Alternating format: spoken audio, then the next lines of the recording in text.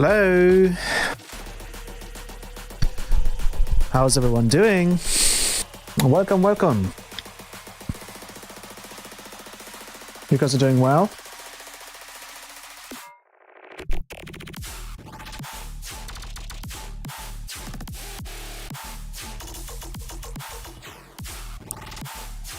I'm just setting up real quick and then we can get going.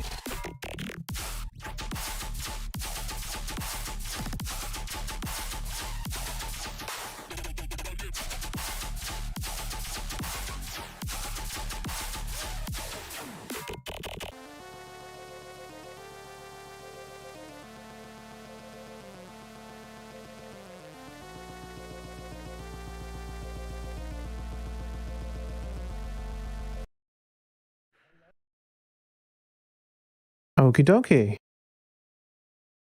One more thing.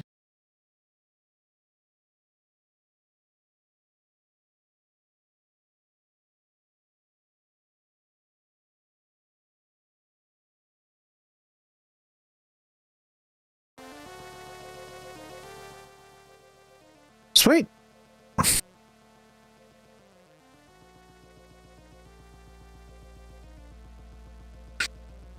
Are you still mastering the same as your older Patreon vid, or are you using some new tricks like also maximize? I think you showed?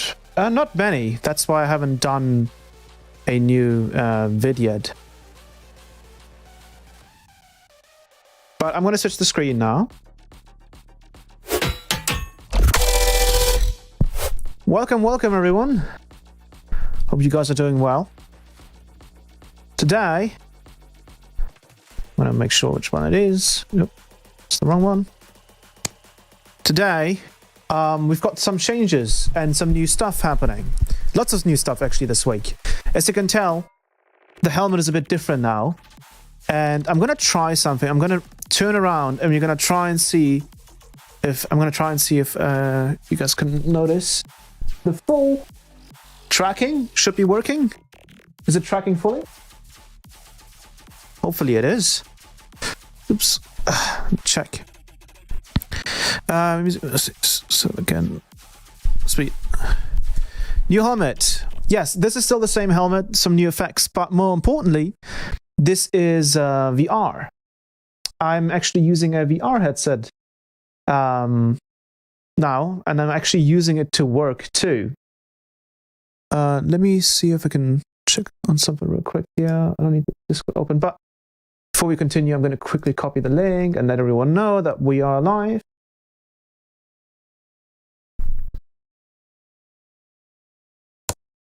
All right.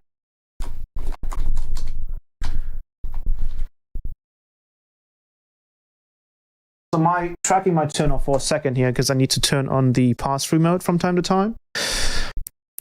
But let me switch again. Sweet. So what you can see right now is tracking with my VR headset. I got myself a Pico 4 roughly 3 days ago. And this thing is kind of nuts. So many of you probably know about VR. And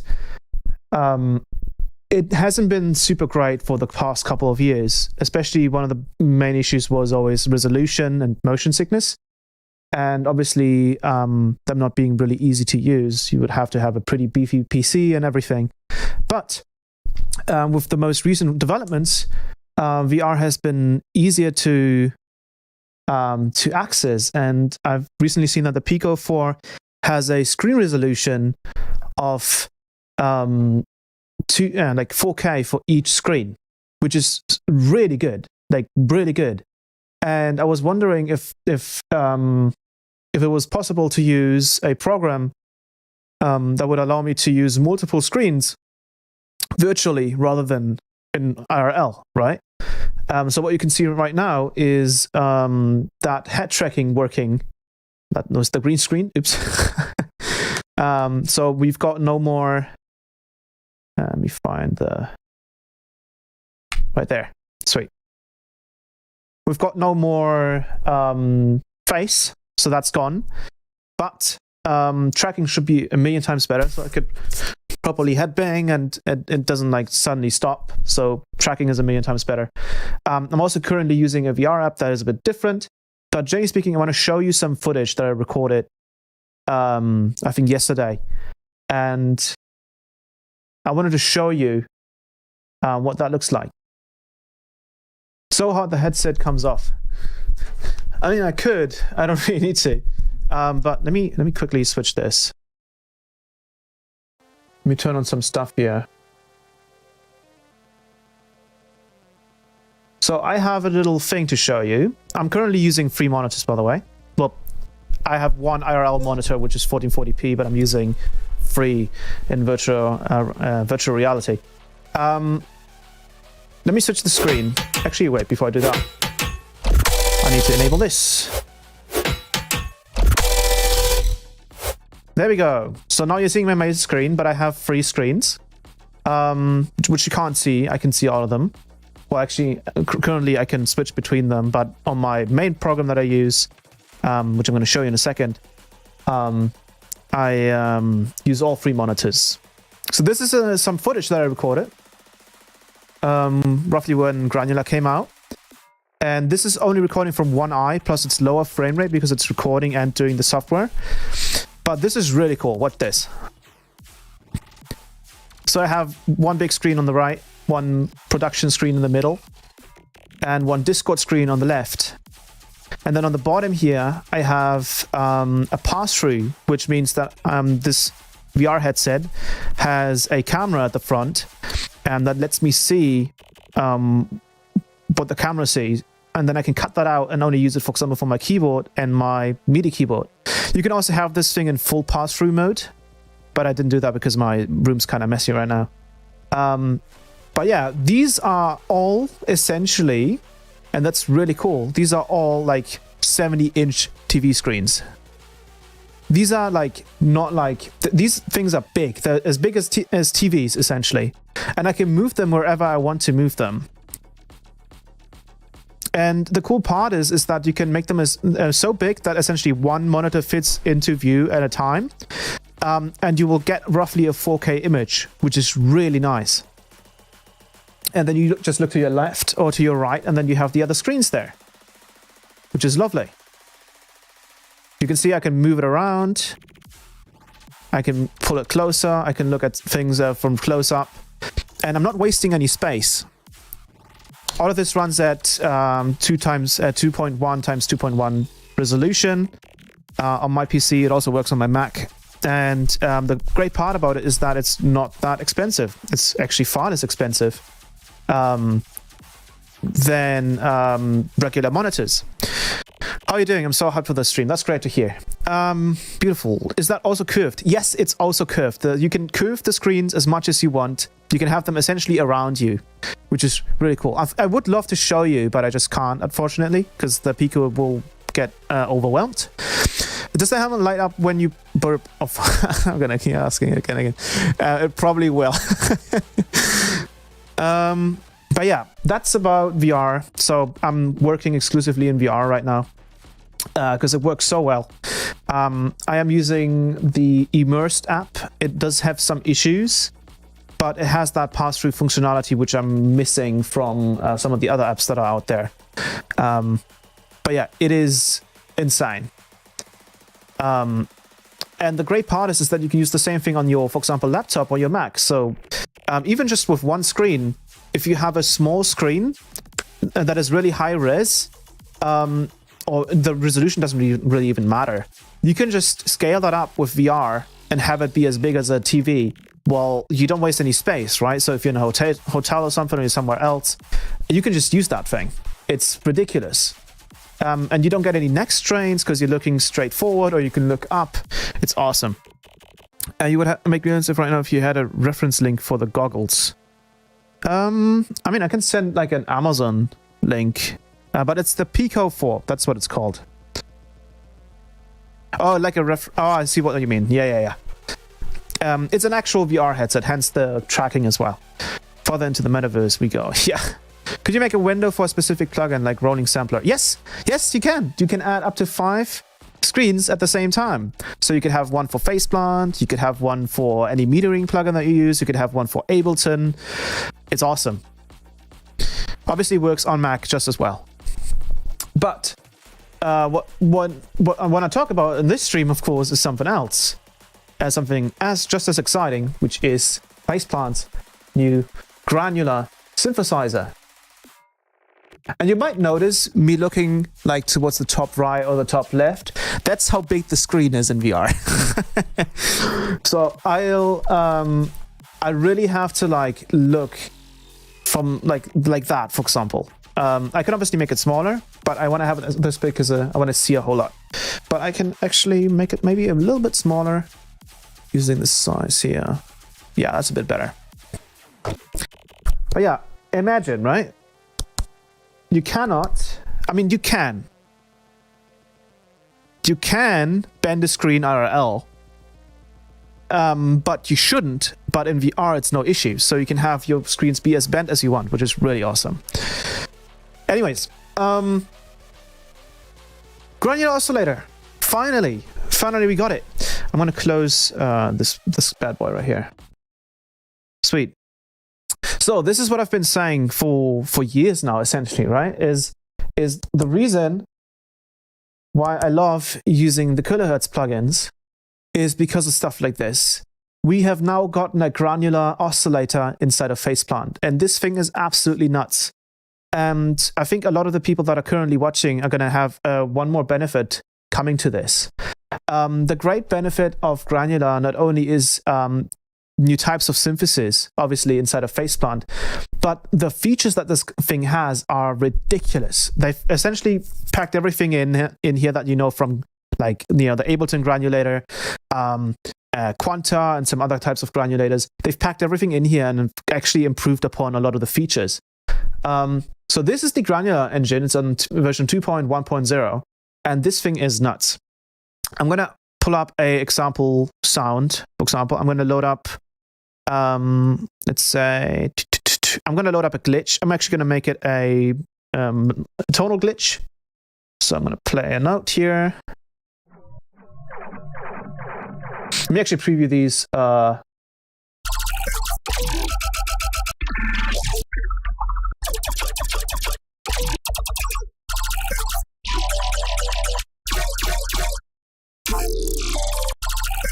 Let's use 04. Yeah, perfect.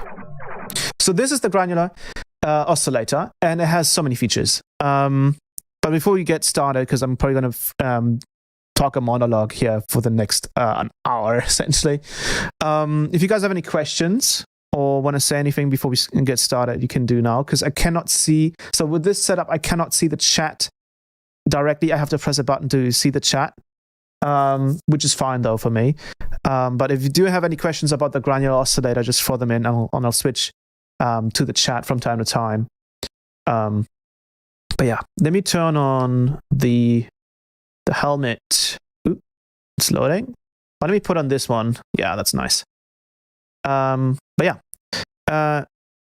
glad to be here today. That's great to hear. BassForge 2, when then? Oh, soon probably. Did they let you beta test it? Yes, they did.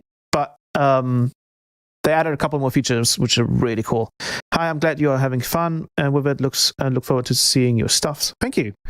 Sweet. So let's say we get started.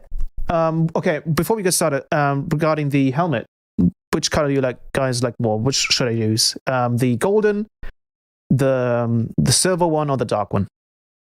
You guys choose. Also, which color for the LEDs? Do you want it to be orange, which looks like that? That looks pretty cool, right? We can do all kinds of combinations here. Gold, dark. Lots of people like dark. So we're gonna do dark, dark orange, golden orange LEDs, dark with blue, dark orange, dark blue.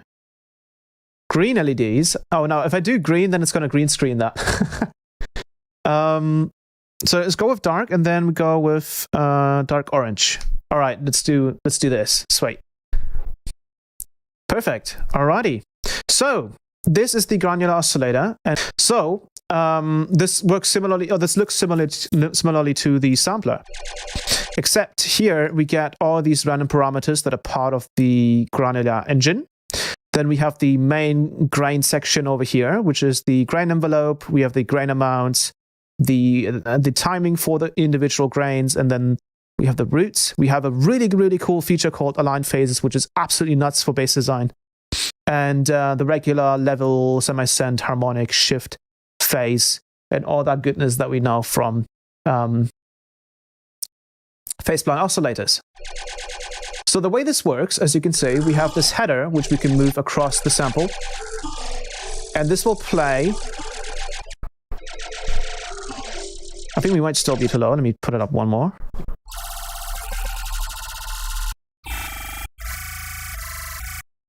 Let me put it to the right note here, so I'm going to move this. So this is what the granulator sounds from the start. And I think we should start off with the grain envelope. So this is your grain envelope. You can shape it to be whatever you want. So you can have the grain be like a sawtooth. You can change the timing here, the length, which almost makes it sound like a door. And you can even change the shaping of this, which is really cool.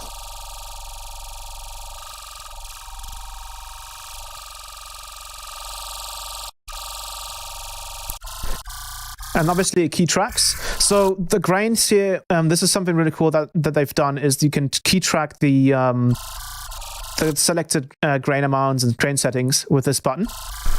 Actually, it's still grain. No, this is actually a little bit different. It says automatically adjust the length of the grains relative to the played key. So this will compensate for the grain length. It'll essentially key track the grain length depending on where you put it. Let's turn it off. Let's see. Okay, as you can see, I'm playing an octave lower, an octave higher. Actually, this will be an octave higher. And then turning it on. It almost turns it essentially into like a wavetable or like an oscillator, right? And then if you go really fast, you get those like door stretching sounds. You can play through the whole sample like this. This would be obviously each grain here. Then we get the grain amounts. So this is the grain density. So how many grains are playing. And this can go pretty high.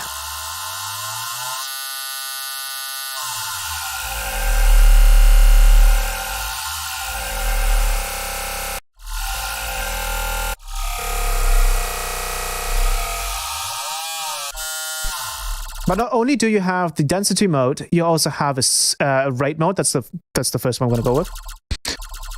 So this is going to be, this is seconds wise, right? I think 1 hertz would be 1 second. So you can go pretty fast.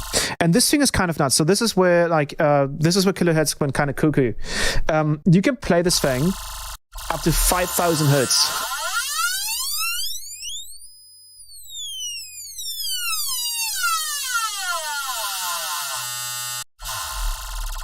That's pretty nuts.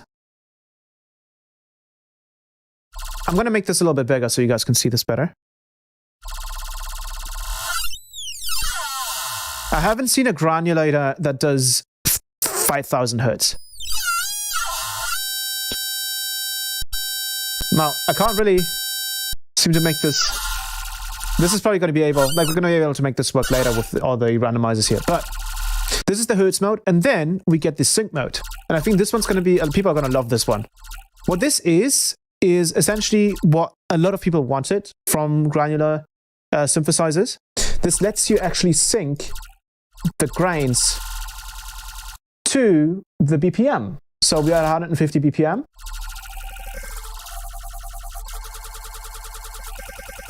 So for example, if we were to take an LFO and let's put it to ramp up, and we're just going to map this over here. This is sync.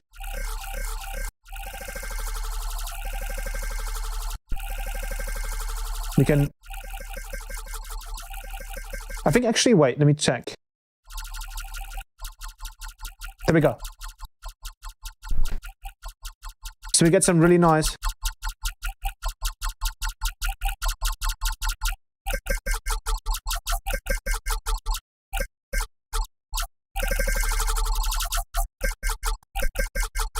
make it faster. It does seem like scrolling through the sample changes the grains a little bit. Let's see if we can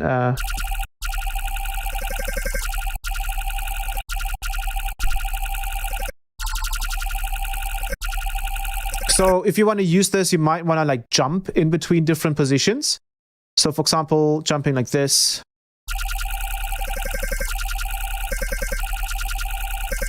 That would work.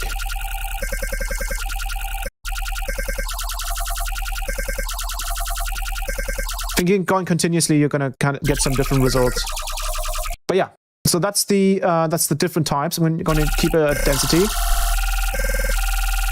Then obviously we can scan through the waveform. We can turn on this bipolar sort of midpoint position mode. So the samples will start in between. I think starting from over here actually. And already just like doing simple stuff like this sounds awesome.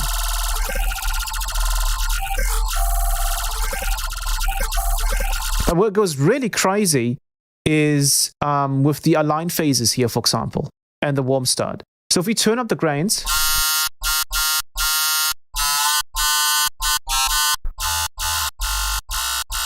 we can turn on warm start, and it won't like sort of fade in. Like all those voices won't fade in. They will be right there when you play the note.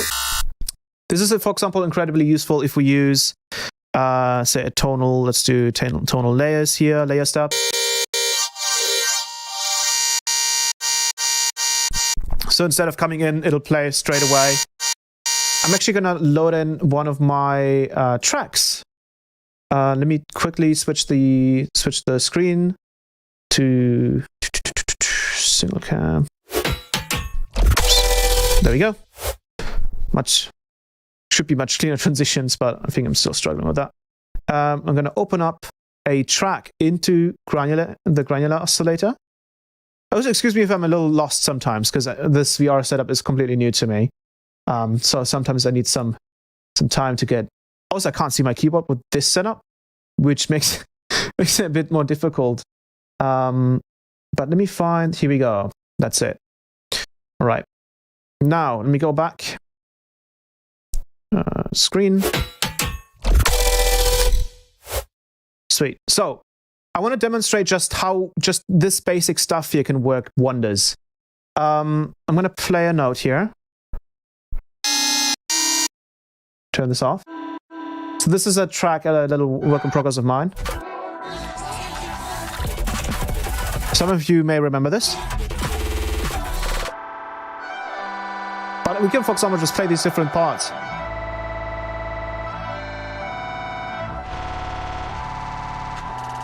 Let me turn up the envelope. Let's put it to sync mode. Let's make it faster.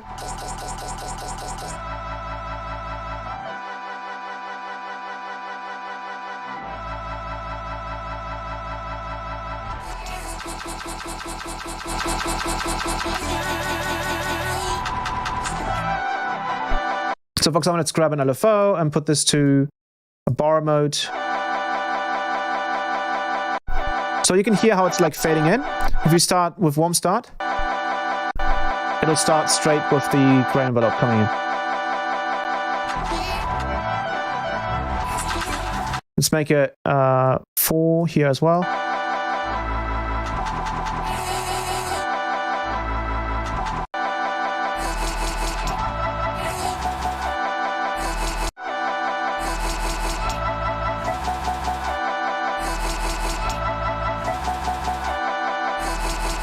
And we can focus up all.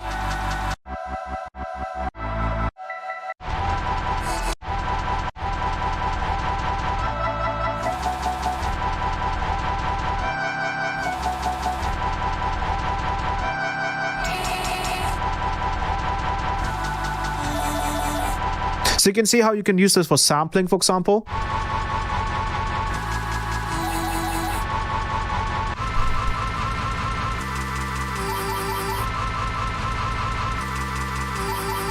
But not only that,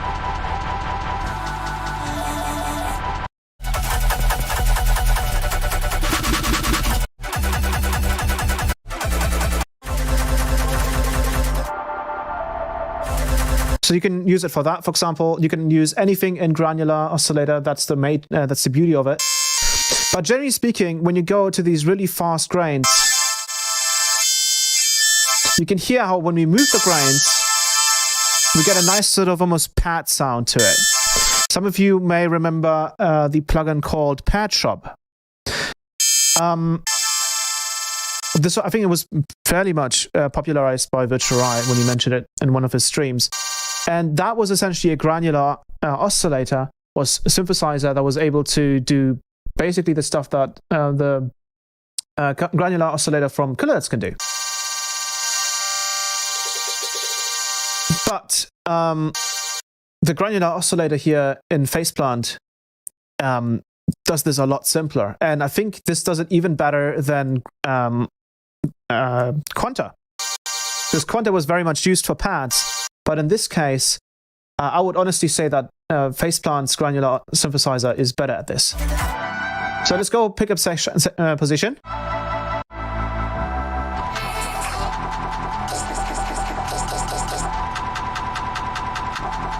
I'm going to pick this position, and then we're going to switch it to the density mode. Turn on the grain.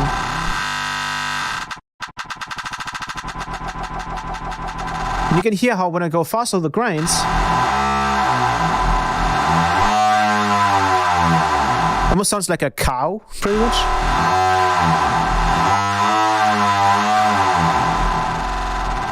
But where all of these randomizers here come in, this is going to turn into a pad just by turning up the timing percentage here. So these are all essentially randomizers. You have a randomizer for position, and you can see how that works. So I'm going to turn this on.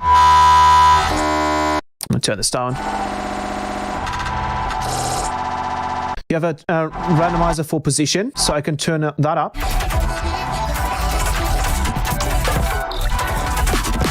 And you can turn that up quite a bit. We can also take this other one as an example right here.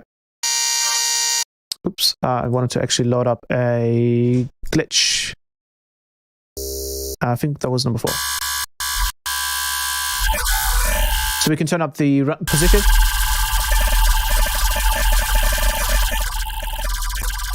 So it'll trigger different parts of the sample. And that's the first one. The second one is timing, and this one will be great for pads. So this will change the timing of the grains. This essentially, the granular oscillator in PHASEPLANT, it basically spawns a bunch of, it triggers essentially a bunch of grains, and that trigger, when the timing is at 0, will essentially be a consistent trigger, just like with Hertz. If we switch it to Hertz, it's a consistent trigger, it's a time trigger that doesn't change. But if we turn up timing, it'll change that timing slightly for every single grain. So now if you turn up the Hertz here, for example,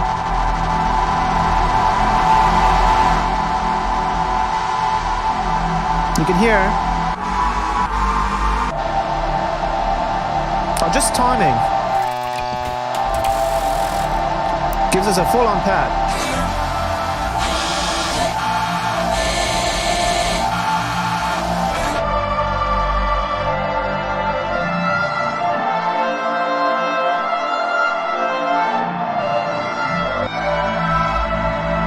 And this is really what makes granular special.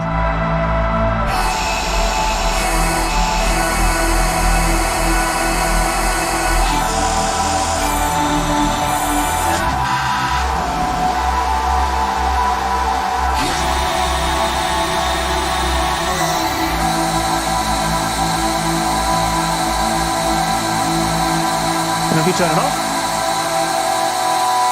turns back into that singular note.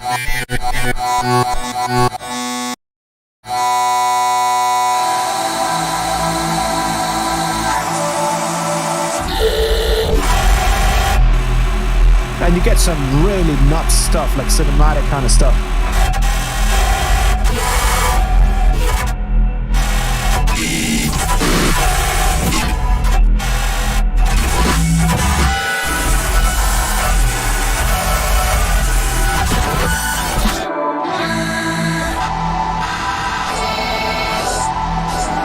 Now, on top of that, randomizing the position can give some really, really cool results as well. Now that we have this many grains happening, plus the timing change, you can turn up the position.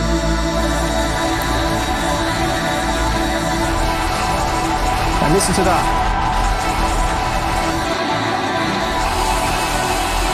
Listen to that. Just listen to that. That is absolutely nuts.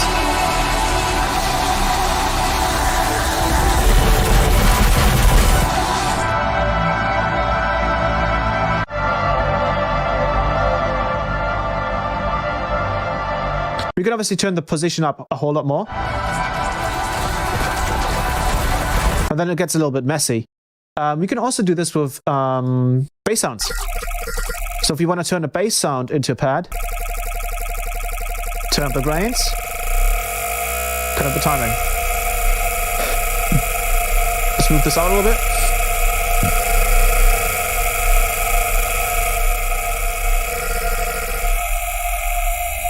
Turn up the grain envelope.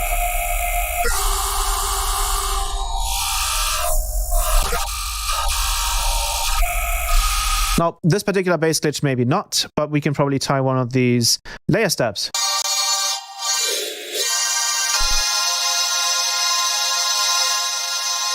Turn. And what's really cool is you can just layer your own saw wave onto this.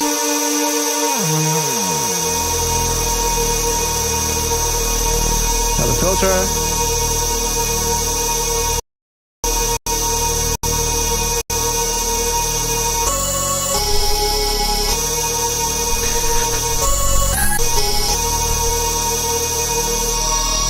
Let's turn up position.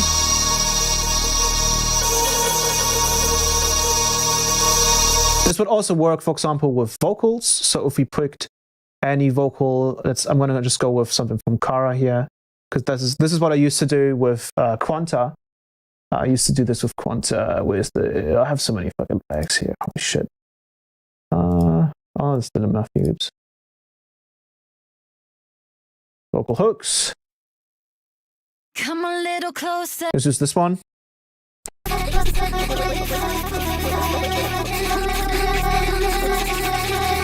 Just turn the position down.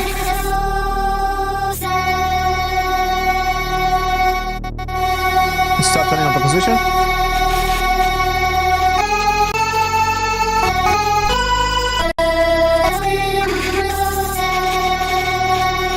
You can obviously change the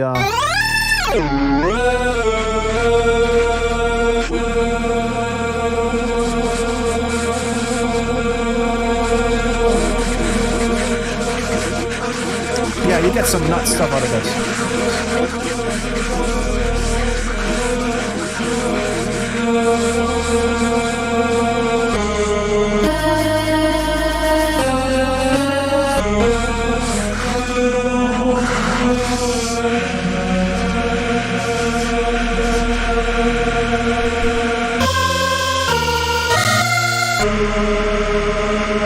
And then you have a couple other options. Oh yeah, even just using the position a little bit will also be enough. But I like timing a little bit more because with position, you lose a little bit of that specific sampling position that you would otherwise have. Also, I've got to move this a little bit over here.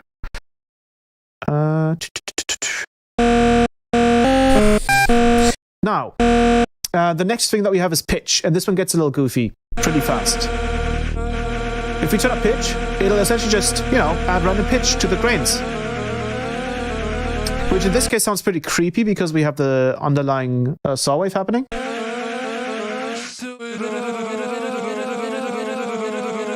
that's the pitch, which I'm guessing is going to be awesome for anything like maybe Doom. Like if you do...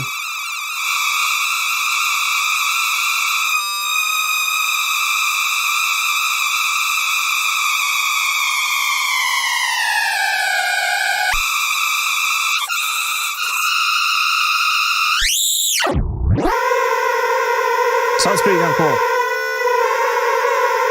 actually. Then we have level, which is just going to change the level of all the grains randomly. This would be pretty cool if you use this in conjunction with sync. You get some really cool like rhythms.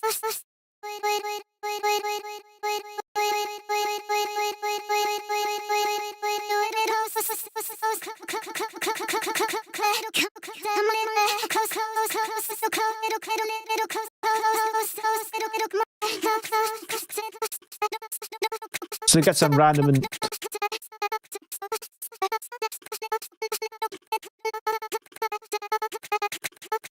then while we have this on, we're also going to turn up the pan. So this is the random pan position.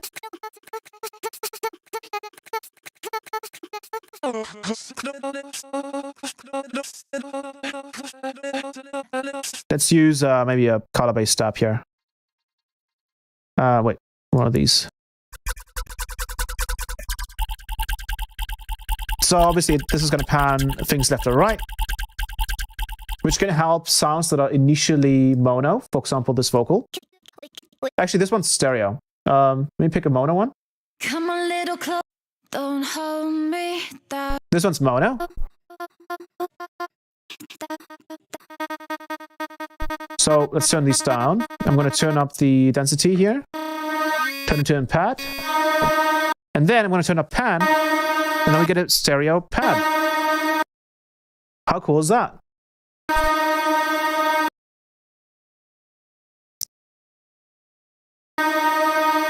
So now let's just add the low thingy here.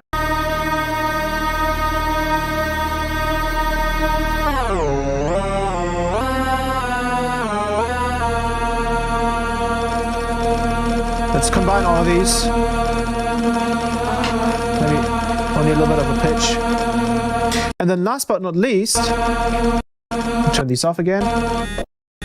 The last one that we have, and this one's really, really interesting, is reverse. So we can reverse some of these samples. Or we can reverse all of them.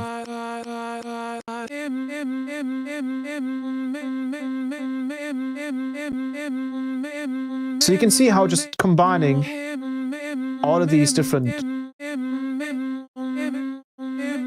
can give you some really cool stuff. And I'm pretty sure like some of maybe horror movies and stuff probably use something like this to create some really interesting sound effects. I mean, generally, granular synthesis is something that's probably used in movies and cinema quite a bit. But we're going to use it for music, of course. Now, another feature that we have, and this one's really damn cool. I mean, all of these are really cool. Keep saying that. Let me turn off the position. Is the chord function. So on top of all of this kind of stuff, we have a chord function. When we turn this on, right over here on the right, we get a range, we get a chord type, and then we have the type of motion that it does. So I'm going to switch it to the upwards motion first. I'm going to have a range of 1 octave. So this is playing a major key with those individual grains, one after another. And I can just hover over these while I play this. This is an octave. Fifth. Minor. Minor major 7.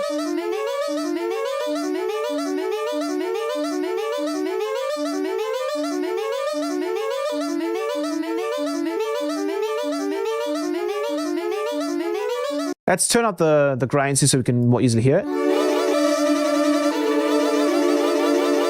Wait, we have the pitch. There we go. Oh, the pitch was randomized. Oops.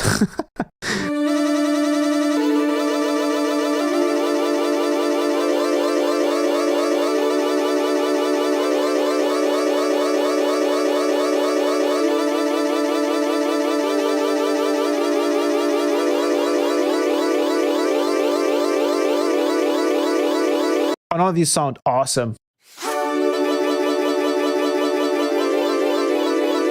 And then we can change the octaves. So we can go more than just one octave. And we can go absolutely coolly with this. We can change the motion, so we can go down.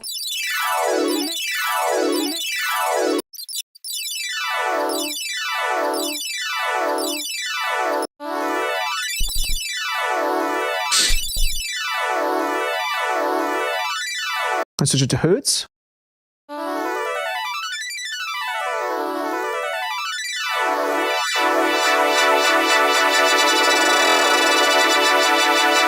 And yes, this could be totally useful for color bass, for example.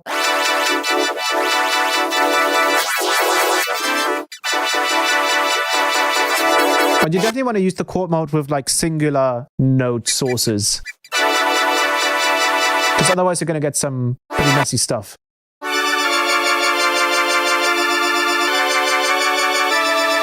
You can also hear it change its speed depending on the chord mode, because some of them are going to have more notes, some of them are going to have less. This is just the octaves note. So for example, if you wanted to play a really low note,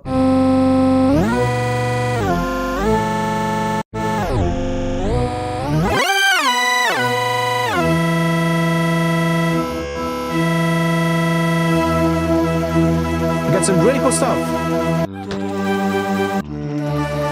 Now, once again, this is where the whole warm mode the warm start comes in. If we just play it like this, it's going to take a while for all those grains to appear.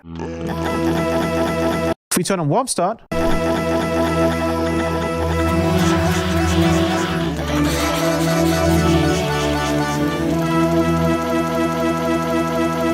man, this thing is nuts. There's so many sonic capabilities here. Now, aligned phases. Actually, one last thing for the octaves here, we also have a random mode, which is really cool. So you get a bunch of random octave selections. Or we can obviously do pentatonic.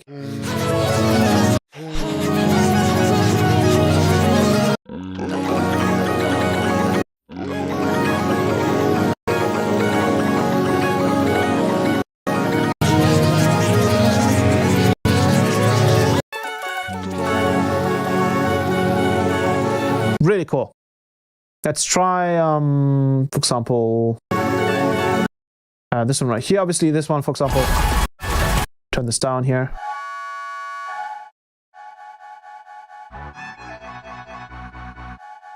We turn on.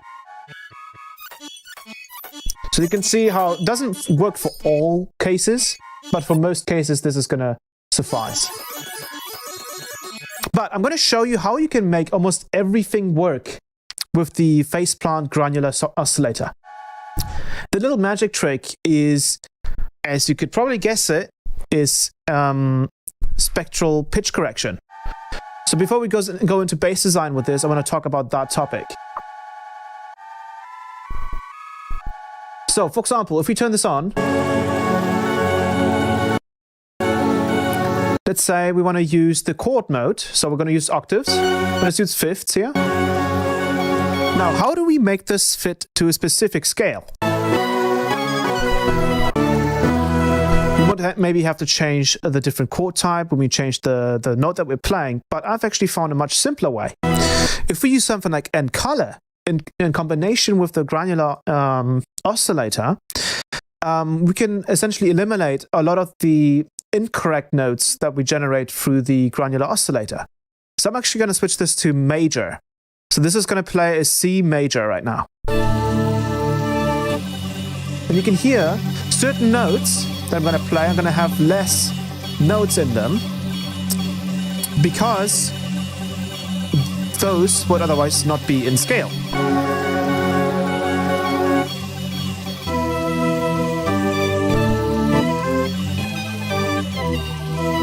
This means that ENCOLOR is currently working.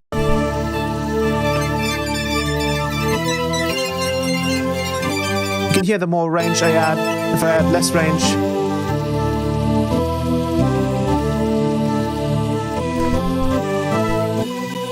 We have, for example, one note over there. We're doing fifths right now, so let's do an octave. Well, let's do maybe a minor. We could do any of these really, because any of these are going to work.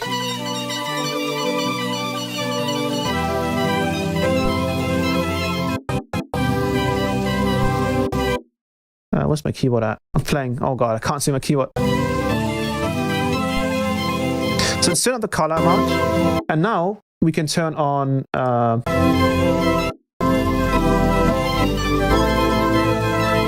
going to turn this position.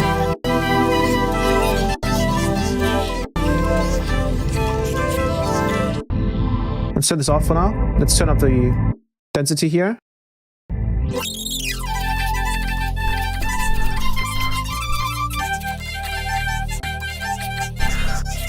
Let me find the keyboard because I can't see it.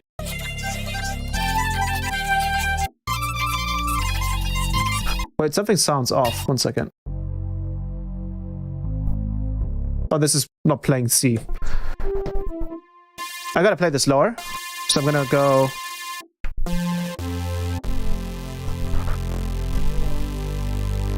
So you can hear how it's already working on that low saw wave.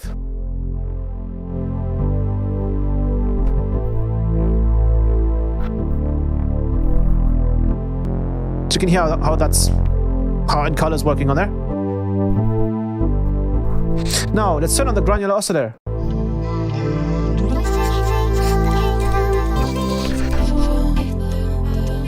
Now you can hear that particular note would not be in scale. As you can hear, if I turn Encolor off, you can hear how it's taken out that particular note.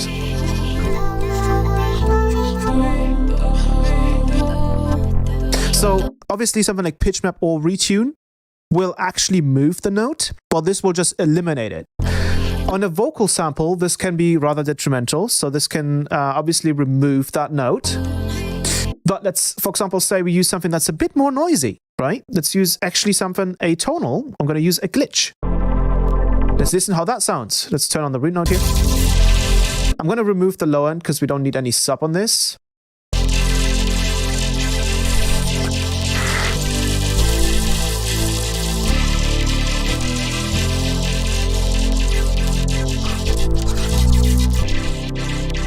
Let's pick something else. Let's turn on the...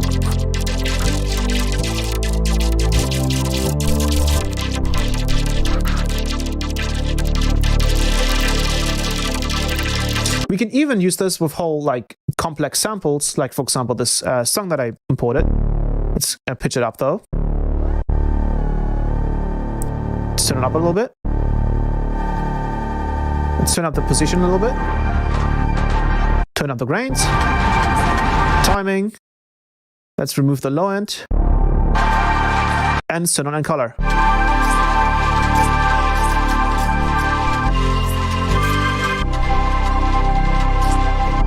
It's only going to include the stuff.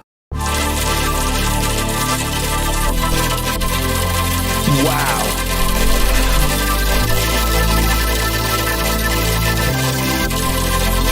Listen to that stuff. Now, let me turn off Encolor.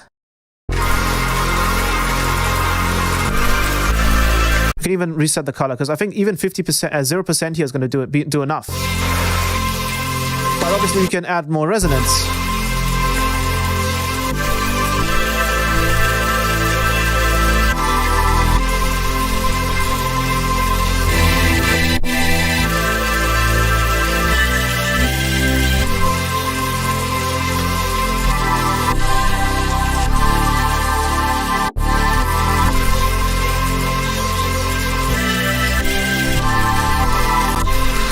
Now, that is mind-blowing, isn't it? That is absolutely ridiculous. Let's turn on maybe the chord mode. Let's maybe randomize the panning. Position a little bit more. Or less. Remove it, some of them.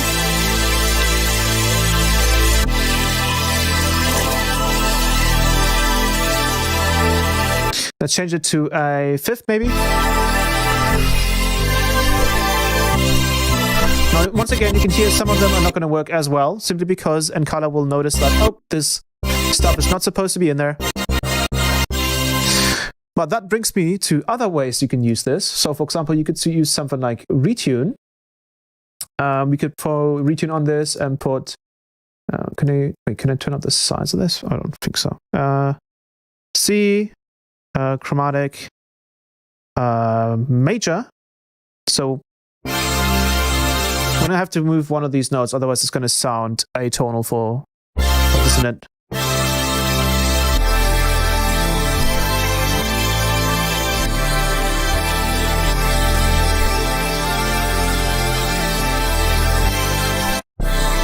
We want to also add, maybe want to use the T-split rack for this.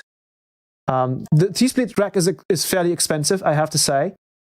But obviously this is going to make things sound a million times better. Even retune, yes. So let's bring it in. And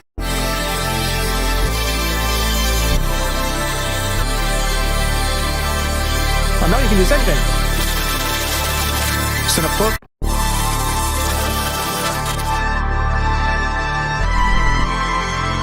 Now once again, sometimes it's going to struggle. That could actually maybe also be...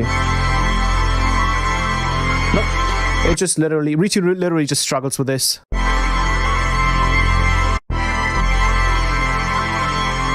Actually, having the sensitivity down helps a little bit.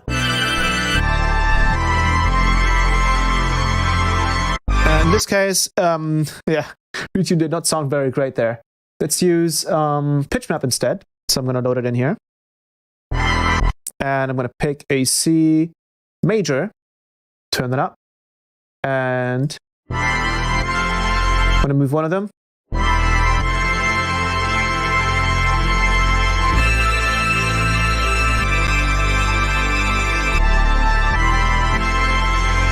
Turn it down a little bit.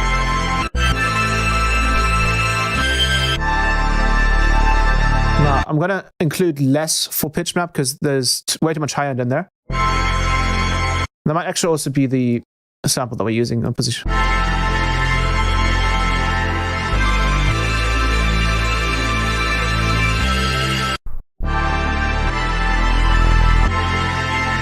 Whoa.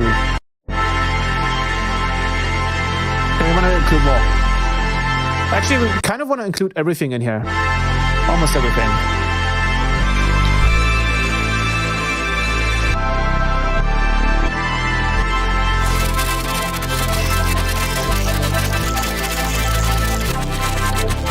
Let's try the bass sound, for example.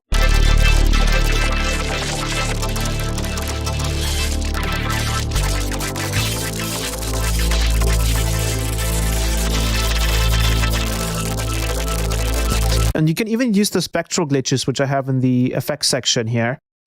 Glitches, and these sound absolutely nuts.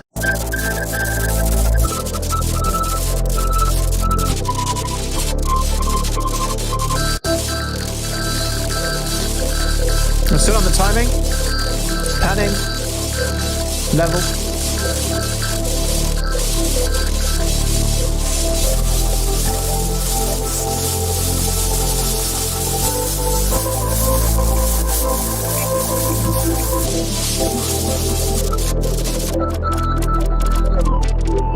Wow.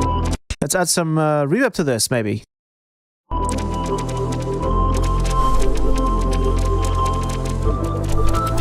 Let's turn up the position.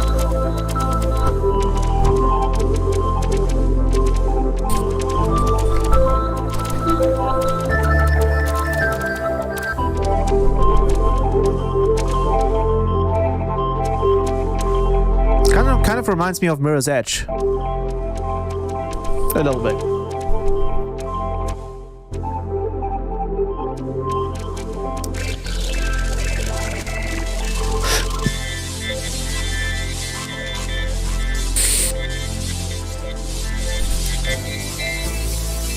Listen to that. Where else can you do this kind of stuff?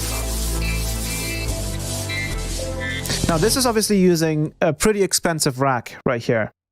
So I'm going to delete this again. And instead, I'm just going to use Encolor.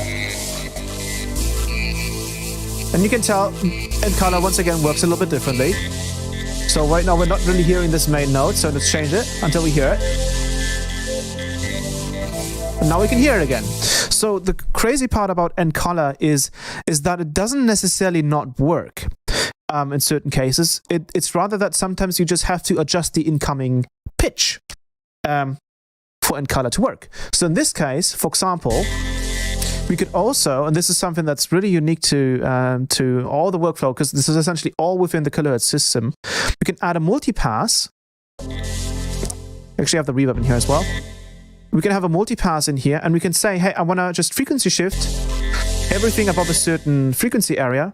Definitely do not frequency shift the low end. And you can hear how we can create different sort of chord structures.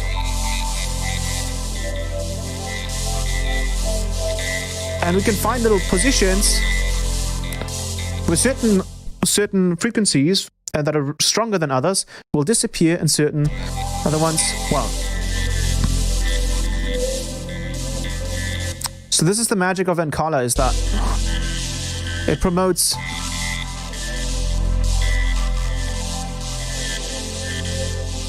messing around with the signal in atonal ways as well.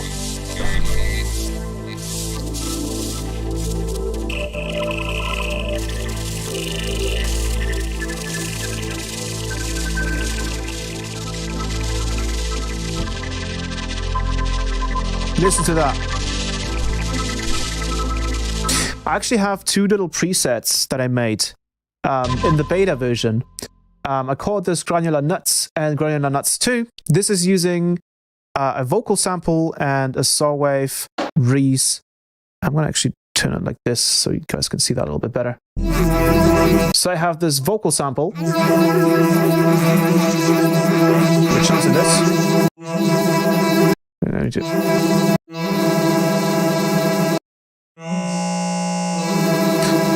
randomizing all of these things for you.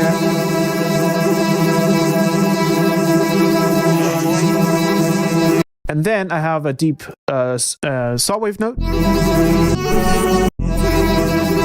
And I'm using C major, so I'm turning that on. And once again, these are very sort of one fundamental note sounds. So this is a vocal sample. So we're going to hit certain notes where we're essentially almost filtering out the entire note. So we can nudge it.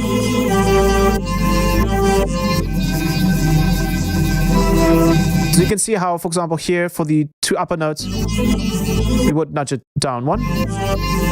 And then for this note, this lower note, we would nudge it up one. But here, if we put it to B, we can actually use all three. And then I run it through a convolver, and this is just some pink noise. I can just hit one note.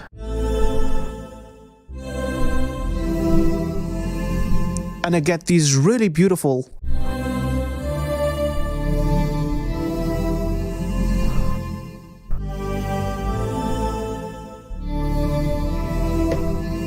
now I can still use the offset notes and get a very different vibe. I can also just change it in sense. But you probably don't want anything microtonal here.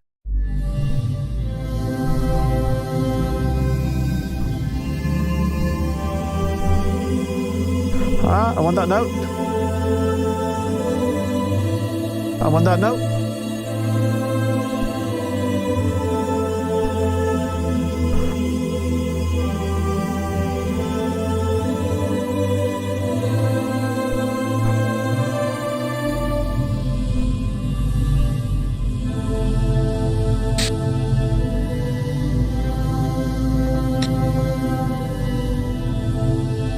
Lovely stuff, lovely stuff. So you can use color and combination. You can probably automate.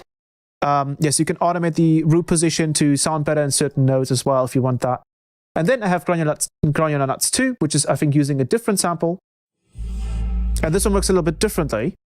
I think it's using the same one, but this one is using a different impact, so a different sample in the convolver. And convolver and granular actually kind of go hand in hand quite well, because convolver is very good at sort of diffusing whatever kind of mess or beautiful mess, really. It's beautiful chaos. Granular is putting out. And this one And what's really cool here, I'm going to turn this up one. It almost sounds like it's turning that impact into a melodic impact. And I can just change the impact sound here. So for example, I can go, I want to use, for example, effects, impact.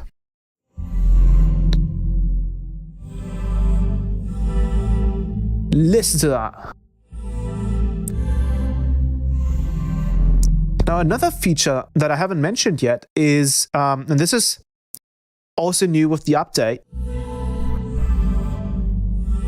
is an editor. So you get a new wave editor. I think it's also included in the sampler, I believe. Yeah, you get this little edit button here, and you get this sample editor.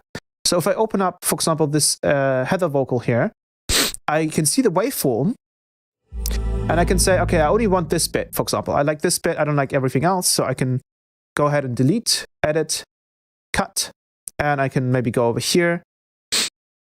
I can edit, delete this section, edit, delete. I'm sure you can probably press delete, like the keyboard key.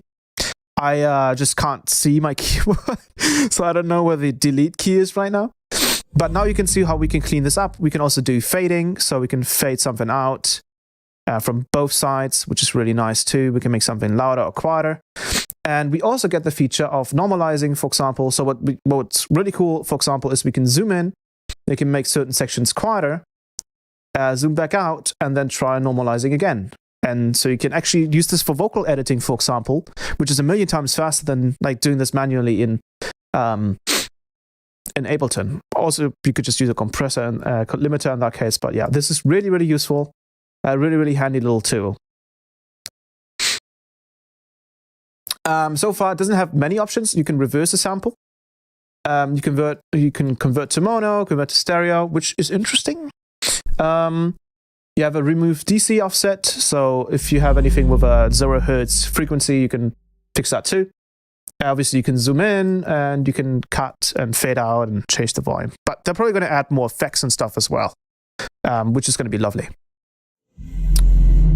This would be really cool as well if you had like an internal resampler, for example, where you could just edit the sound real quick as well. But for example, here we could shorten the impact. We could take out this beginning part, cut. We can take out this cut, and then maybe we can fade out this section. And we can have a shorter impact.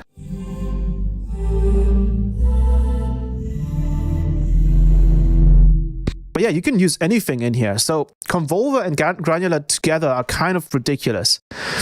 You can go miscellaneous. You can use a zap. So let's turn the fade out down. And we can use a sine charge.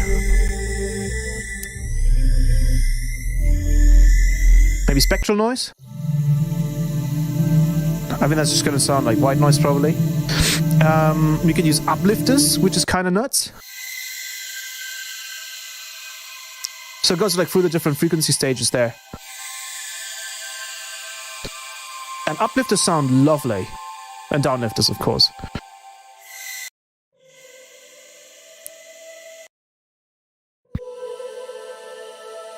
Listen to that.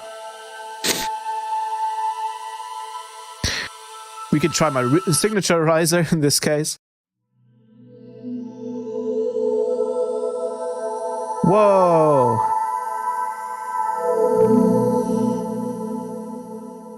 Crazy. We have obviously impact.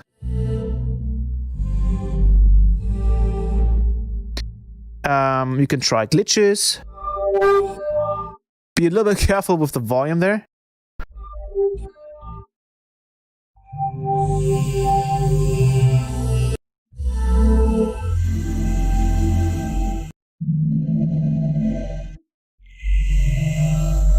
Yeah, ridiculous stuff.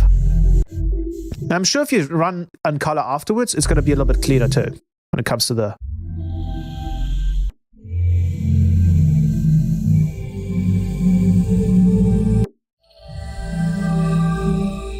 Whoa.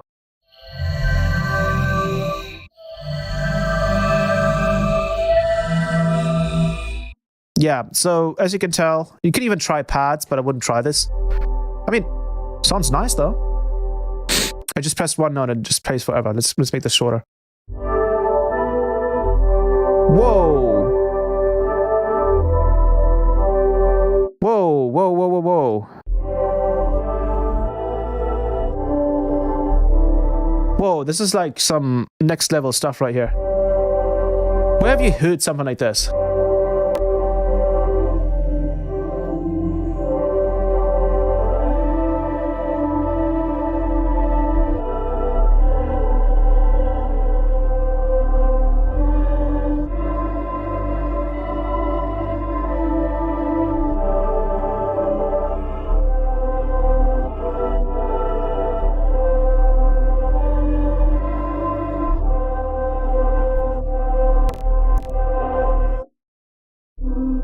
Yeah, lovely stuff. But yeah, that's regarding like the capabilities for anything melodic. Now, of course, you can also take single sine waves. I think some of the stuff in here as well you can use. So there's a lot of factory stuff to work with too, which is lovely. And I just find it so cool that you're able to play whole pads using Encolor. I would love, because I haven't seen a single plugin actually try to do what Encolor does, which is doing all of this sort of isolation of only scale relevant notes using not spectral, but using notch filtering, because that's essentially what's happening with Encolor, right?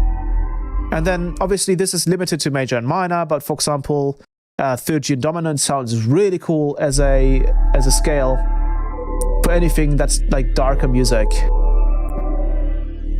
Oh, this is the other thing that I haven't mentioned yet, but you can like go through the sample and then have like sweeping.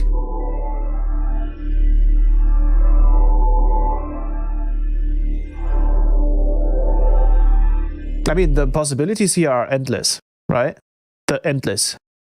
Let's try, for example, some one-shots. Let's try some...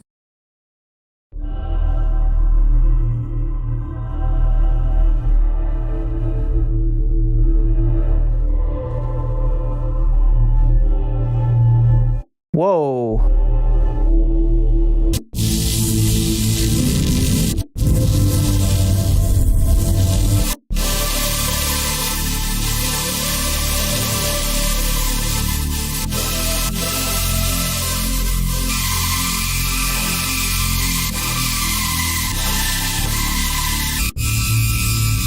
Yeah, you get some really interesting stuff.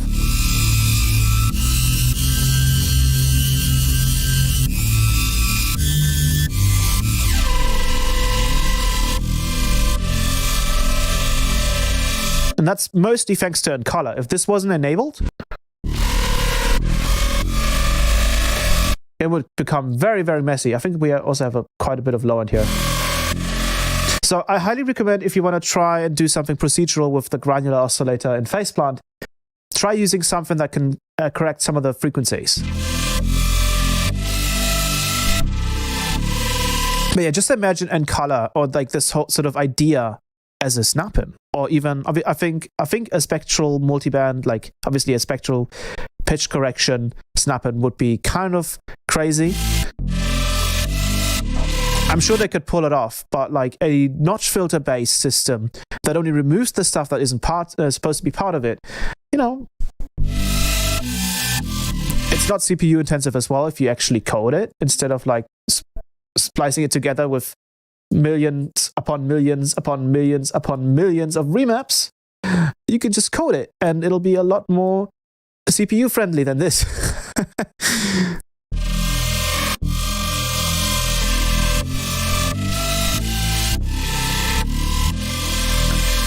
I'm looking at you, kilohertz. You can do it. How would you go about doing third G dominant with Encolor? Unfortunately, you can't. That's the thing.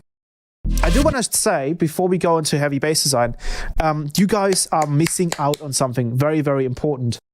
I'm going to have to... Oh, wait. I think that's actually fun. Fine.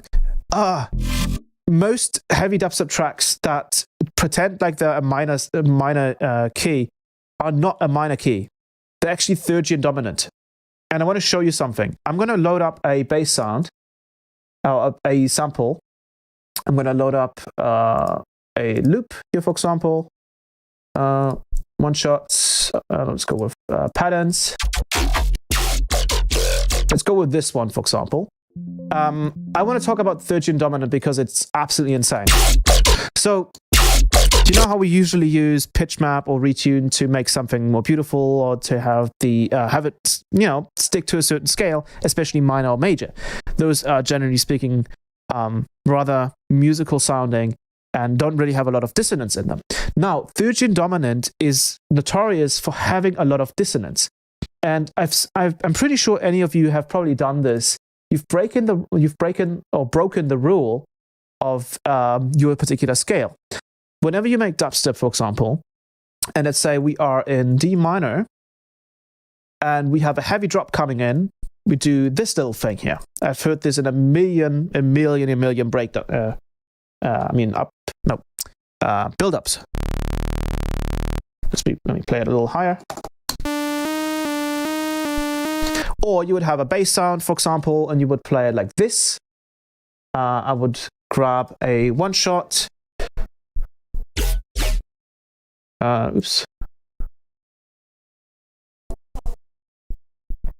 Like this, for example.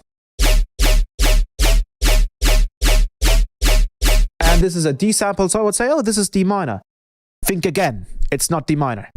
This is not D minor because you're not breaking the scale. If you take a look at D minor, you're not allowed to use that D sharp note. What the hell are you doing? That's illegal, right? Well, not really. The reason why some people use it is because there's a sort of musical disconnect or difference between the drop and the intro. In a lot of cases, the intro will actually be some major or minor scale, but then in the build-up, there will be a transition towards that third-gen scale. Now, if you take a look at D minor, instead of D minor, let's take a look at, for example, the third-gen, which is right here. You're allowed to use the note over there, or you could take a look at the third-gen dominant, which is my favorite scale. And you can see that third-gen dominant is almost consistently built out of dissonant notes. So if we listen to this, let's bring it up here actually, that makes it easier.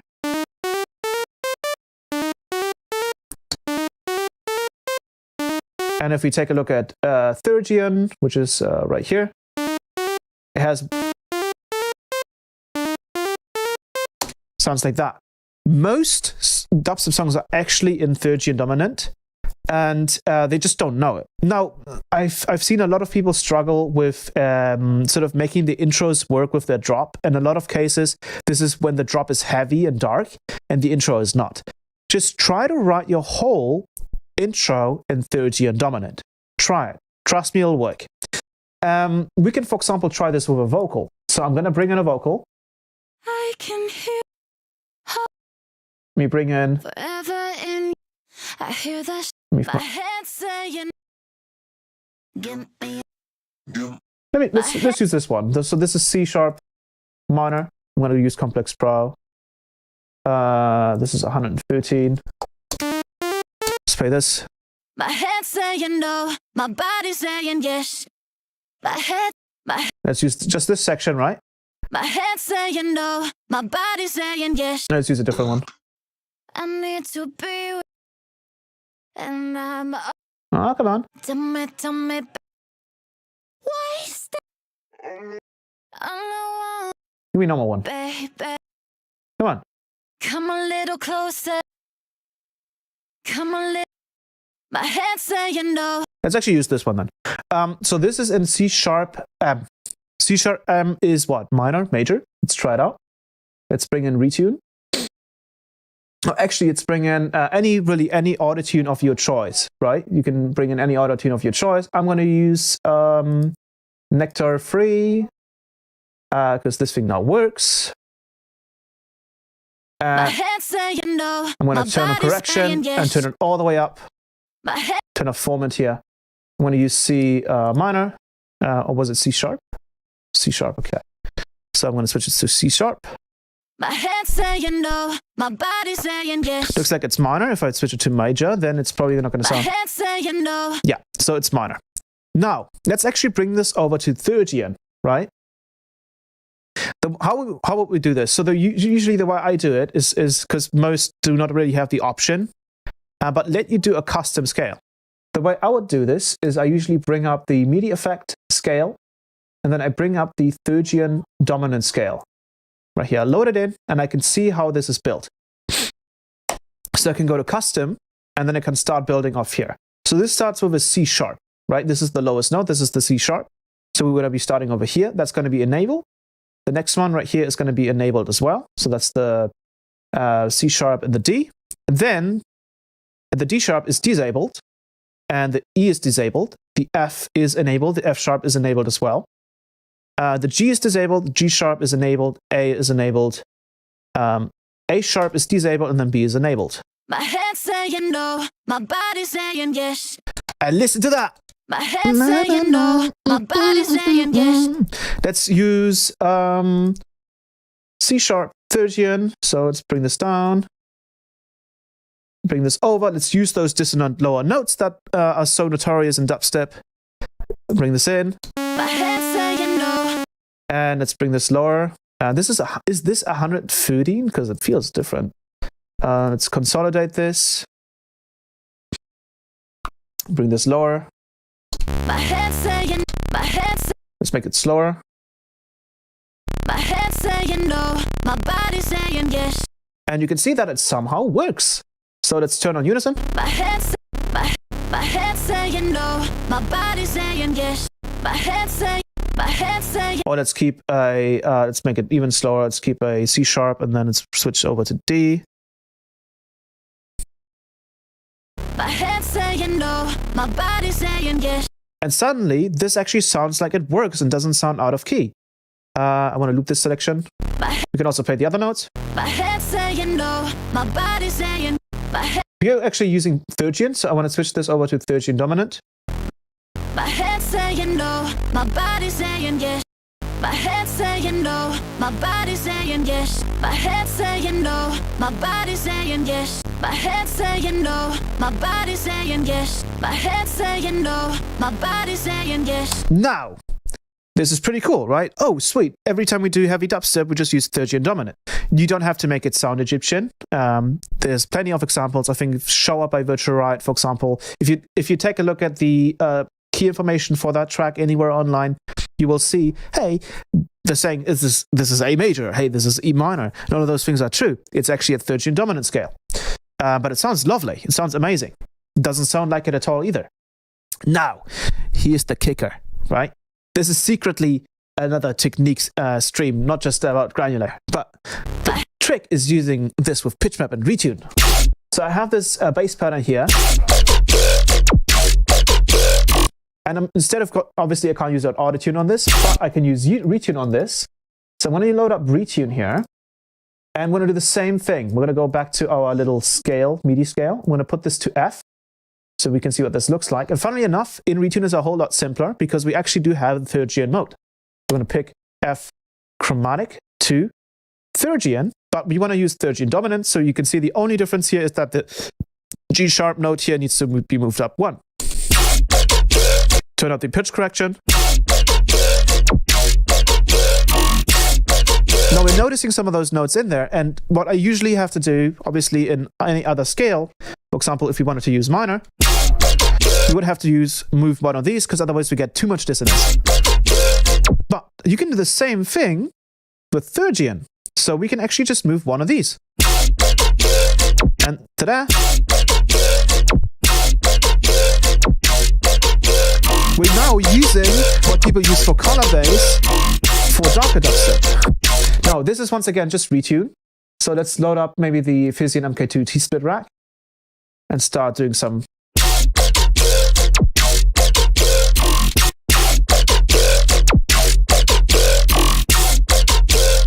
And suddenly, we're actually adding melody to atonal basses and still keep it dark. We don't have to make things color bass anymore.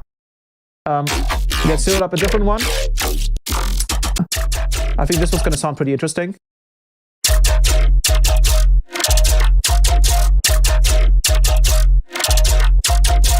Let's try a different one in F. Let's try a different one. We're using what people use for color base, and it's not color base. Let's try something in E maybe. Let's try this one. So we're going to switch it to E. I'm going to keep everything as it is, I think. It should be fine. Now, of course, you can always bring in something like multipass and change things around with the frequency.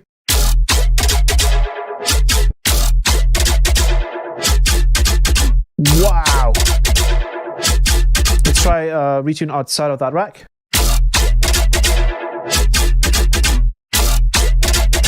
That is absolutely nuts. Makes it sound very spooky. Yes. Yes, yes, yes, absolutely.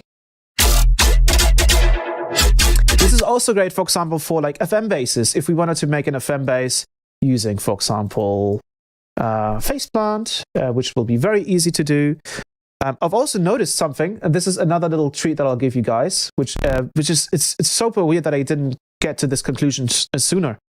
If you just use a sine wave with a bit crusher and bring it down to like the very bottom, like below 1 kilohertz area, we almost get like an FM sound. Listen to that. If we bring over retune, and it's also bringing the fusion because it sounds rather like saw wavy, you will notice that we can almost use this as sort of an oscillator. Now this sounds not that interesting by itself, but if we, for example, add something like N-Bass Design in here, which is the PP version, we can just start automating this. Like that. Switch it to sync.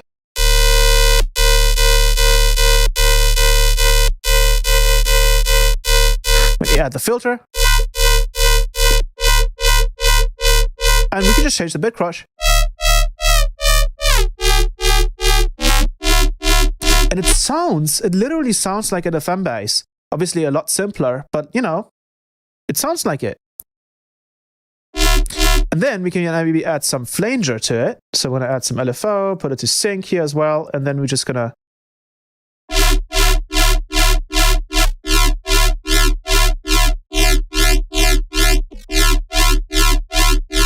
and we have like an FM bass just using a sine wave and bit crushing.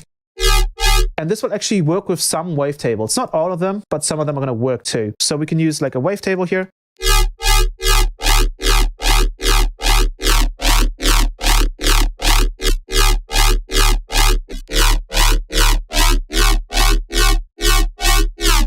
And what you can also do, for example, is put it to the lowest. And then let's turn it up with the LFO. And then maybe change the remap to be a little bit more extreme.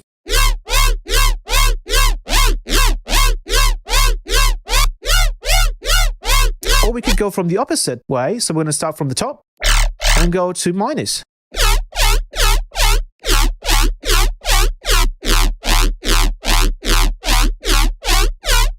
Which can sound a little bit silly though, of course. But we can try. Whoa. Let's turn it all the way up.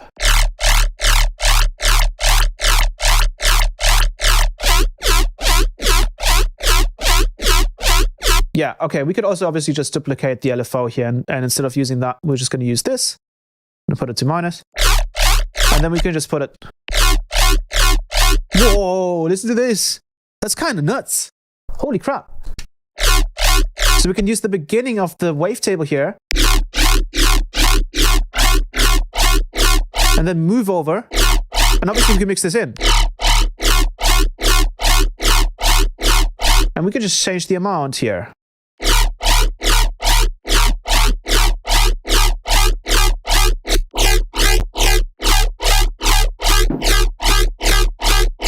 But anyways, what's more important is that this generates a bunch of those FM sounds that we're used to.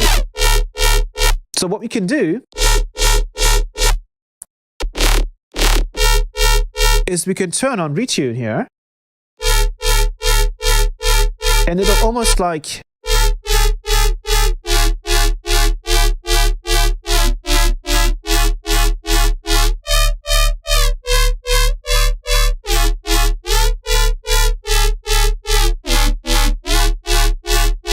almost turn it into something quite lovely.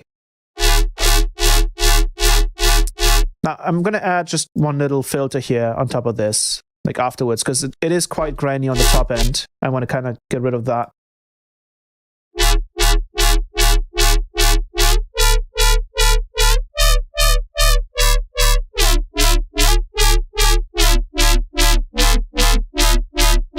You can also use, for example, a frequency shifter afterwards.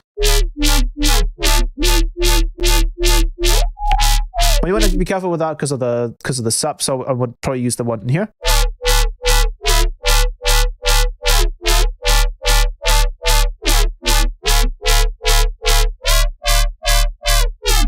Actually, we don't need the filter because we already have that with filters in there.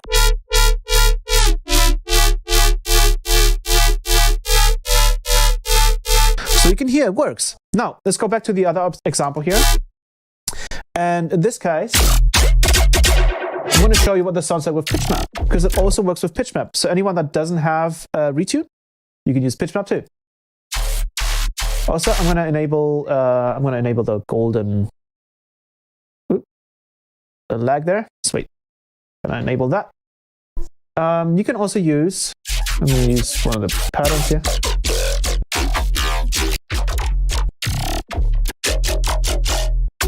What's the one that goes? It's this one. This one's an E. So listen to this. Oh, we got to bring this over here.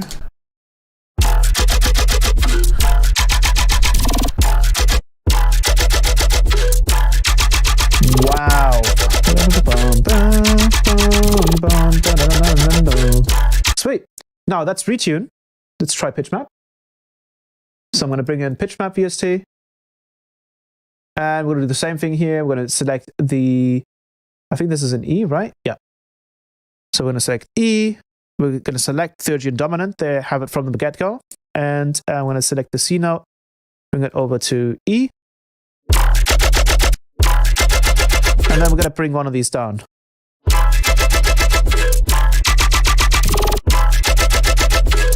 Going to try out which one it could be. Let's bring this one on.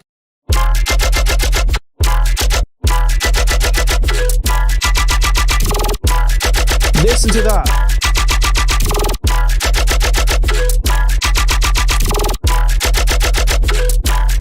Listen to that.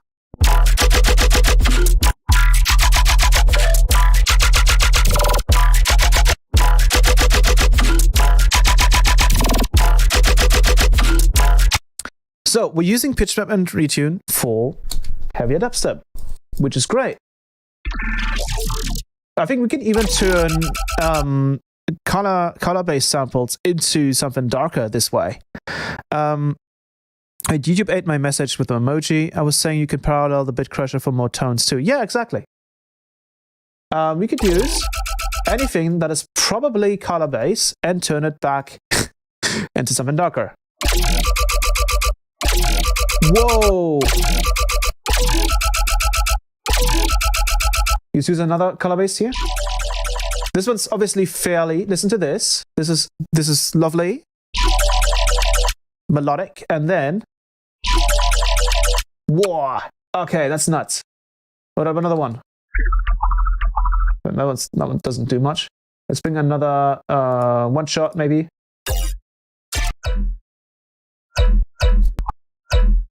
Bring another one.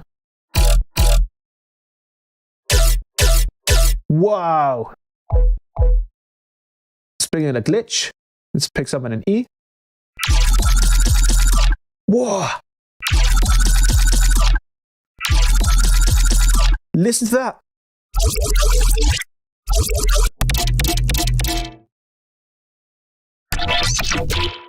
Let's try something in D. So I'm going to move pitch map to D. 30 and dominant. I'm going to have to figure out which one to disable or enable.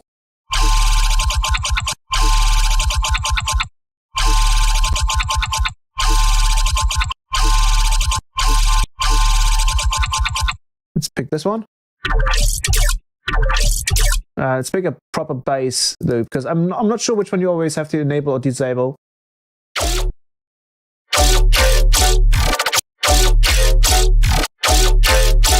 think it's this one.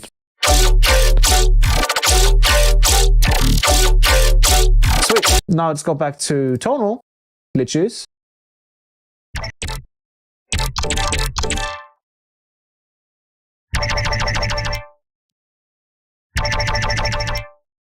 Let's have a little bit more.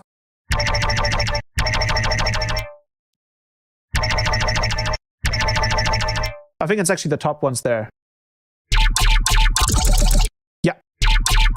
I think this is going to make it sound more color basy again. You want to use, so this is really interesting. Usually we use pitch map to make things less dissonant, but in this case we want to use the dissonance to create like a darker feel.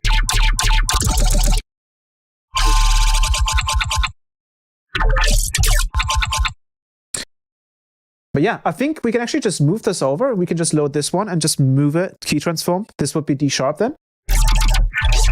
Yeah.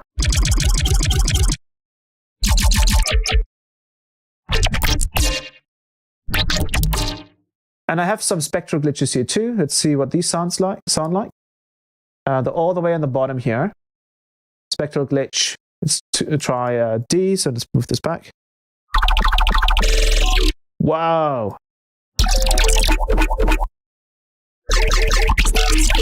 Crazy. Let's try bass glitch fill.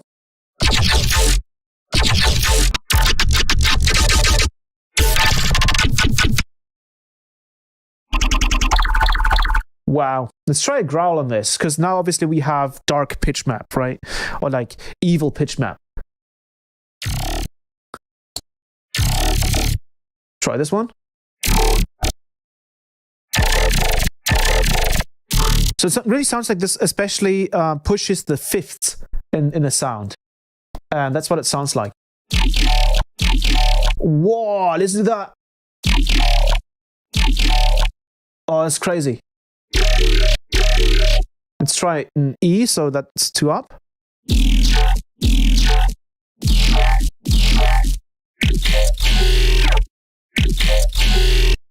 Let's try an F.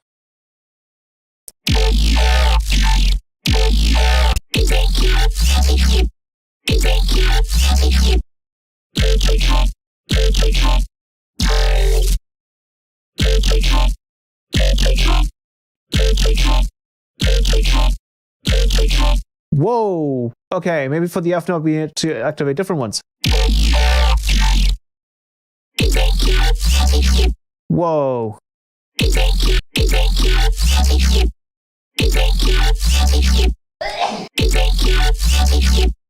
But yeah, that's essentially how you can create evil dubstep, or like, you know, heavy dubstep, still using pitch map and retune.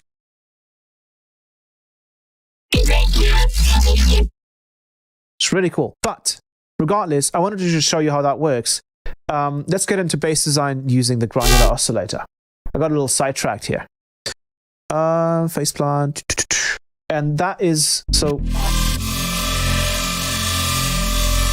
this is the patch that we just did. I'm going to hit new. I'm going to load up a granular, and I'm going to start making some heavy basses with this. I'm going to show you how you can use this. So I'm going to load up a simple glitch. I'm going to go to basses, atonal glitches. I'm going to use this this one. I'm going to use 07 here. I'm going to start turning up the root. I'm going to use the same root here as this one, so there's going to be an E1.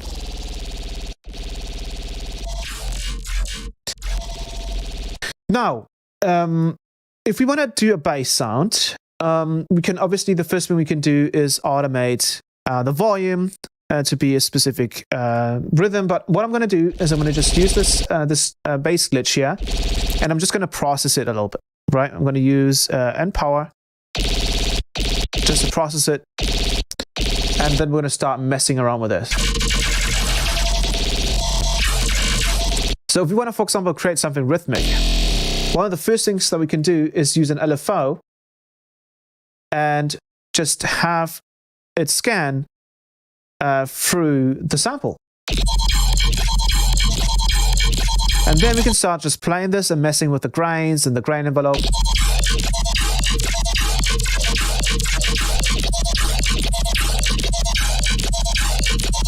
can also turn off this tracking mode.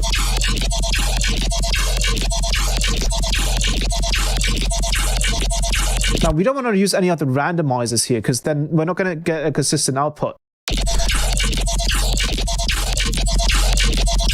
The common mistake that people do when using granular synthesis for bass design is that they go with a linear, sort of a linear sample scan. What this means is that we don't have to scan through the sample from start to end, because we obviously know what that sounds like. So what we're going to do is we're going to try and do the opposite. Let's try reversing it. Maybe halfway there, I'm going to quickly jump back to the beginning and then go back to the middle. Let's see what that sounds like.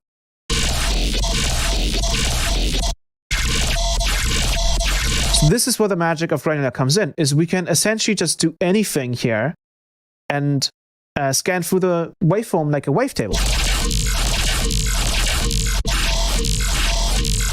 And that's the magic about granular.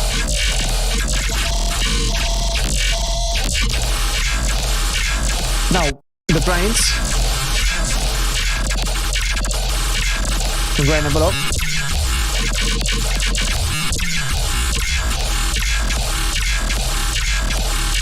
Another thing that we can, for example, do is use another LFO here.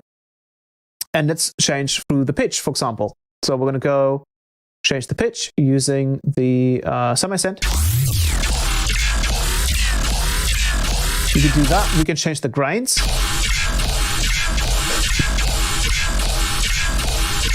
But I feel like you can achieve the same effect just turning up the timing. Or a very similar effect. This will almost sound like a weird sort of stretching algorithm when you do this. But this is, and someone in the chat already said it, this is where aligned phases comes in. This thing is godsend. This is a godsend. So generally speaking, and I'm going to turn, I'm going to just use this here. Generally speaking, when we change the speed of the amount of grain or the grain envelope, you get this very obvious sort of comb filtering happening.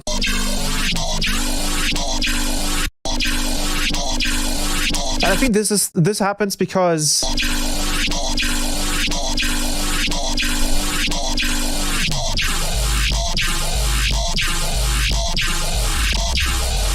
almost sounds like because it's playing those grains after another, or not exactly at the same time. Now, what aligned phases does, it says, at least in Killer's form down here, bottom left, adjust starting times of grains to play them in phase. So what this does, it'll keep sort of the formant of the sound that you're working on, while still allowing to change the grain's speed. So you can hear the grain, the sort of formant here, or the comb filtering changes depending on how I set this up. But let's turn on line phases and listen to it.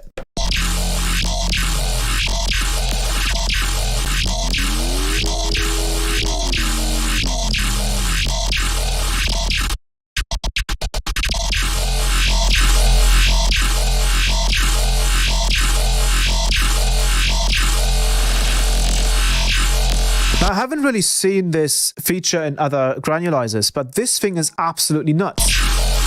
Because we can push the grain envelope all the way up to 4.88 milliseconds.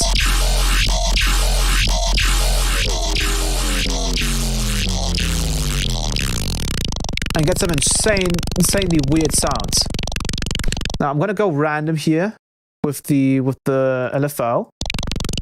And then I'm going to slowly start turning up the grains. And listen to the weird sounds that this can output.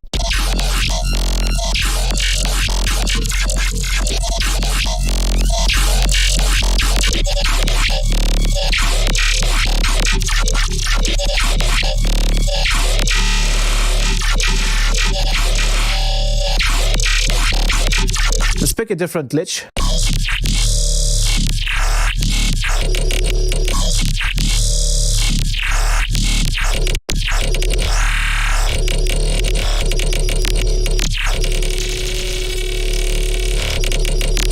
What this kind of reminds me of is the effect that you can do in Wavetable as well, where you can do similar things. Let me turn it off. Listen to it without... That sounds hilarious.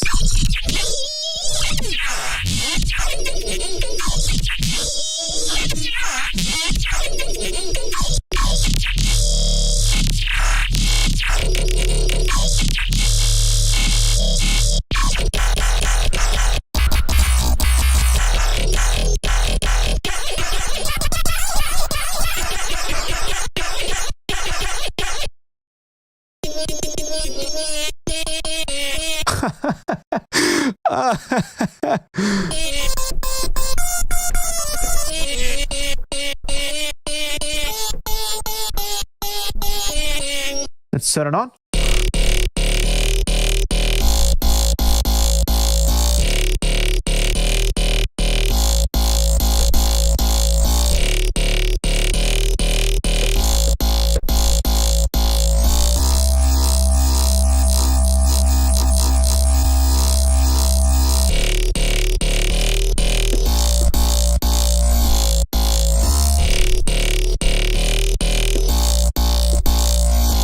So, yeah, I mean, I have nothing more to say.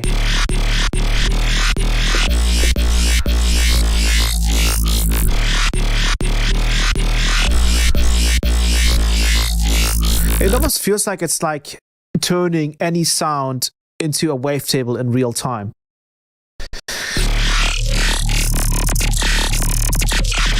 It's ridiculous. And then maybe let's, oh, this is just in power, right? We can maybe add some dispersion to this and make it...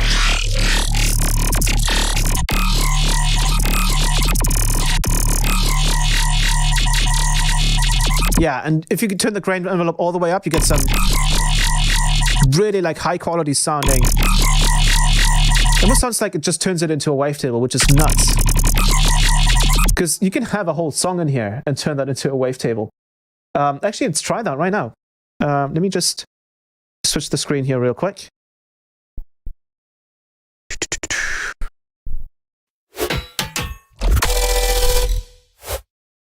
So I'm going to switch.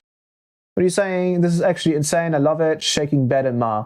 Just subbed on Patreon. Wanted to do it for a long time now. Hope you did that. Thank you. Thank you very much. Someone knows what Empower does. Empower is basically 2ODT, saturation, and some other things. That's what Empower does. I'm going to bring in another granular here, and I'm going to load in the track that we did in last stream. I want to see what happens when we load something like that in. I really want to see what happens. Sweet. So I'm going to go back to screen here.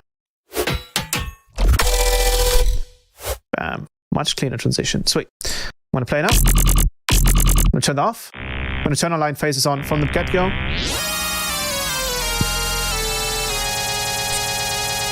So that already sounds cool. Our line phases.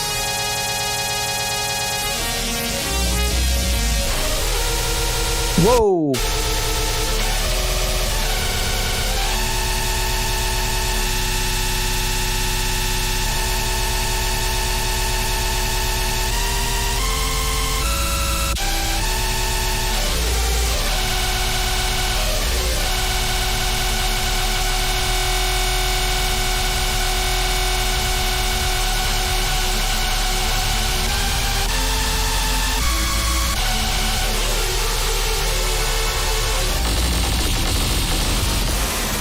Let's turn this back off. That's the build-up.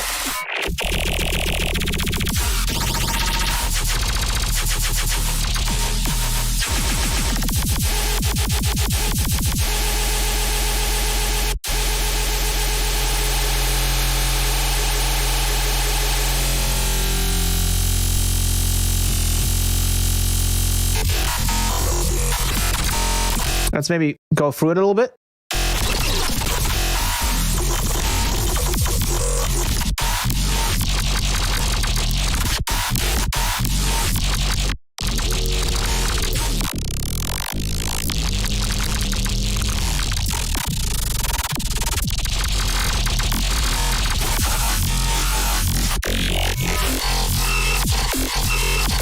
Oh, you're kidding. It made that like intro pre-drop.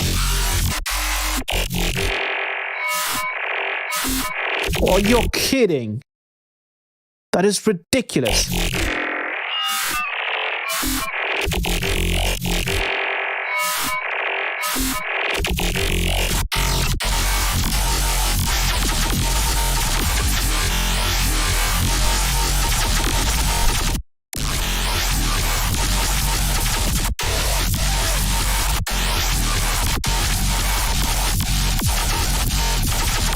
Whoa. I mean, obviously, we can just scan through from 0 to 100, and then we can kind of hear the song. We turn off a light. Oh, what the hell?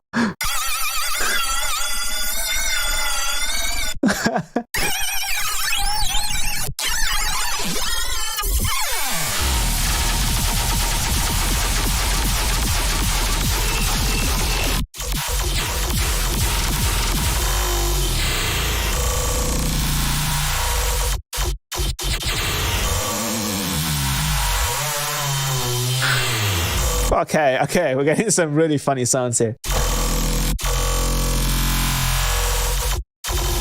But yeah, it looks like what Align Phases does is essentially make sure there's no comp filtering happening and the pitch isn't changing, which basically turns it into a wavetable. Well, sounds like a high-quality stretch algorithm, to be honest. Well, it sounds like any stretch algorithm, probably, in that case. But we can actually determine the speed here just using the ramp up. Yeah, it sounds like a stretching algorithm, like any at any show with any CDJ, right?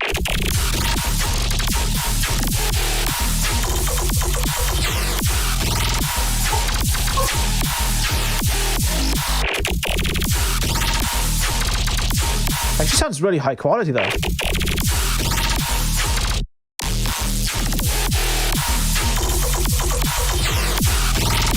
I'm listening to the track through Granular.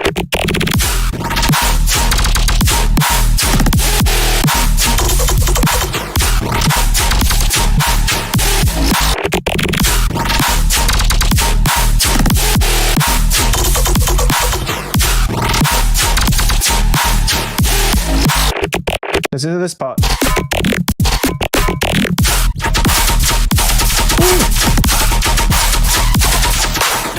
Let's goof it up a little bit. It kind of. I want to give it a little bit of a goof here. Whoops. Make this one. Whoa! That's almost like you can almost make glitches with this. Then, like you could just like go kind of cuckoo with the. You can go backwards.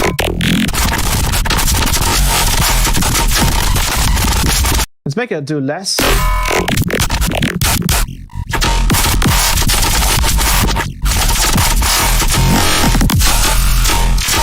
So it's like a really good stretching algorithm for making things faster, but when it slows down, obviously you get that sort of delayed sound.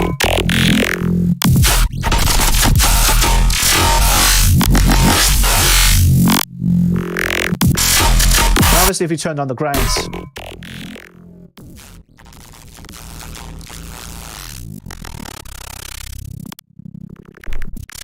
Yeah, ridiculous. Anyways, let's actually design a bass sound with this. So what I'm going to do is I'm going to load up Granular, and I'm going to load up N Bass Design. PP. That's it. That's all we need. We're going to load up an LFO. I'm going to put this to sync, and I'm going to do a simple 4 on the floor automation for now. Actually, we're going to do a double one here. I'm going to do a very simple wave, so more like that probably. And then I'm going to put it to 2.4. And then all we're going to automate here is the modulate me. I'm going to turn up the filter. And then I'm going to load in a bass glitch. So I'm going to start off maybe with glitch 05. And then what I make sure, oops, is I want to play a specific MIDI note over and over again so we can get a re-trigger and get a feel for the rhythm. I want to do here. And now we can just start going ham with this. So first of all, I'm going to turn on the root node. And you can hear it's already working. All the sub is being generated. We can add some resonance to this. Maybe make it into a FM bass. We can shift it up and down, but more importantly, we can definitely mess with the settings in the granular.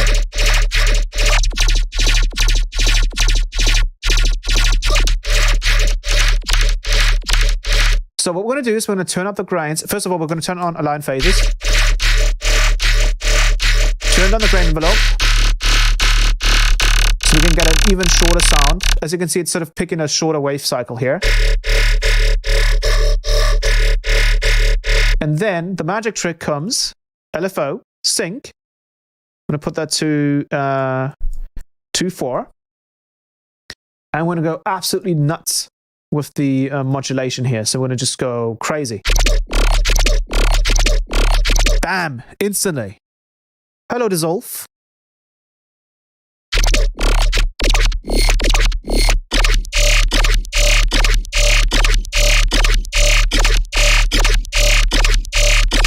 Now let's keep messing around with the...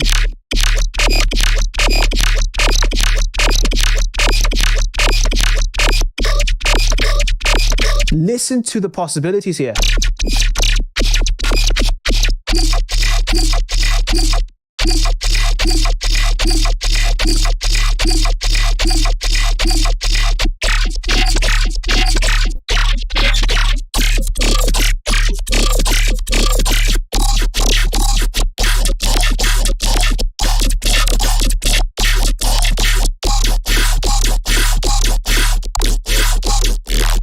You can even do like low grains and then maybe add a resonator and get some really cool sounds that way as well. I'm going to go note tracking on this resonator. I'm going to turn this down all the way.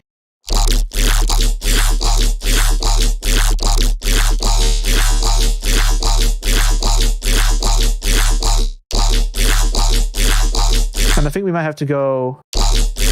I think that's actually fine. Let's change the grains here.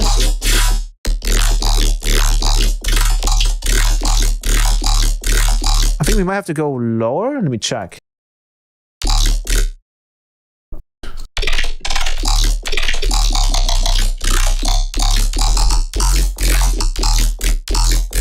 Let's go with an E note here.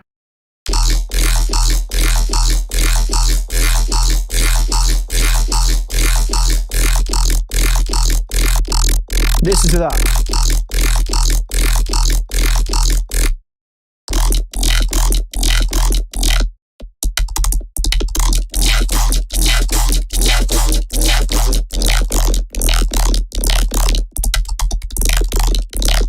Let's pick a different position.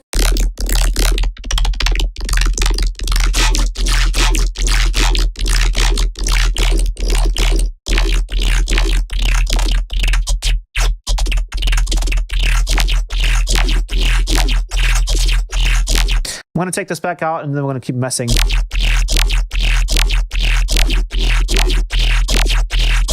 Let's mess with the...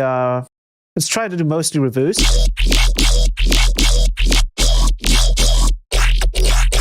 Whoa.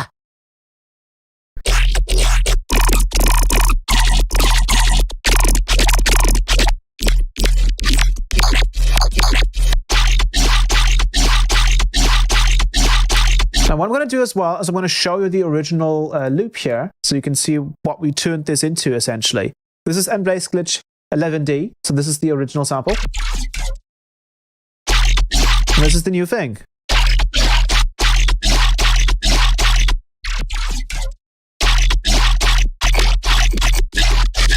Now, of course, we don't have to just use one granular. We could use two. And then on this one,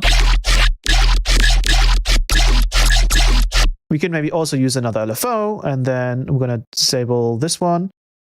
And maybe this one will be a little bit more traditional. And we'll kind of like scan through the sample a little bit more.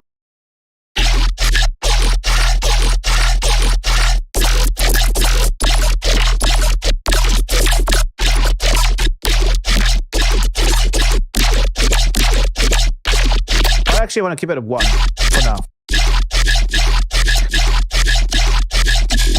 if you keep a certain note, like a certain distance like this, it essentially just creates a singular cycle. You can obviously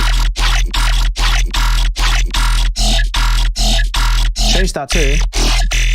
But I think it's that flexibility that Granular gives you by being able to essentially turn anything into a wave at any time, wavetable at any time, but also make it sound like a buffer. An extremely versatile stretching algorithm. Now, all of these glitches are fairly noisy, so let's use maybe some bass loops here. Now, it's a spectral bass glitches. How about that? Let's give it some more movement.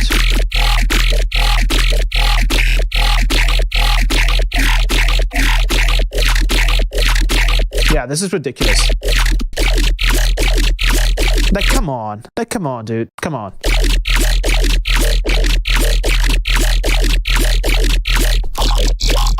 And changing the pitch here seems to only change the formant, essentially.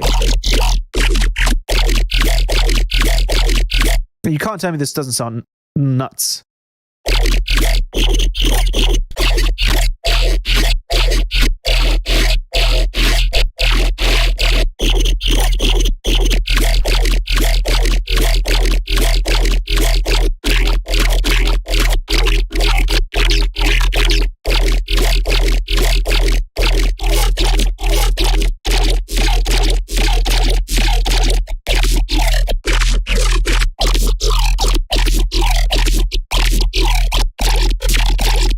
Ooh, dude, this is ridiculous.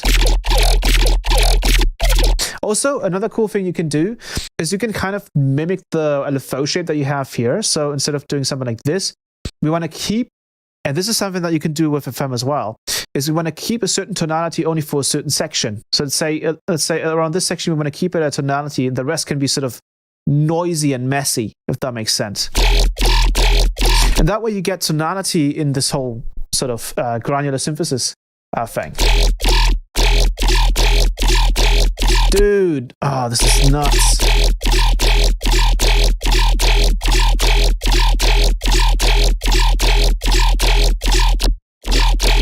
But what? Oh, we have the chord. I don't want to use chord. But what would this sound like with unison? Whoa! Whoa! Okay, okay, okay.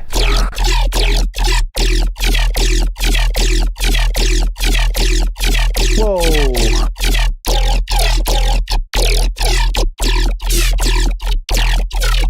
Okay, okay, what the hell?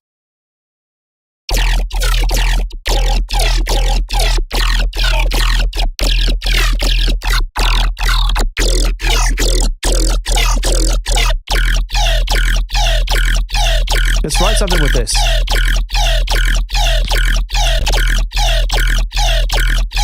Also, I'm still working in VR right now. Like, I'm still seeing my big, 80-inch screen in front of me, the big TV-sized virtual monitor in front of me. And I'm currently, everything around me is Galaxy. This is nuts. So it's really weird to explain, right? But working in VR is like, it makes you less distracted because you can't be on your phone and you can't see your room. You can't see people walking around. All I'm seeing around me is Galaxy, right? Is essentially nothingness. It's just space. So I'm really focused on just this. Obviously, this is just a singular screen because of the program. But in the other VR program I'm using, which is Immersed, I can have multiple screens. So I can have Discord on my left, I can have YouTube on my right, or I can have anything else, and Ableton in the middle. Yeah, man, this is ridiculous. Like, I've been experimenting with so much stuff this week. But yeah, let's bring a kick drum and a snare drum. I'm going to use one kick drum and then this kick drum over here, and then I'm going to layer that with a clap.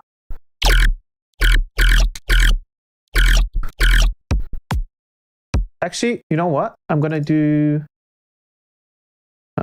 loop. Let's loop this. Oops. This over here. I'm going to delete all the other stuff that we don't need.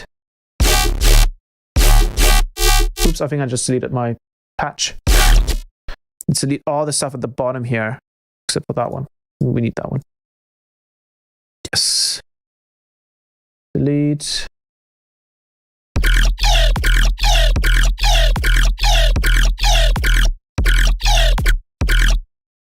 So I'm going to switch this over to be a clap, I think.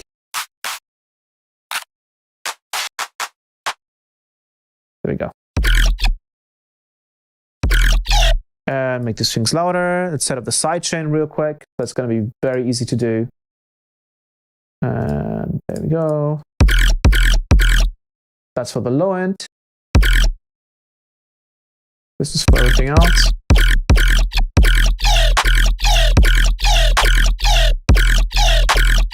Then let's set up some loops. Oops, I wanted that. I wanted to group this. Let's copy over the kickstart here. And I think here we can just use, no, we're actually going to use two as well.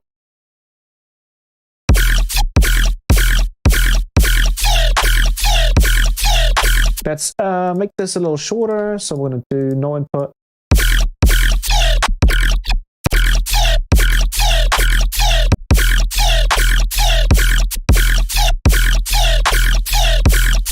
And now I want to add something cool to that clap. I'm going to open up Aptrigga3. And I'm going to try and see if I can maybe layer some nice little, basically that. And then we're going to do generator. Nope. Nope, that's not it. We're going to click on here, the high pass filter. And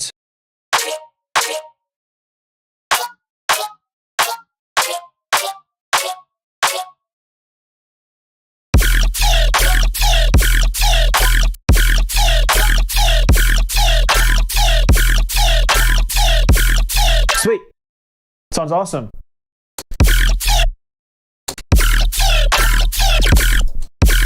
Let's go back in here.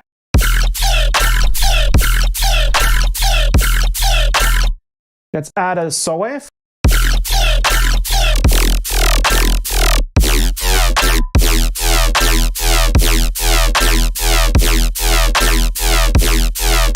Let's change.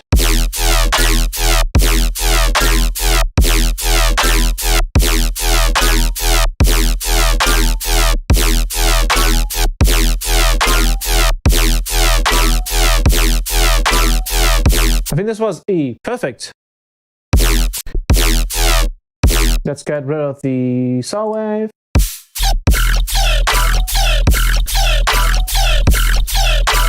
I'm going to go back in here and just start a little bit later, turn up the fade. Let me turn up the fade out as well, and then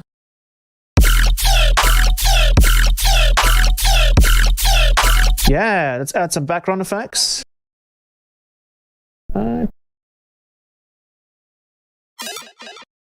This one. One more. That one's too messy.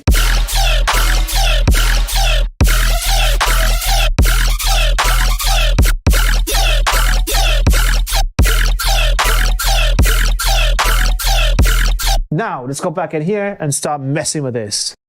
I want to add more diffusers. Let's add some midband.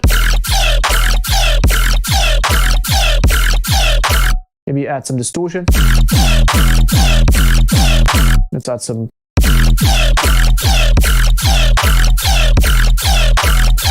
Add some convolver to this. Actually, we don't have to use convolver. We can just use a Haas effect. And then just duplicate it and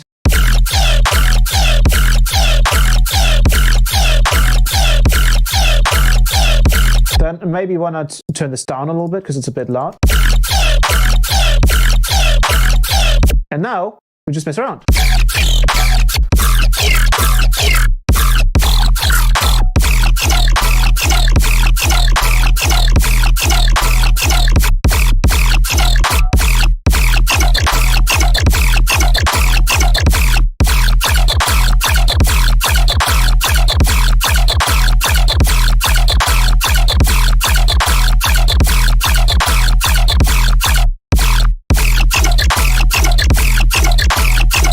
it's nuts. Turn on the...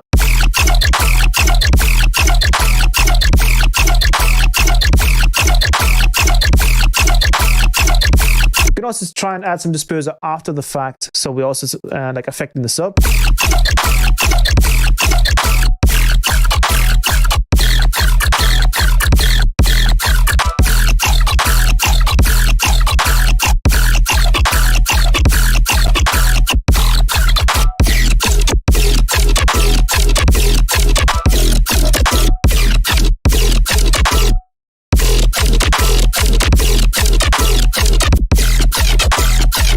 Let's clean up the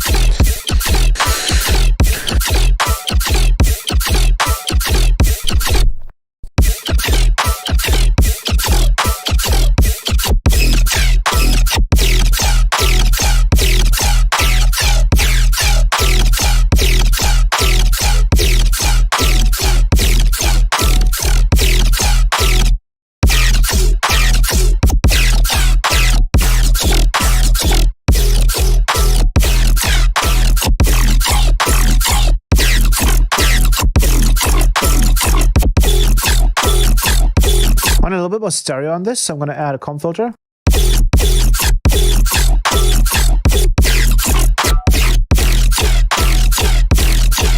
And let's pick some bass patterns.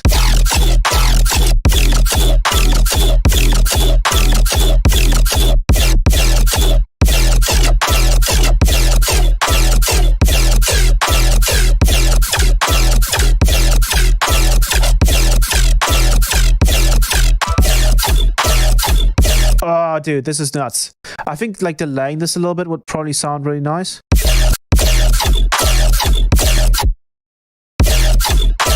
I'm gonna change that little sound there. I'm gonna replace it with another.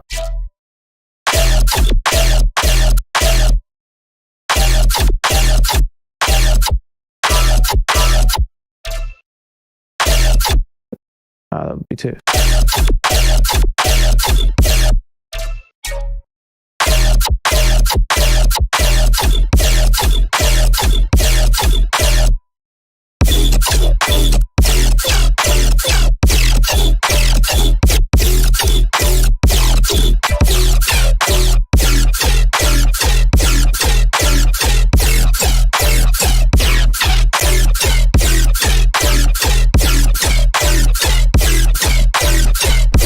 Let's make it into Thirgian.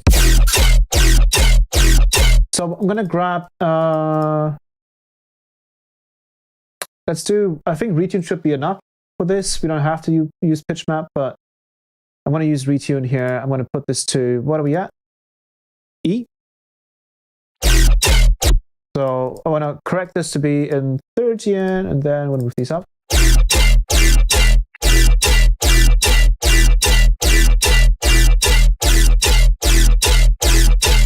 Sounds nice. Let's bring in the T-split rack.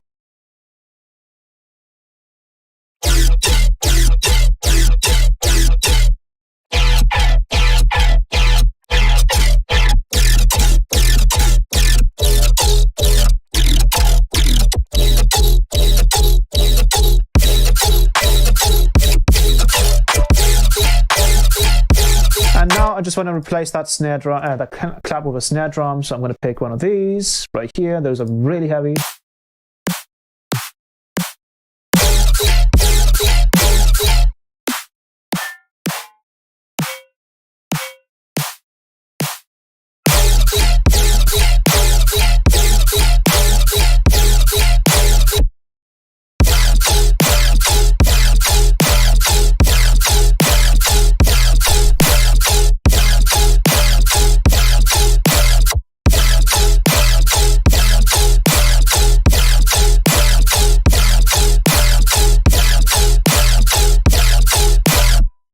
Let's edit this.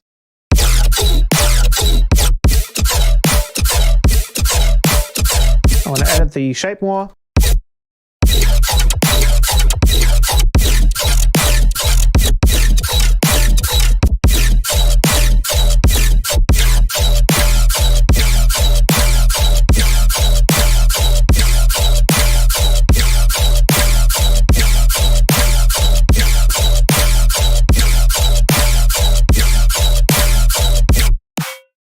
Let me bring in this one.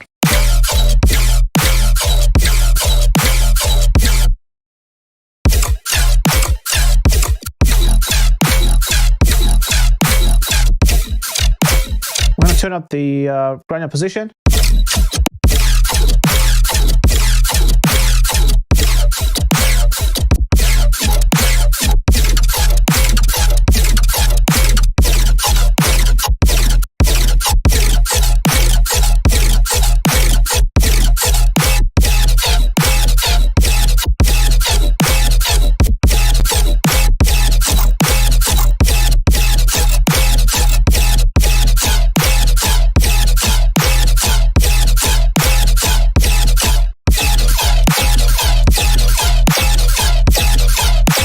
Yeah.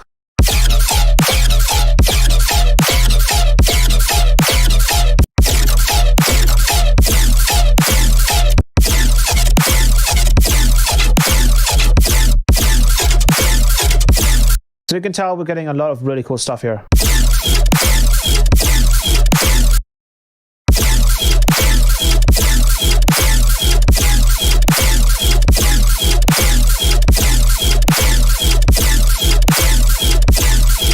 Sweet. Ooh.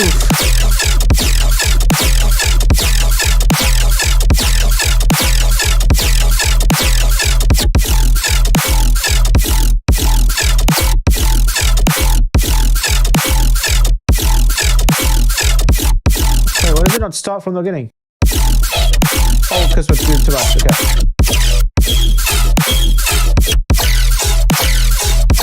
Oh, dude, come on.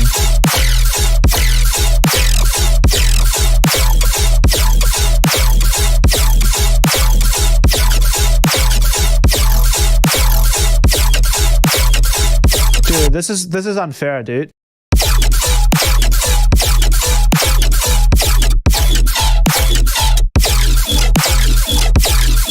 Let's switch out the kick drum as well, make it a really hard mix down. So I'm going to delete this kick start. And let's pick a kick drum.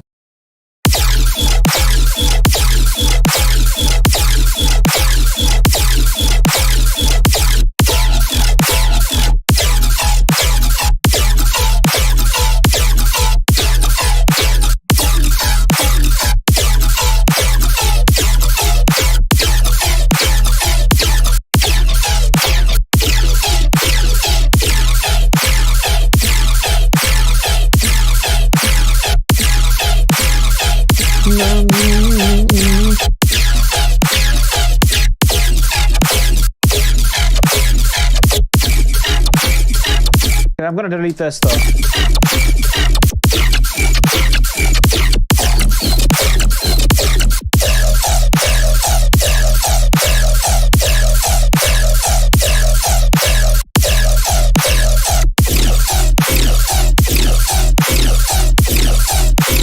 Let's try some of these patterns.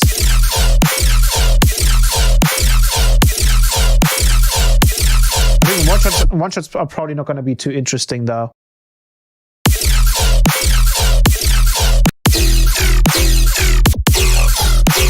Actually sounds pretty good though.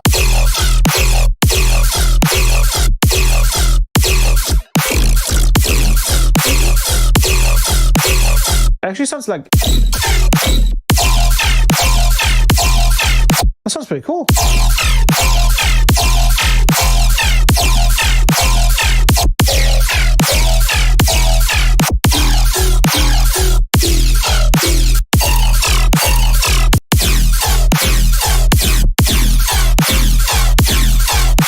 Obviously also make everything kind of more sort of into a FM bass using the synth plus minus.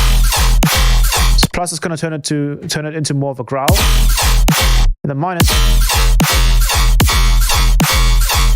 turns it into more of a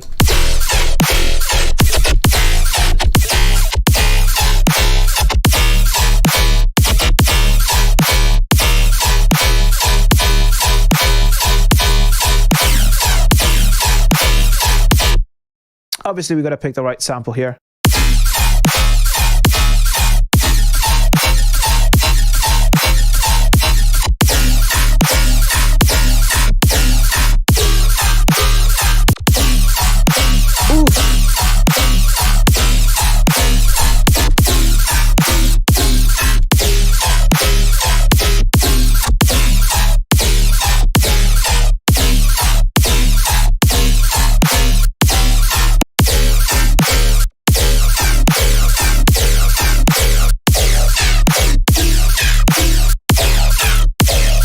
Yeah, so you can get like a lot more basses out of just one shot.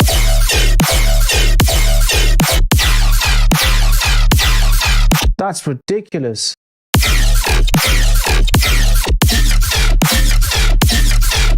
Ooh, dude.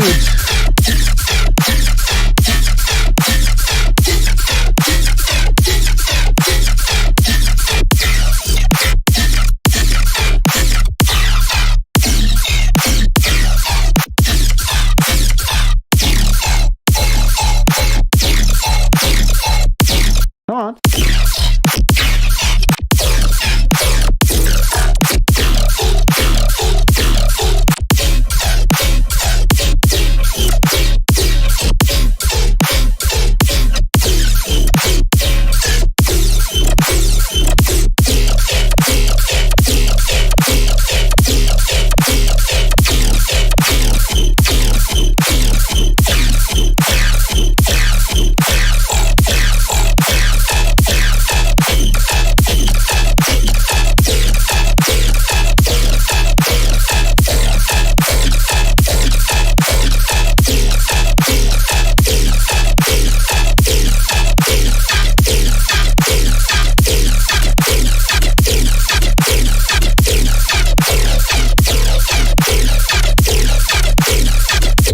Sweet. Sounds cool.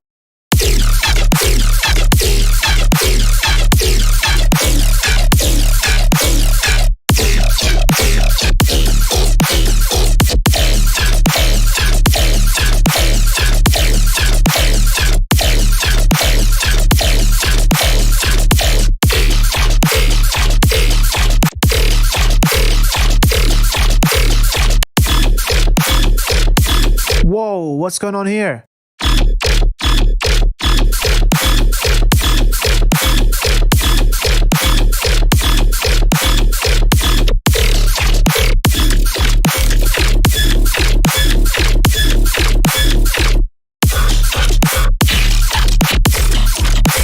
Let me pull in the track again that I wanted to try, right? So I'm going to go back to single cam real quick. I'm going to load in the track from last live stream again. I'm going to try out what that sounds like. That has to be good. Right, I'm going to switch back. Sweet. So I've got the track loaded. I'm going to turn off the synth.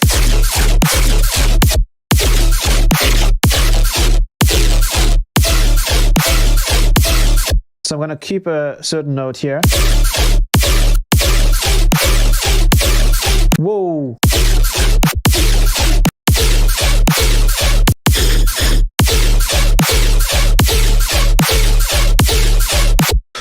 Let's pick the right note here. So I'm going to, in I think D.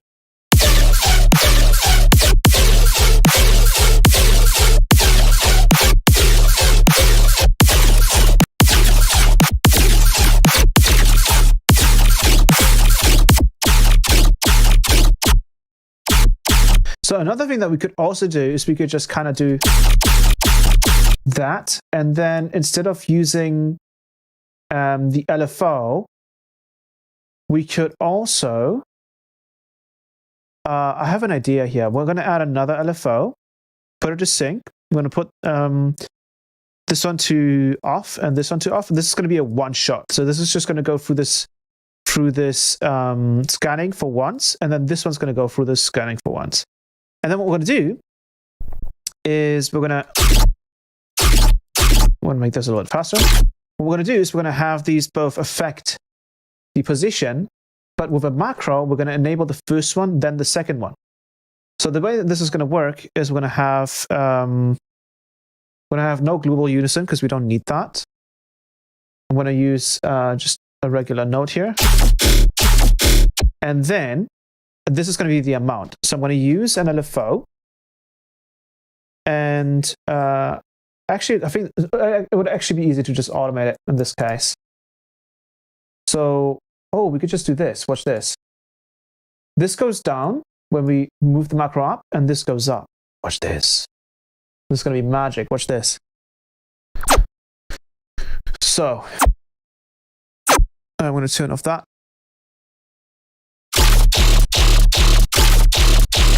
So now, this is going to be enabled for the first hit, and then the other ones.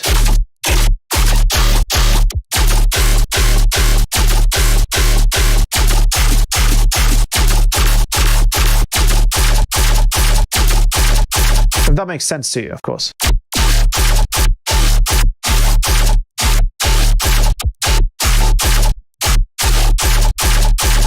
And then what we could do is we could, for example, trigger this.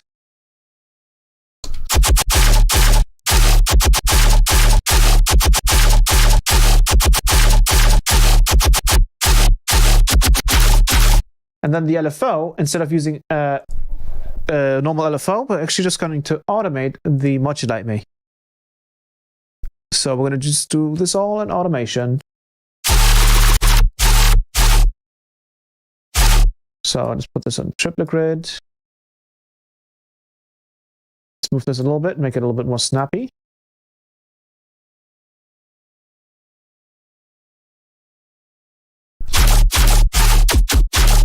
Oops, I think I copied this wrongly. Yep, there we go.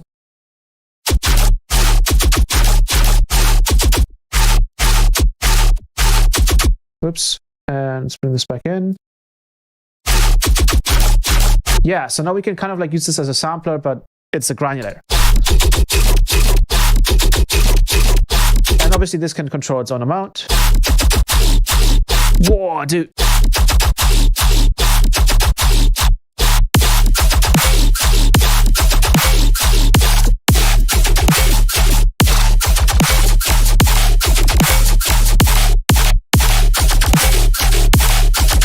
That's nuts.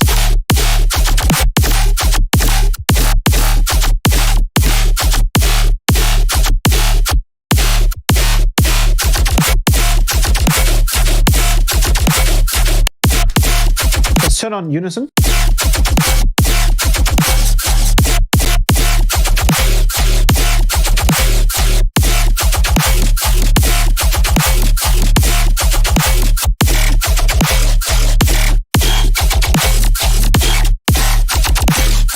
I mean, would you really be able to notice if this is from another track? Because I wouldn't.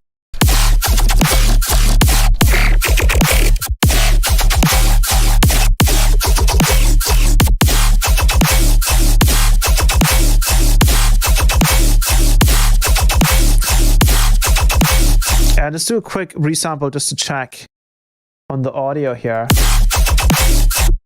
Because I can hear, yeah, I can hear this transient coming. Oh wait, this is resampling. 8.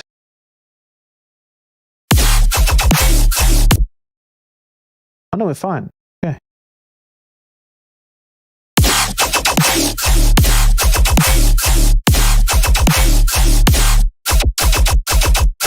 Let's do this one because this one sounds really nice. I'm gonna go into the.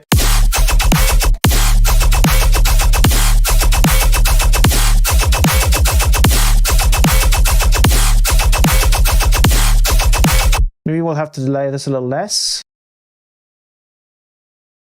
But this isn't delayed a lot anyways, but.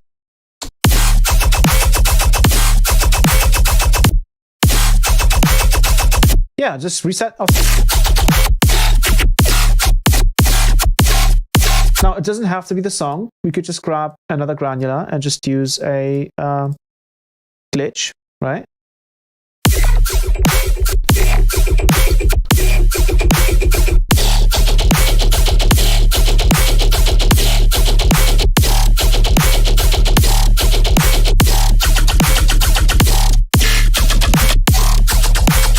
Ooh, dude! Okay, this is nuts.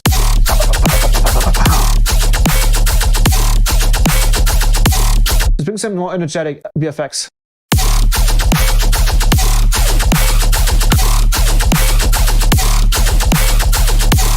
Now, it's not detecting the sub envelope here. There we go.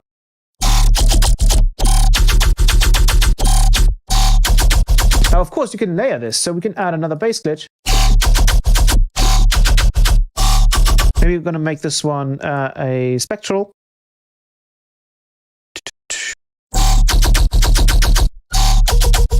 Whoa!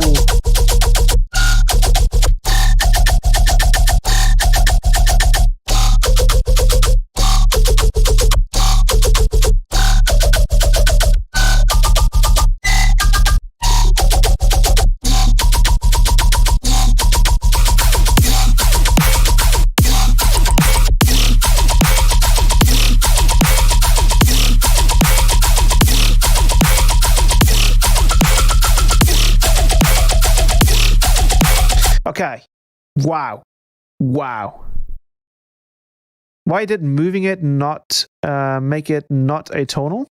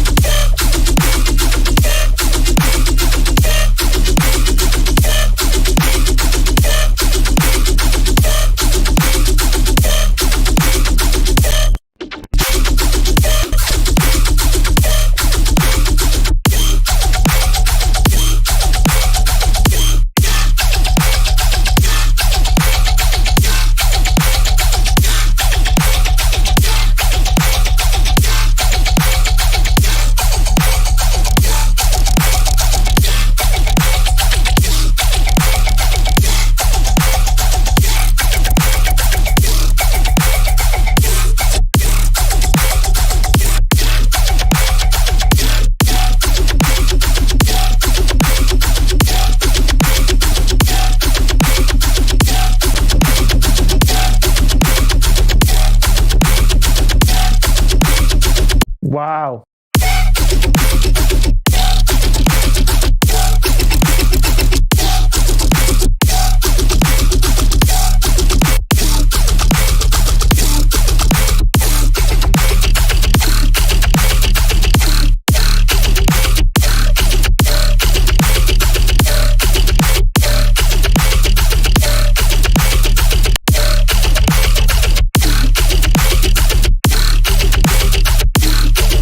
Play just a single note.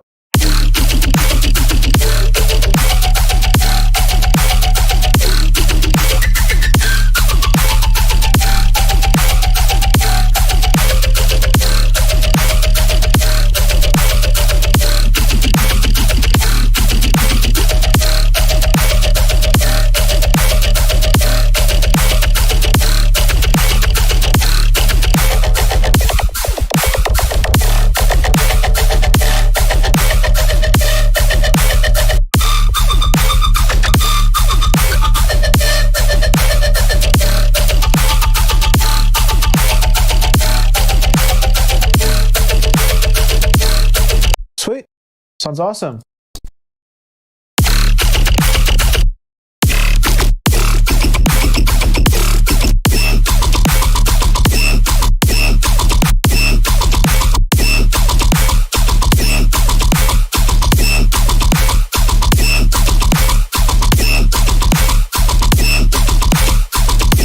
Do we? Oh, we do. Okay. We have a macro for this. Yes. There we go.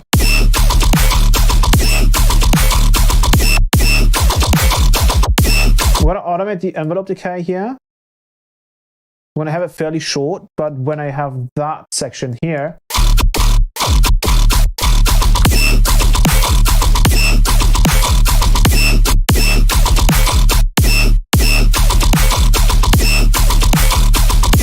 yeah, sweet.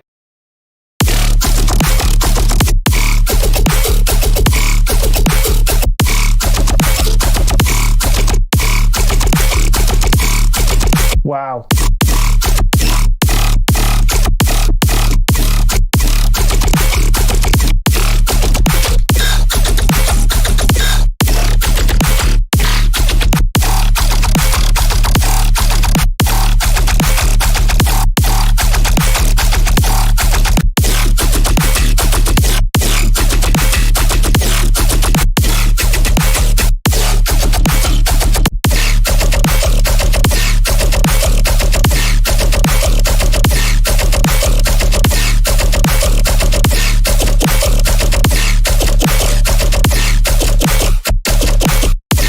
Whoops, we gotta fix this.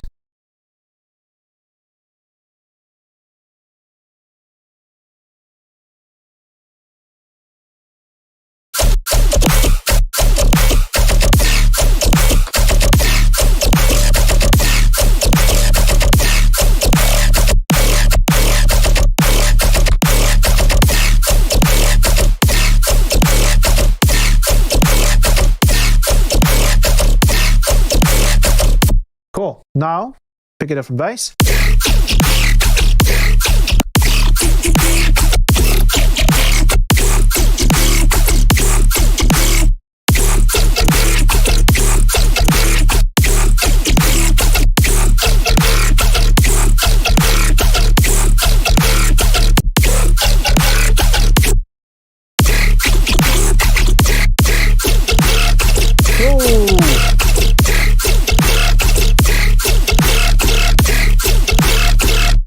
Wow, what the hell? Okay.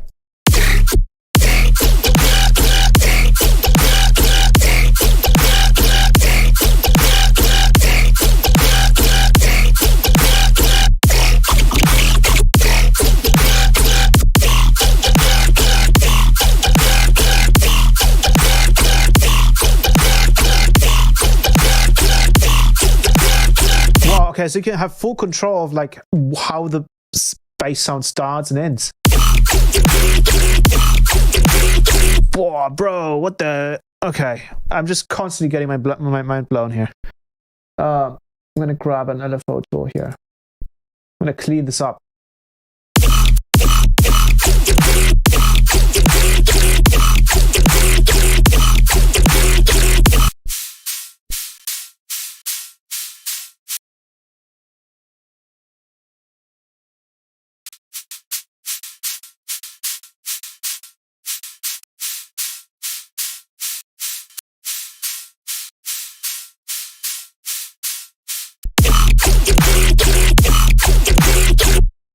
So,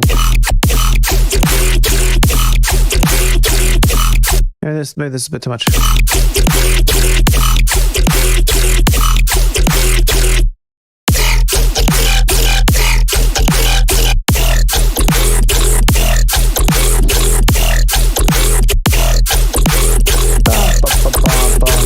Is this a different kick drum? Because I like number one, but like.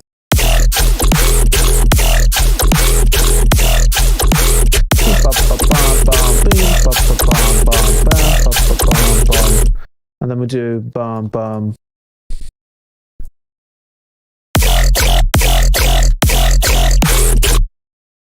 Wow, wow, wow, wow.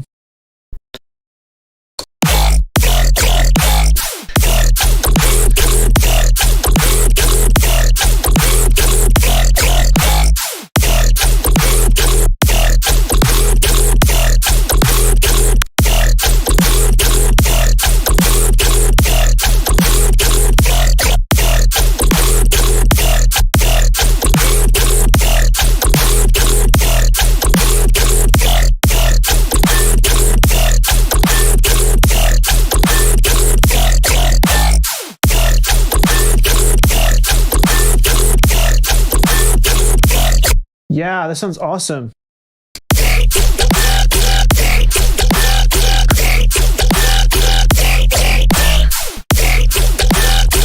Let's see if we can also make a growl with it. I think that would be very interesting. And I think for the growl bass, we don't really need to... I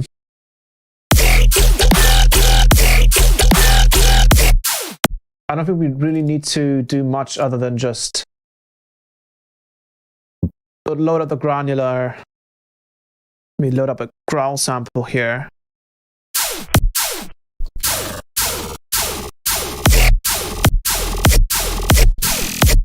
And then just, you know, more through it, probably. That should probably be it. So, right. Let's do off. Oh, let's do sync. Oh, dude, that actually works.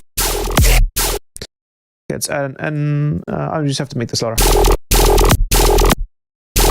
That actually works. What the hell?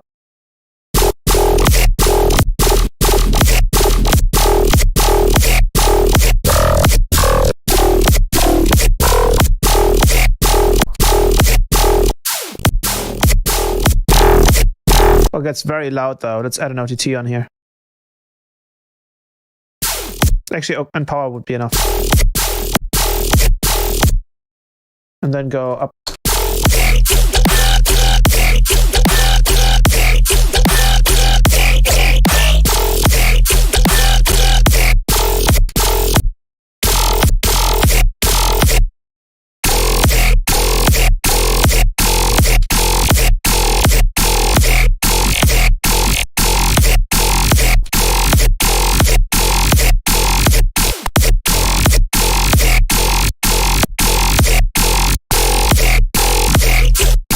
That's actually nuts that you can just do this.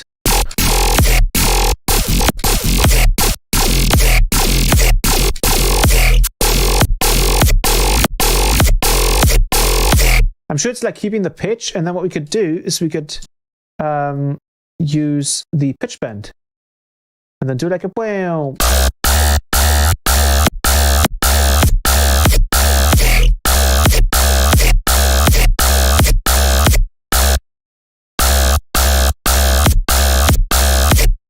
Well, this is doing some sus stuff.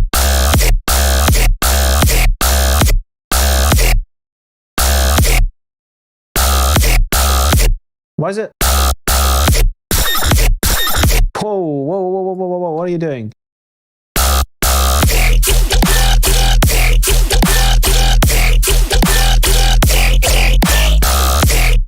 Wow, it sounds sus. I think it's because it...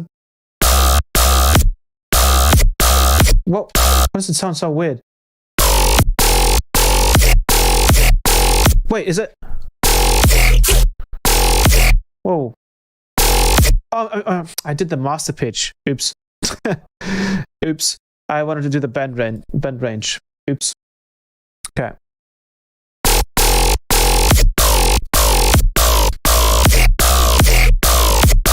And then we just have to pick a... Wow, that actually works. That actually works. Okay, that's actually nuts. That's actually nuts. Okay, that's ridiculous. So it's like an ultimate sampler.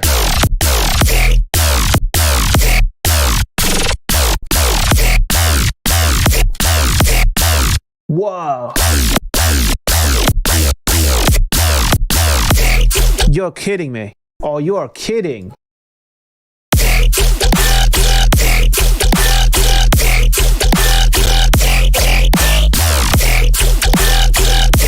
Obviously, I would probably add some like dispersion to this.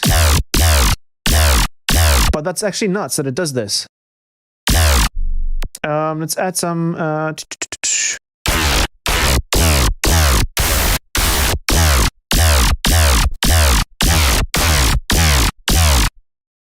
let's add some what is it, formant?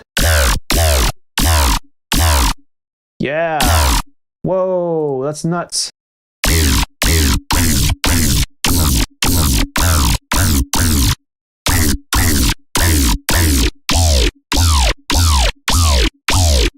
Whoa.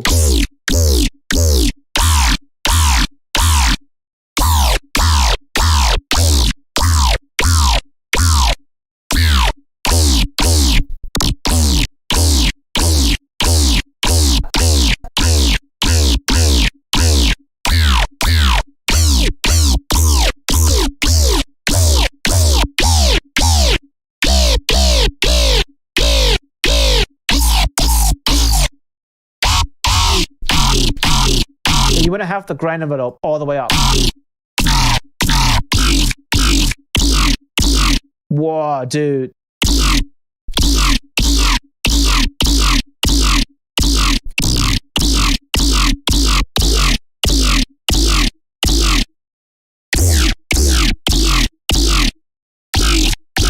Oh, that's nuts.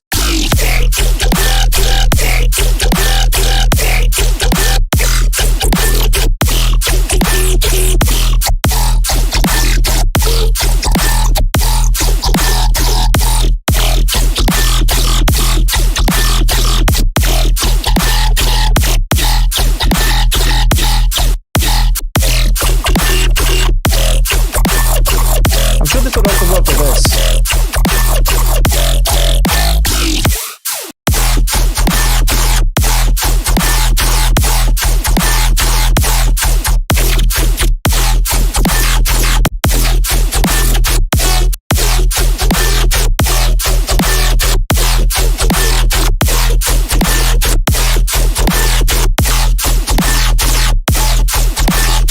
It sounds more impressive, oops, on this glitch.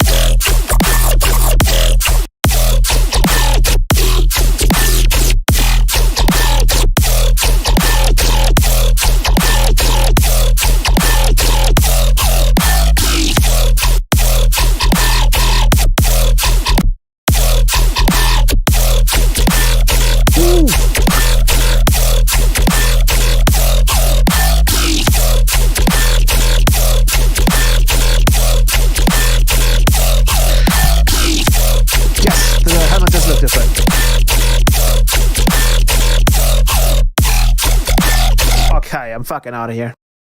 Holy shit. Wow.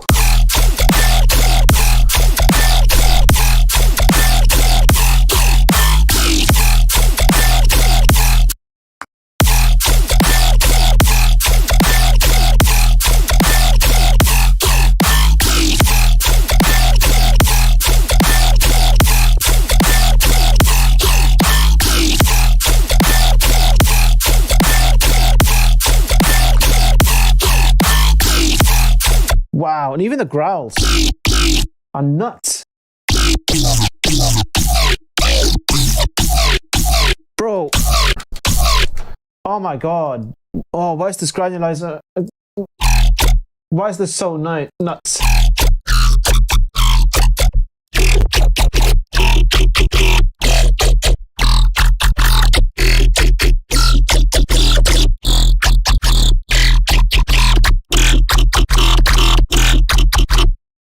I can't believe what I'm witnessing. This is very similar to the form in Reactor. Yeah.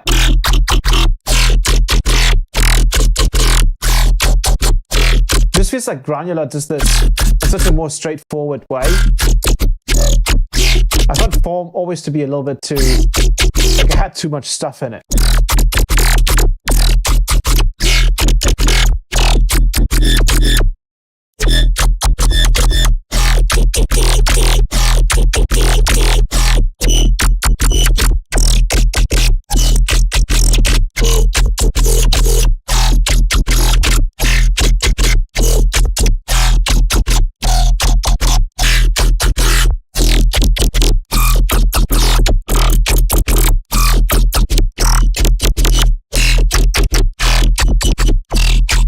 Let's try some one-shots again.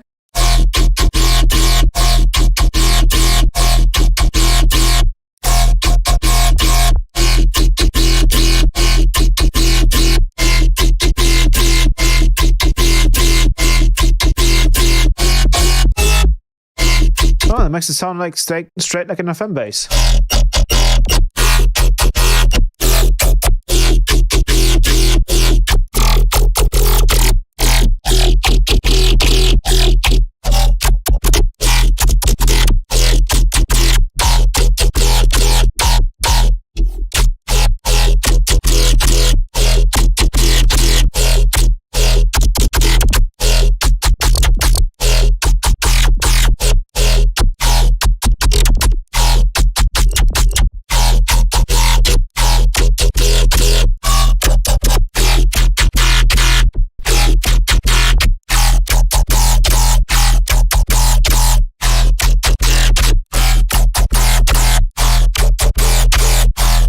edit this a little bit.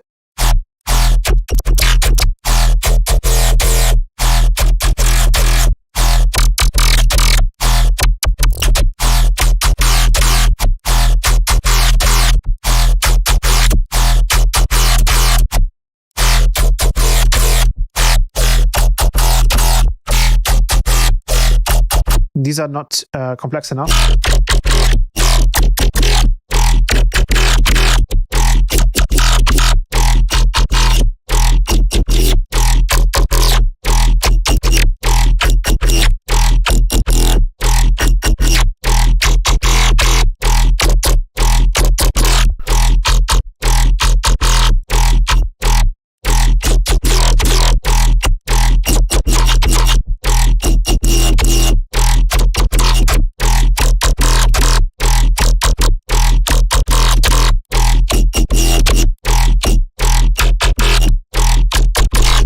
We can find a good position here. We just have to like really mess around with it.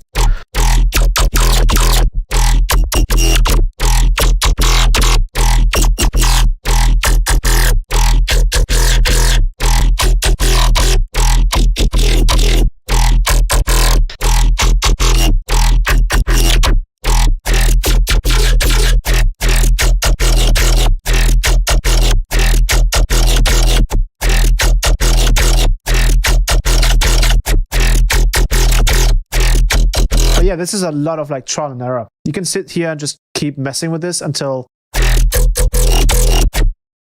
you can't anymore.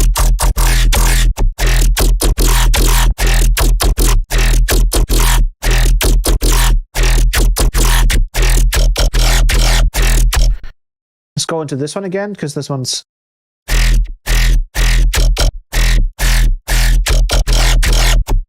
fairly simple.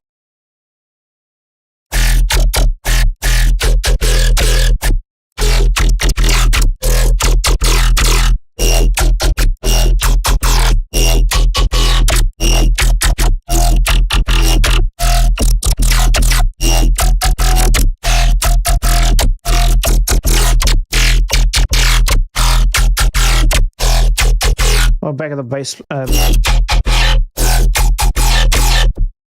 So really just like taking it like this, then probably just messing around with the granular position.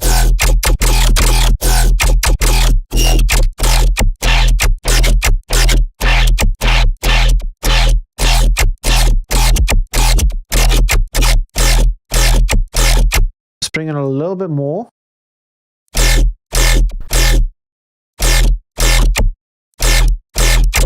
And then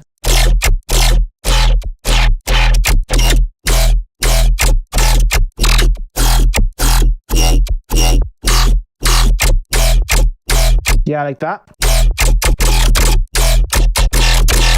And then let's bring this one in earlier too.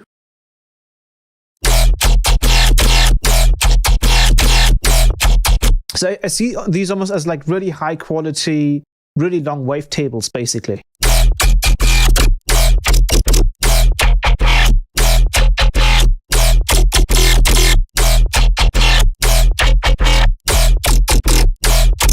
Which ones you can also change the pitch without like essentially the format, right? Which isn't really possible with a wavetable. You can't really change the format in here unless at least not in PHASEPLANT. Maybe there would be a way, maybe with sync. I could imagine it working with sync. I think sync was done with a saw wave and phase mod. Yeah, I think that's how it was done. Let's listen to that.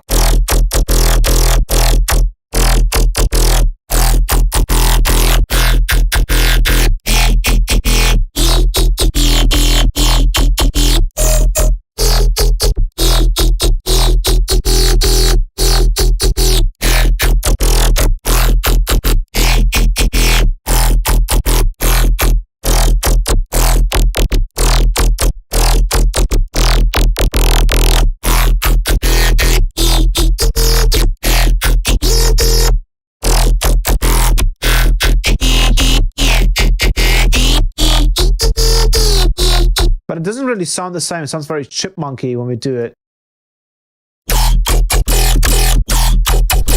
This, on the other hand, does not sound chipmunky.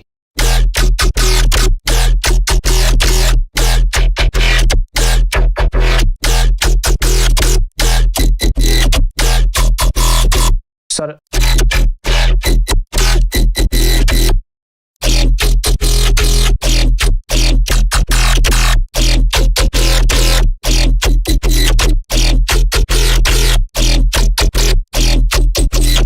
give me a good position. Well, actually, that sounded really sick.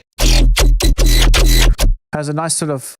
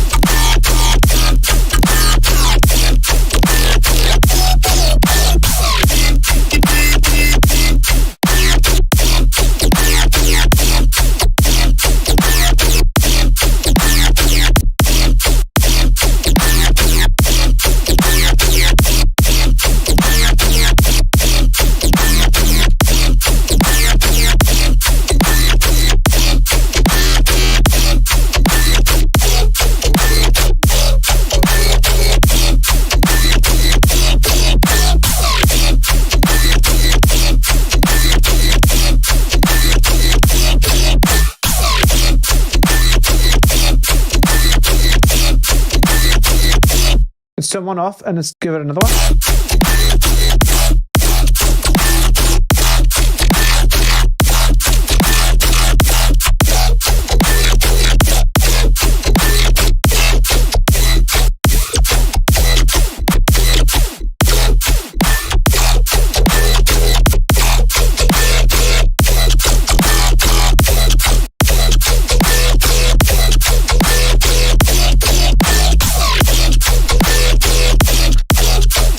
Another cool thing that you can do, by the way, while I'm totally in this rabbit hole, we can send different oscillators to different lanes and then frequency shift them individually.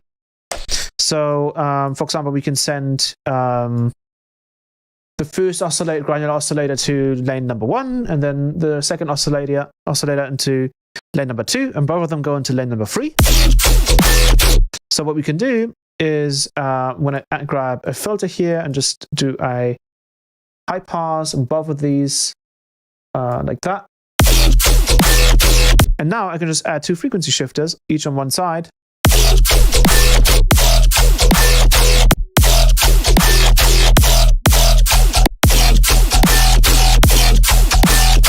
This is really cool.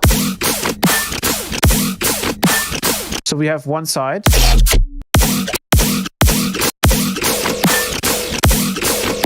And solo this. Where's the channel? Here. I'm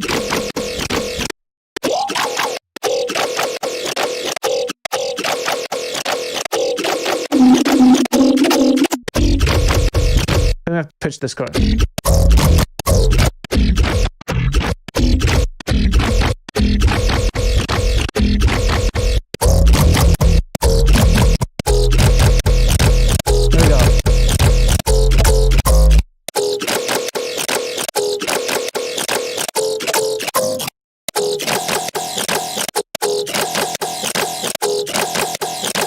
And then we have the other side, which should be just this. Wait, where can I still hear this? There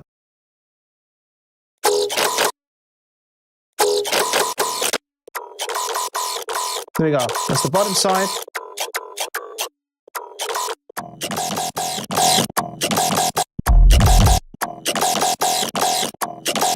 So So we have both of these.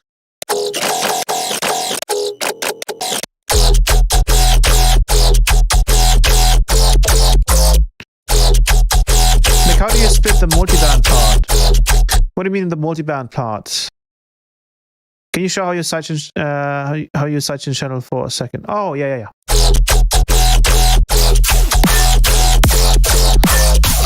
So I have one quick start that has a band split on 200 Hz. So everything below 200 Hz, as you can see, it's being sidechained. So we just have the kick drum ready.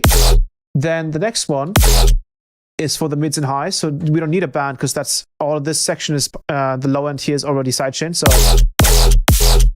if we need it to be as long as the low end, then we can obviously do that. But if it needs to be slower or faster, we can turn that down. And then the sidechain here for the snare actually needs to be lower. Whatever.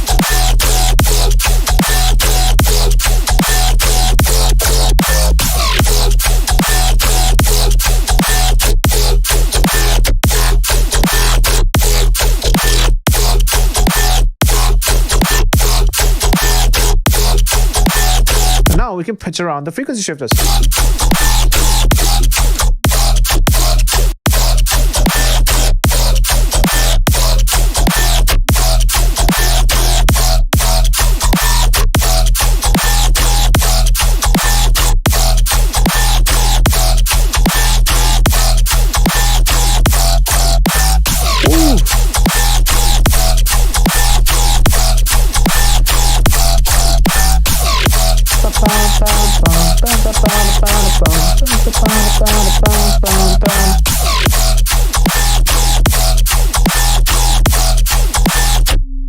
Also, I'm gonna do this kick here real quick using PHASEPLANT as well. So we're just gonna do everything PHASEPLANT. Why not? I'm gonna use this sample accurate kick drum, and I'm gonna use curves. Ooh, I need this on pitch.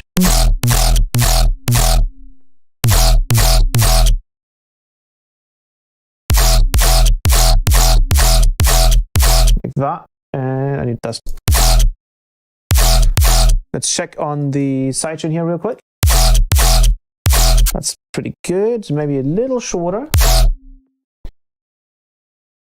Take that in. Also, I think this has no. This has.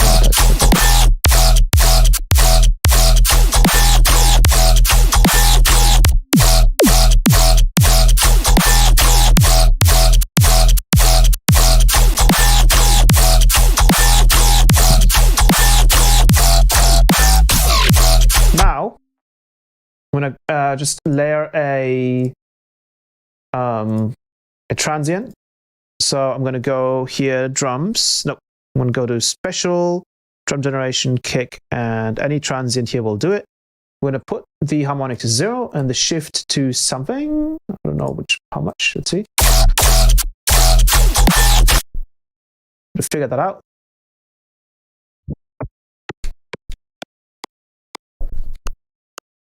Maybe that much. I don't know how high this has to be, but that should be fine. Then we're going to add another one, and that one's going to be a top layer.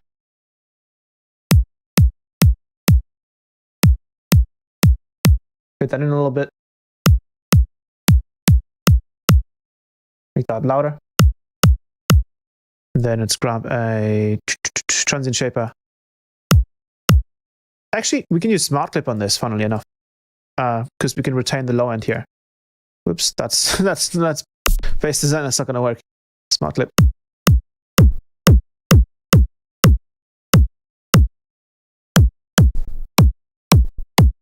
think that has to be a bit lower. But let's just do the hi-hat here real quick.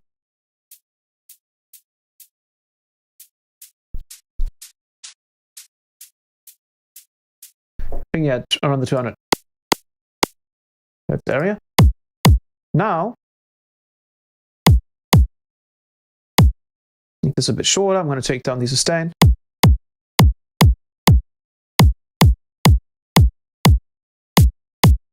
Make that louder. Make this louder. Yeah, and then we're just going to mess around with the bam, bam, bam.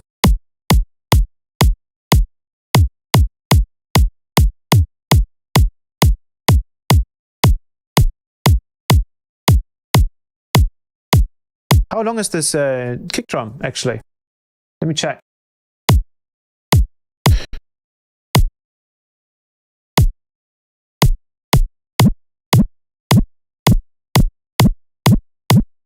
Right up until there.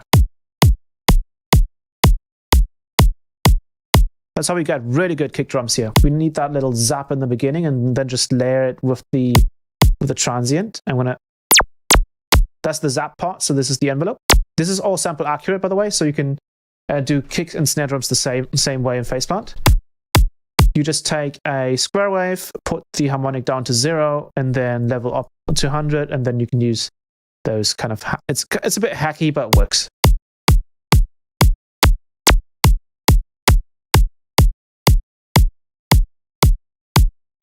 There we go.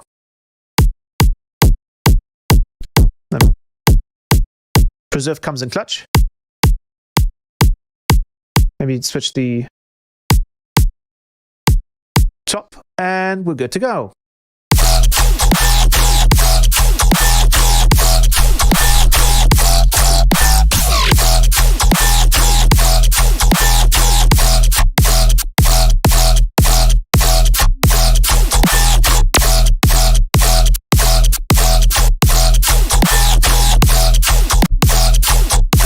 And then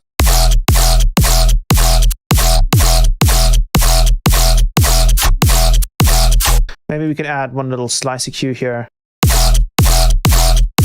and then just mess with. Oh yeah, I remember how to do this. You push it.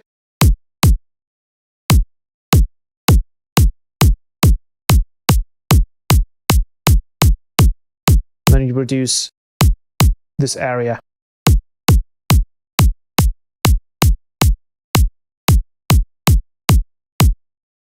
A little less.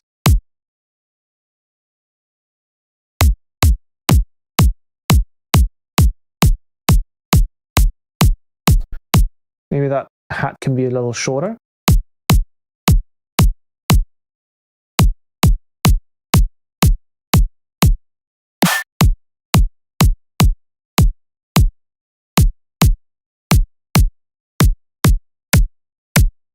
Oh, these are too short, these transients.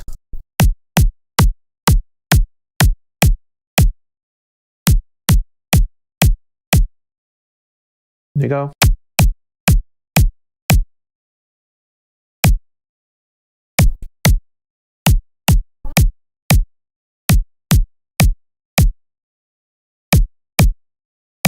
You can see how much that that EQ is doing.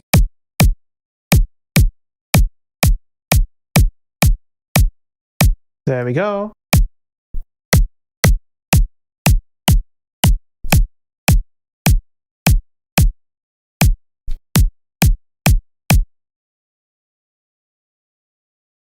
Switch it around a little bit.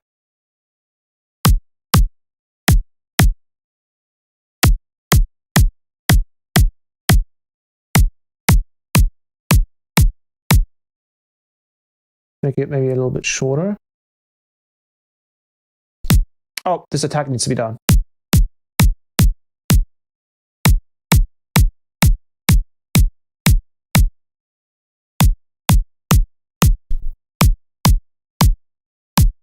There we go.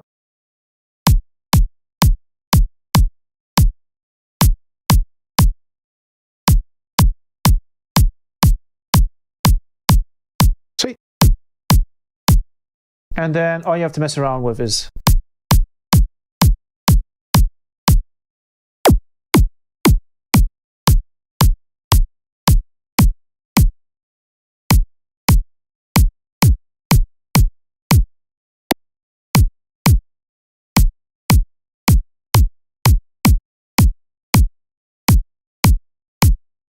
there we go.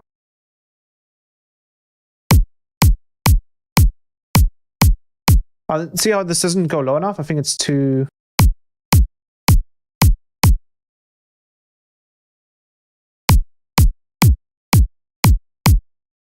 I need to adjust that a little bit.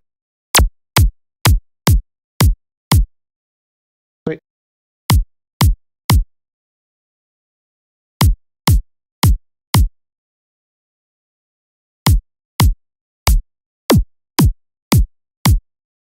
You can also go extreme, and then try to make this envelope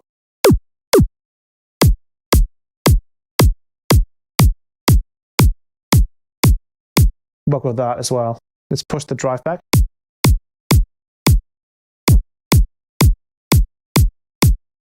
Sweet, there we go.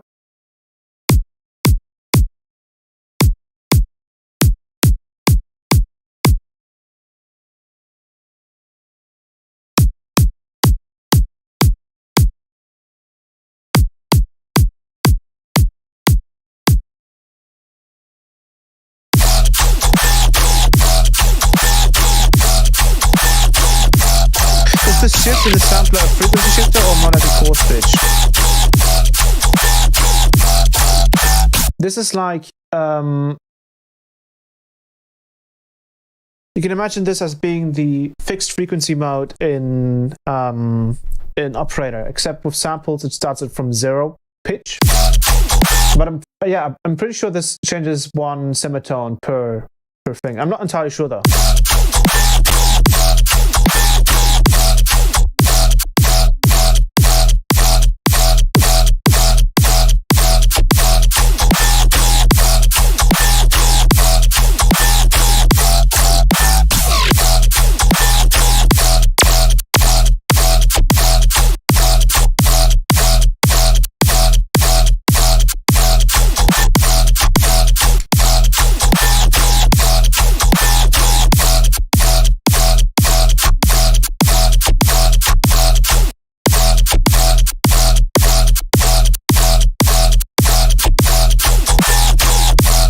Do you guys want me to also make a snare in PHASEPLANT?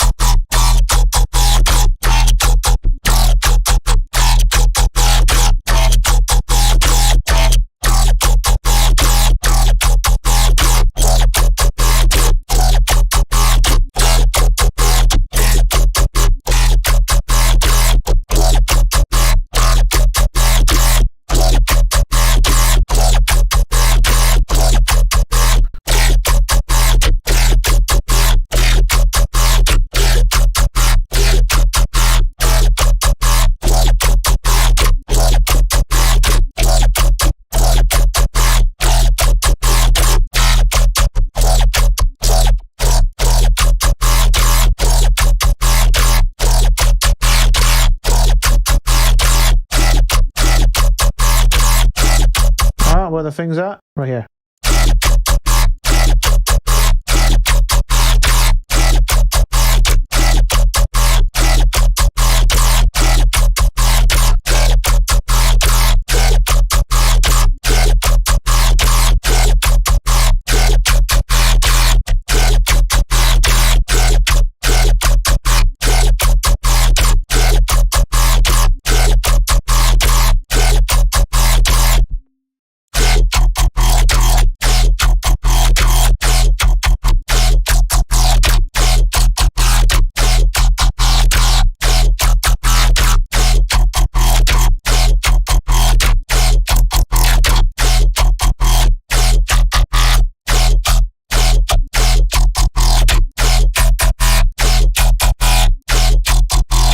You can even go reverse as well.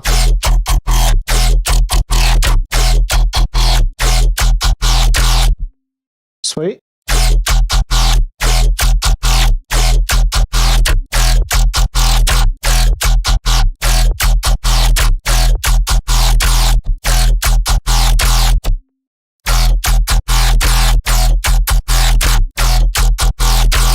don't think this one sounds quite as nice though.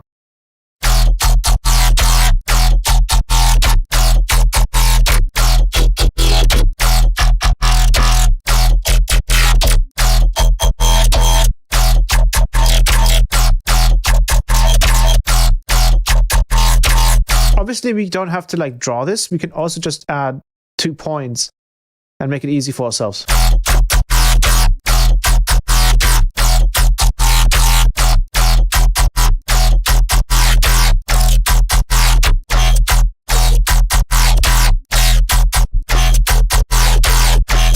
Yeah, kind of like that.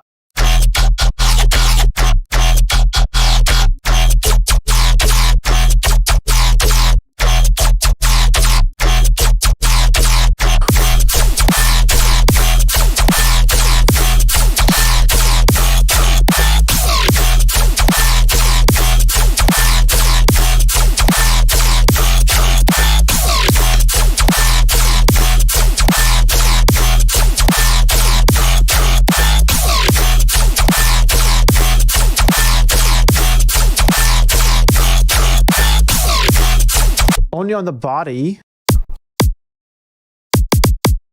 I mean, you could. I mean, the disperser already does this if you just do it on the low end, right? It only really affects the body here. If we were to do disperse on this.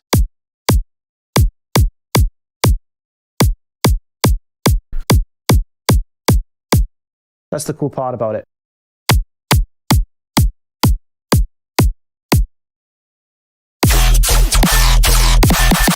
Let's do the snare drum real quick. That'll be fairly easy. Even faster here in this case. Sounds funny. We're going to add a simple... we're going to load up a preset here. The same thing happening here. I'm going to add a curve. Once again, I think snare drums are usually pretty short.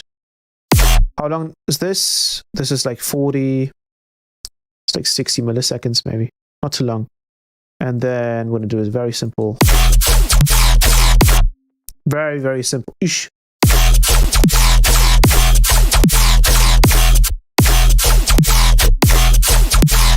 So this is set up. This is just a sine wave, and then these two envelopes here are modulating the volume, and this is just on hold mode.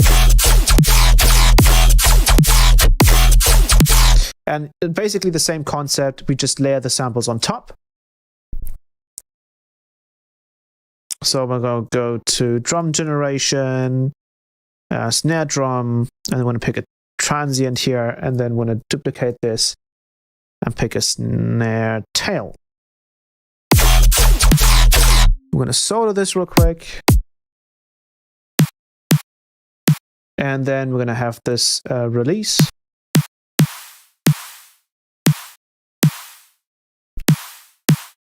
And have it hold.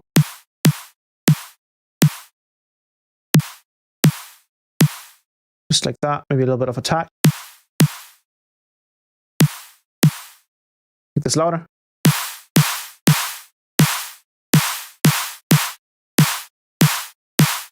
Sweet.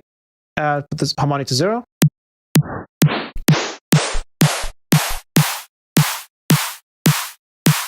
think 260 is pretty good. I think that's the value that we have to go for here. So now we can press that particular note, if I can find it on the drum rack. Oh, I think I need to turn on... No, wait. What's this? Oh, am I too low? 1 second. I think this thing turned on. Turned off. Oh no, now I turned it off. I just didn't have this on. Oops. Let me play the note. Wait, did I not turn it off? Let me turn it on. Yeah, now it's on. Okay, sweet. And the note is right there. Sweet. Let me turn up the transient.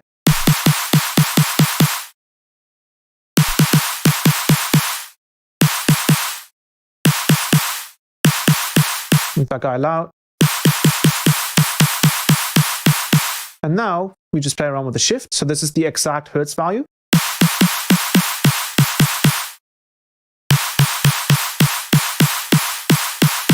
You can maybe make the body longer.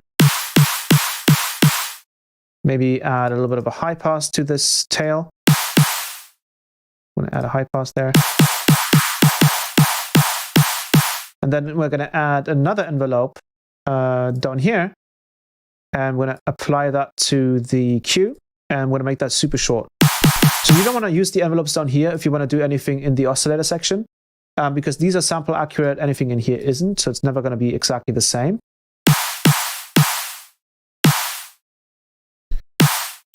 Actually, we probably want to have this envelope afterwards. Wait, no. This was the correct way. Yep. And that's going to map to. But this is going to volume automate. So we need to use this over here, where all the other modulators are essentially. So that's going to be mapped.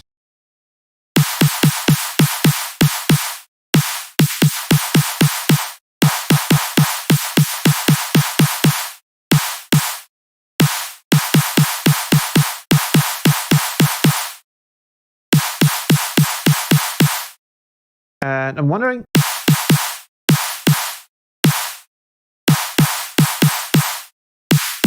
I'm not hearing anything.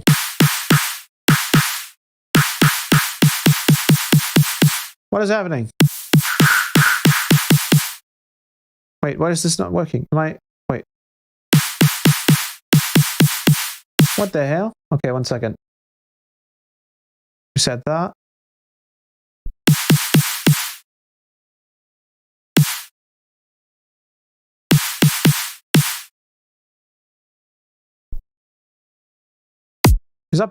Is that bugged? That couldn't be bugged, could it?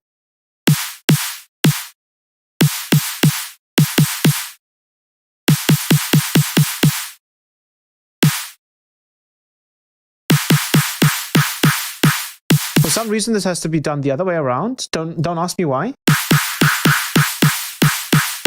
Do not ask me why. I have no idea.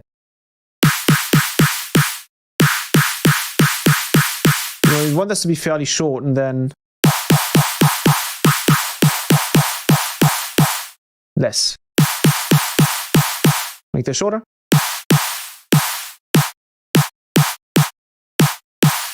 We actually want to use all the way. The release is supposed to play this through, but we want to take the sustain down.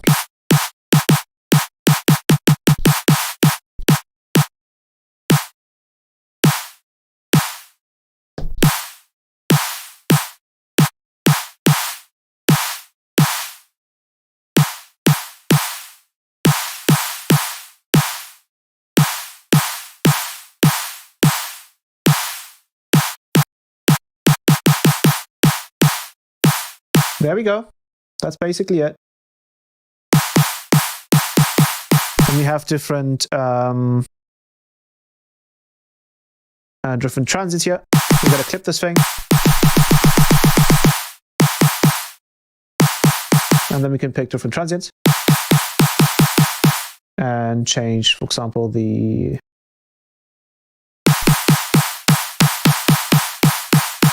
right over there, and then change this.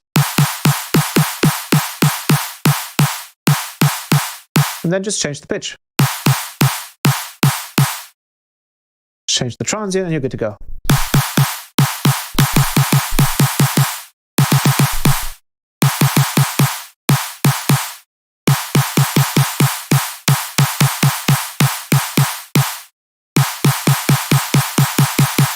You might not want to push this one too hard.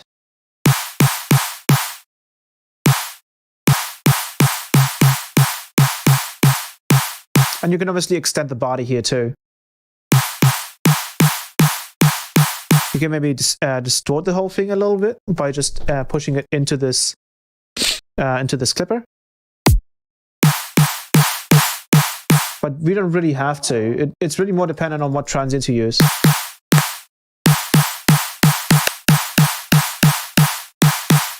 Like that, for example.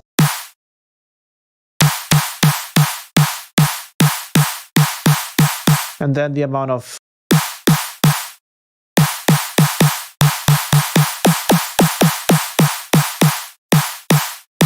There we go.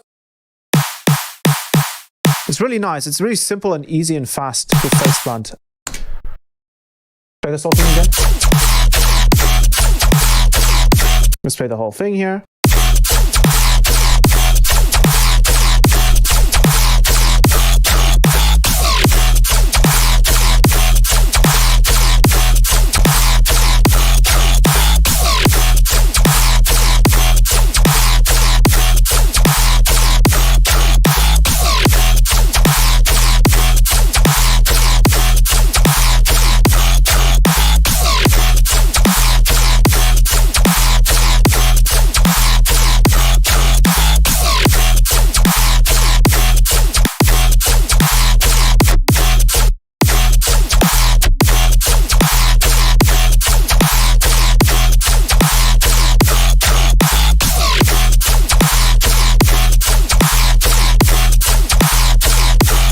Let's change the tail.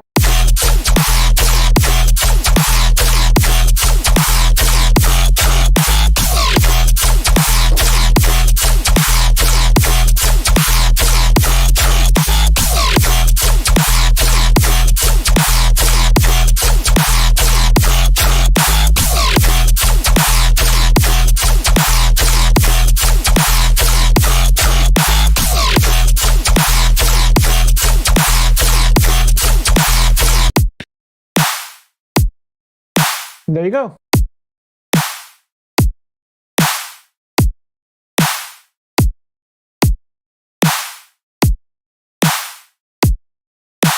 Very simple snare and PHASEPLANT. Is the sample accurate on Patreon? Yes, I'm uploading that after the stream actually.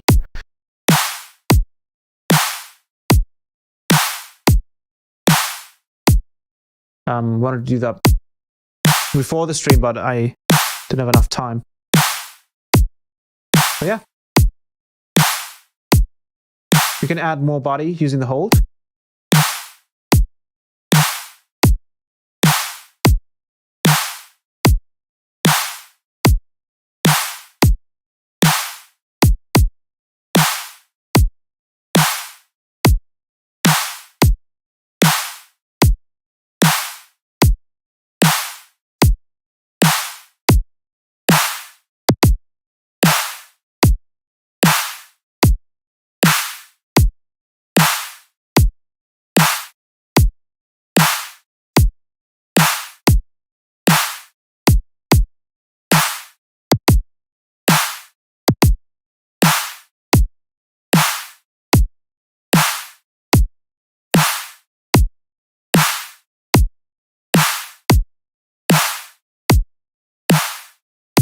Let's bring the decay down.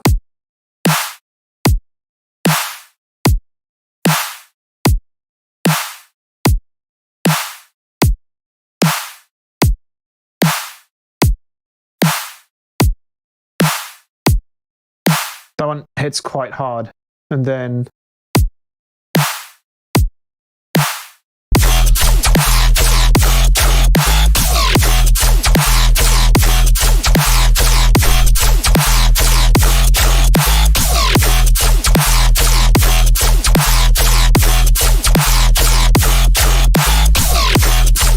this is what the drums sound like.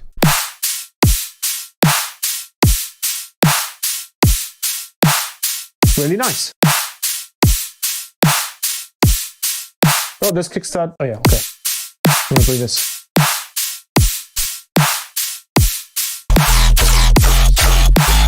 Sweet.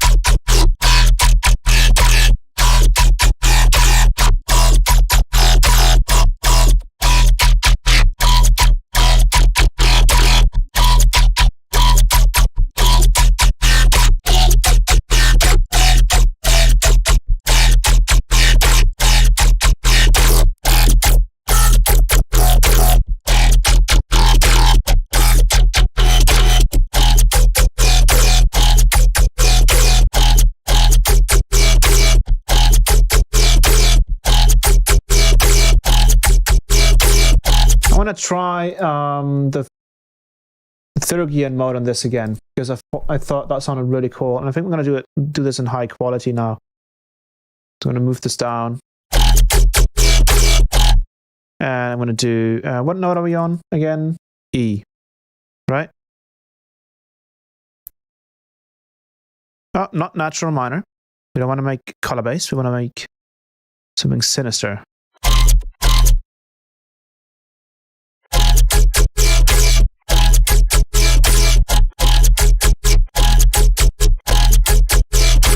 I think this one has to go.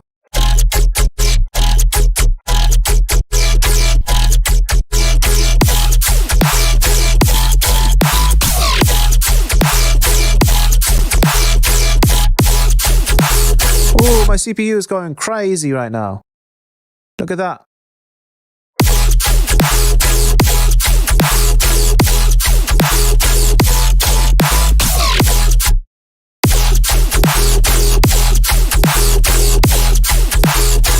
When we have too many, the Physian MK2 rack is just really heavy, isn't it?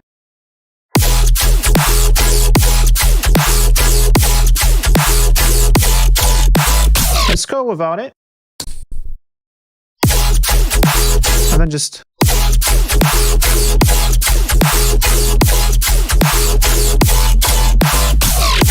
It's just not as clean, is it?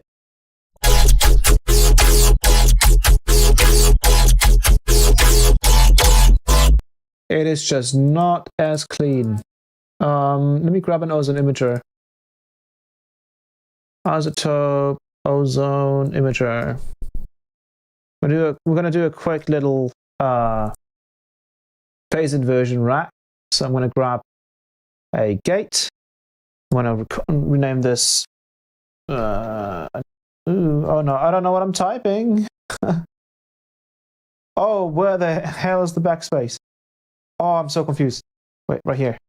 Oh, nope, that's not what I wanted to do. Okay, I'm just going to call it that rack, whatever. Gates, and then we're going to do sidechain from 8 PHASEPLANT, and then imager.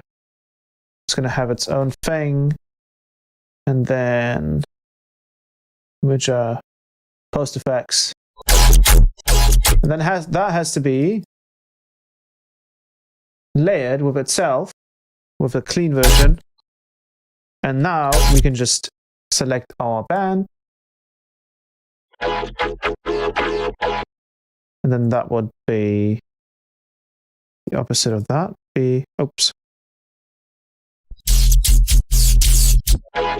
Now we don't have to use this thing. We can bring this in here. And we don't have the transient splitting part of it, but at least everything else.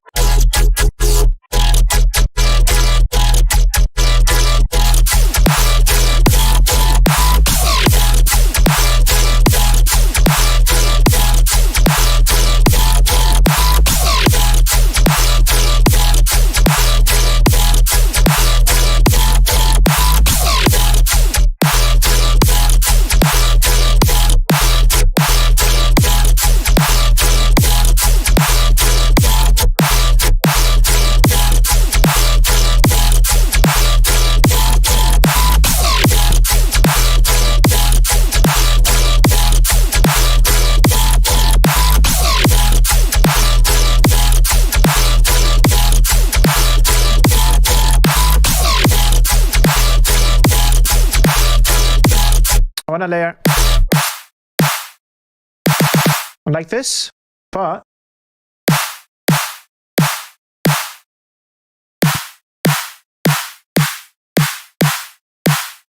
I'm going to layer one little thing to it. So I'm going to use Aptrigga3, and I'm just going to grab a tonal layer. Yeah, that's pretty much it. Maybe add a little faded. That's it.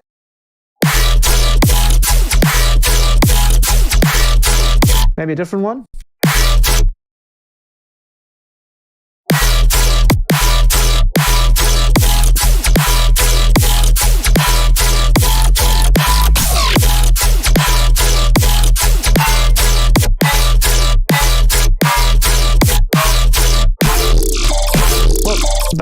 glitch.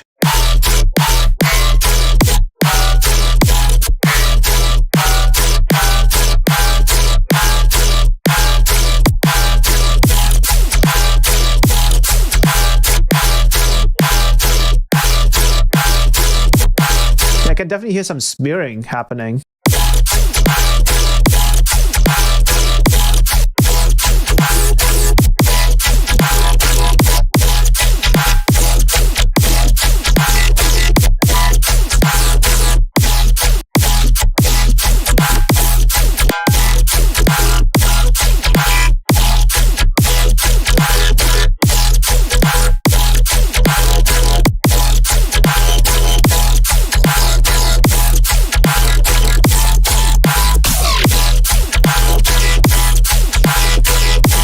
Do a little bit of a different mix. We're going to do one is going to be our sort of higher frequency layer. So we're going to have to just have a glitch.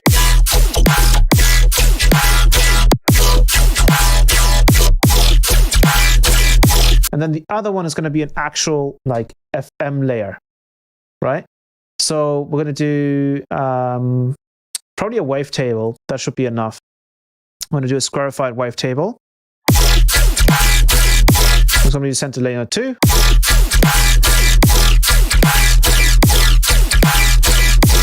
I'm going to turn off the global unison because we only want to use it for this one.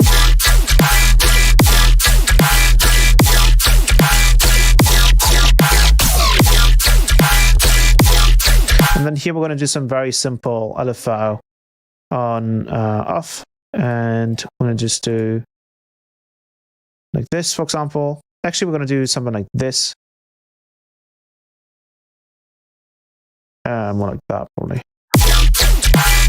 Now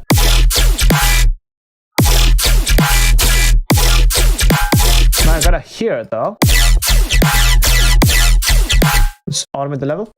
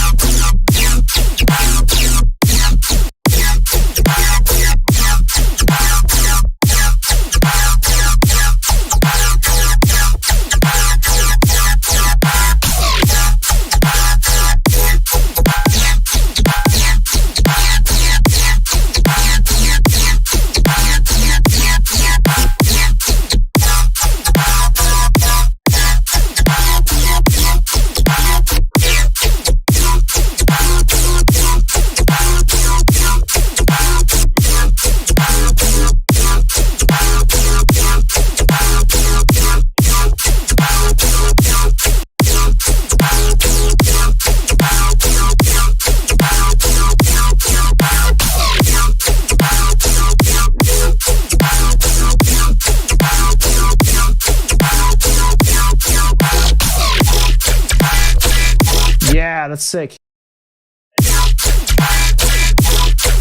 We can really nicely mix these together. Let's also mix the level here.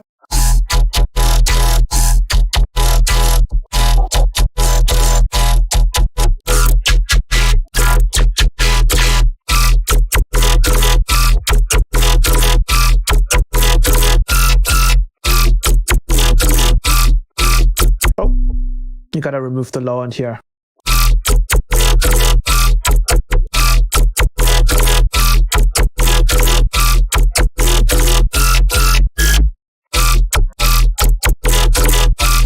Actually barely hear. I'm not sure why this is so loud. Oh, it's probably because of the grains.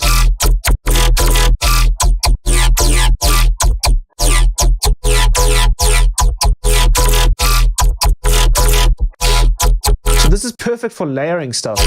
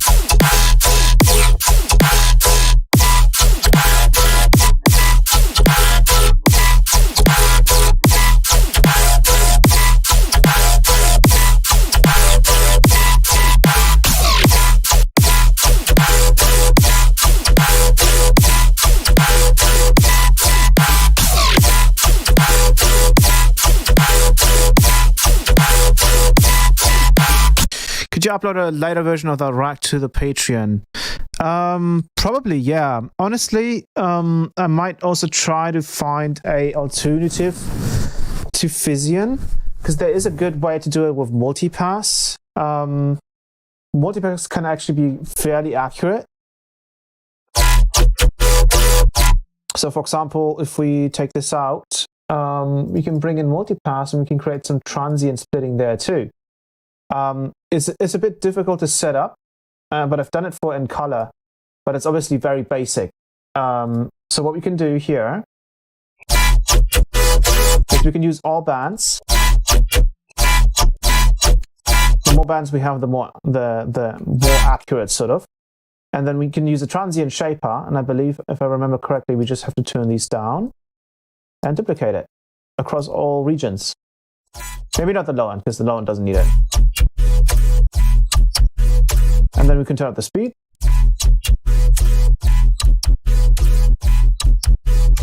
The only issue that is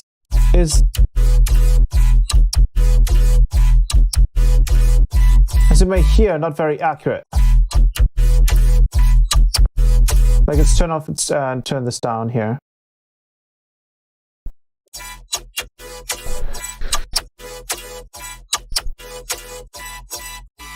Like, it's decently accurate. Oh, we've got to turn off pitch mode. Like, it's catching some of those. Let's duplicate it.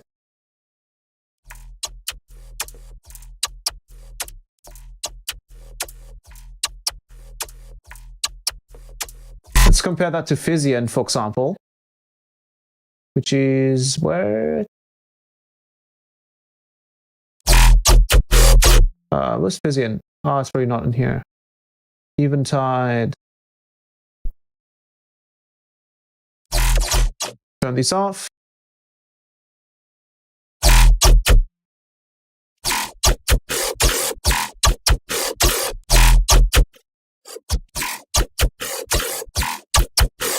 So you can tell that Physian actually does this spectrally, so it's a lot better at filtering out or isolating those transients. Moin, oh, gute Nacht wahrscheinlich. Wie spät ist es? Fast 12. So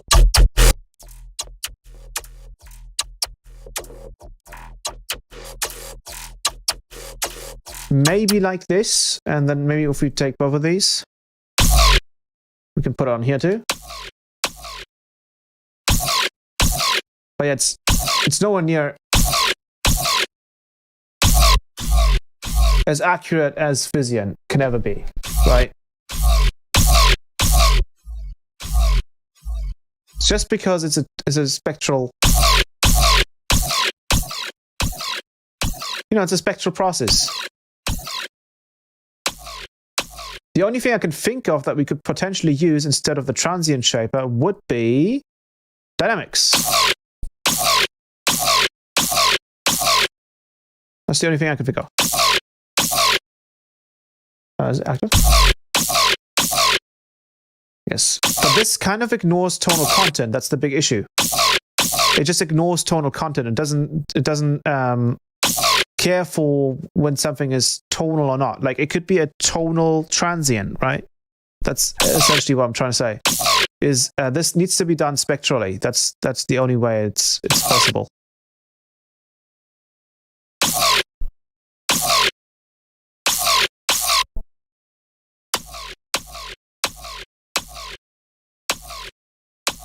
It's like the transient shaper here can detect like the first transient hit, but anything after that,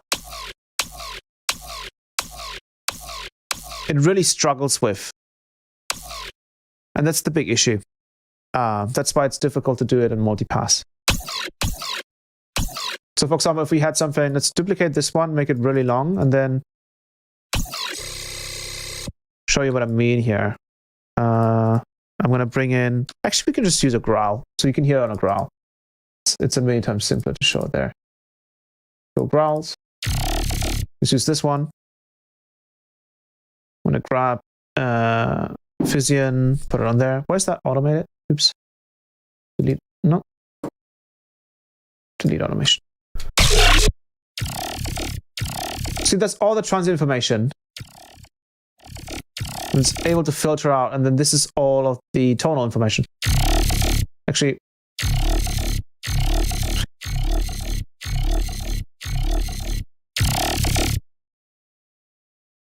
so it's actually detecting all those individual transients, but on like a multipass, it'll struggle. That's the big issue. Transient shaper.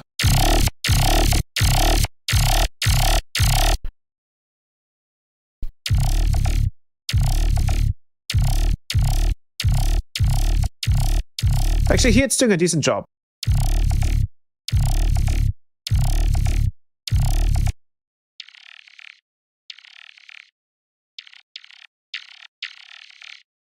But yeah, it's only really triggered at that very first one, right? That's the big issue. It just has to be spectral. I don't know if SpecOps has a transient mode. Maybe it has a transient splitting mode. I do know that Melda has one. But none of them come close to the quality of Physian. And I wanted to make a rack that just has that quality. Yeah, I don't think they have one here. They have a noise focus, but I don't think there's a transient splitter in here. I think there is maybe one in previous machines infiltrator. I think that one might have some, because this one has demo expired. Never. Oops. But yeah, there's nothing like Physian, unfortunately, especially with the quality.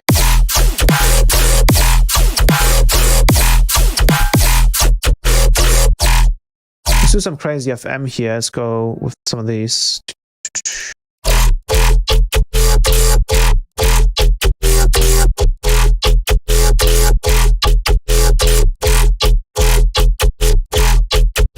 I actually struggle to use that rack too on my laptop. It's good for using in combination with pitch map retune for less smearing, but it can use a lot of CPU.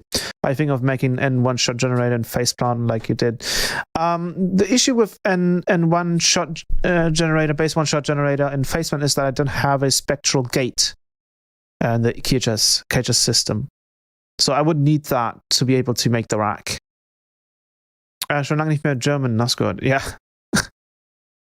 You excited for Synaptic Orange Vocoder 4? Yes, I am.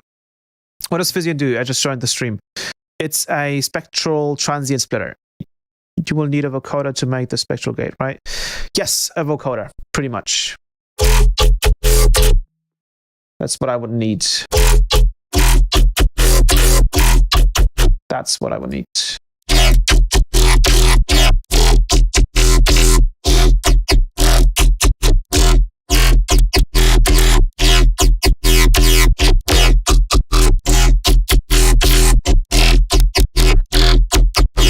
This is not interesting enough.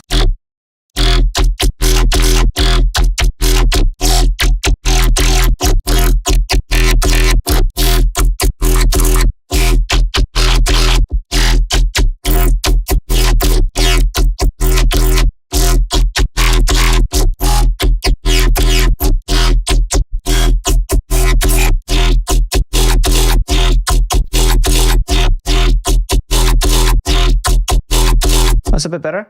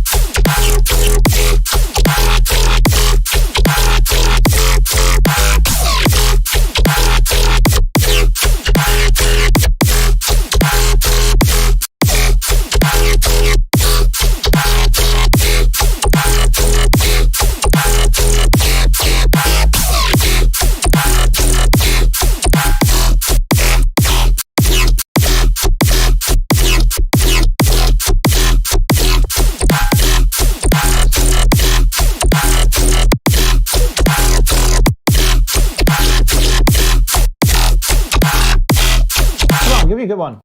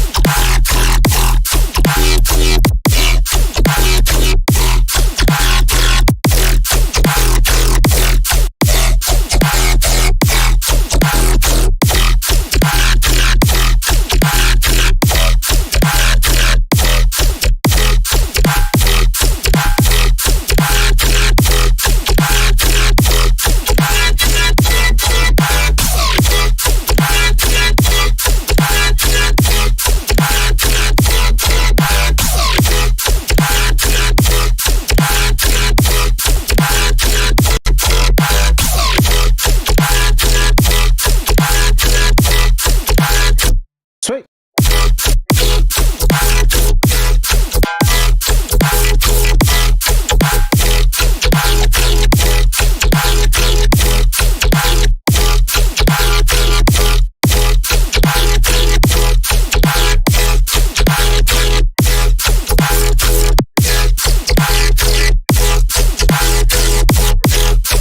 Come on.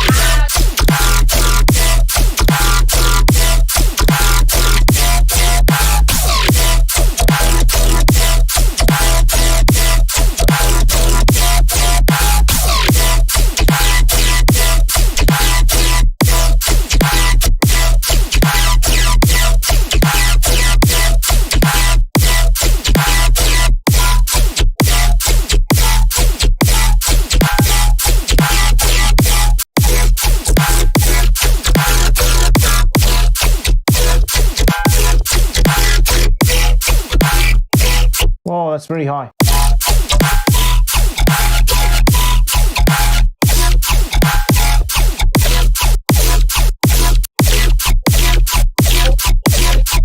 I feel like this wants to go down, but it can't. I need to check out what that is.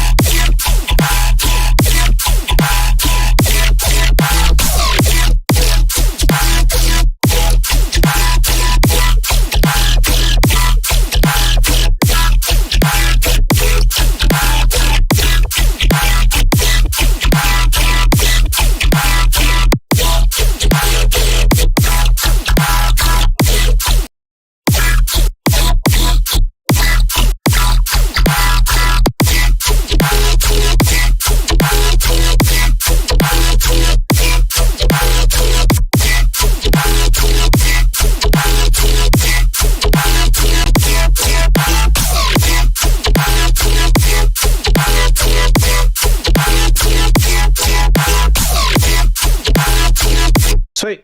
I do feel like it sounds very samey with pitch map, like anything I do. Because there's not a whole lot of...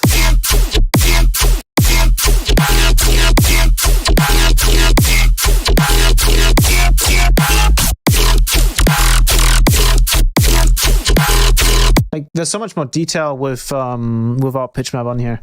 That's simply because we're not doing the transient splitting. So as you can see, that makes a whole difference there. So don't see any release date there, but maybe it was on a story that I missed. I don't watch stories at all. But on the look at the comment from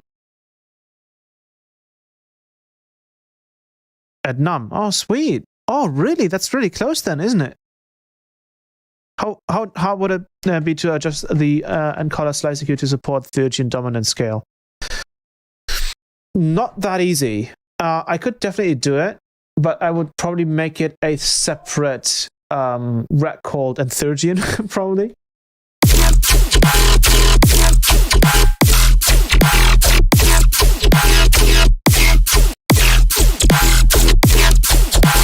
But it's a cool idea. I think you just gave me an idea there. I might actually try that. Also, let me do the little trick here with the sine wave and the bit crush. I want to see if that works here too.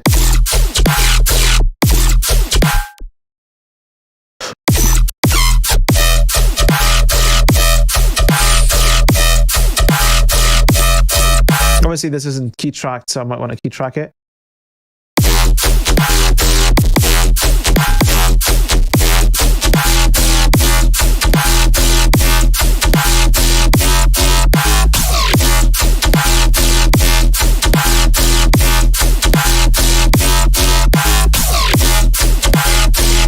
Much cleaner. I need a flanger.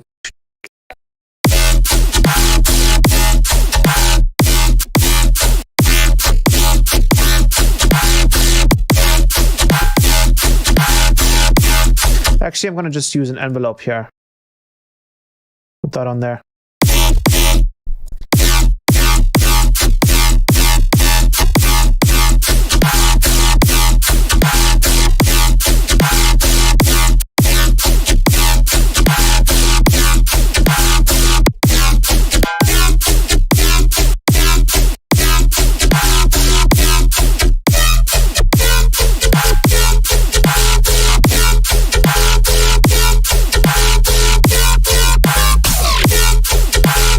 That's so clean. I don't get how.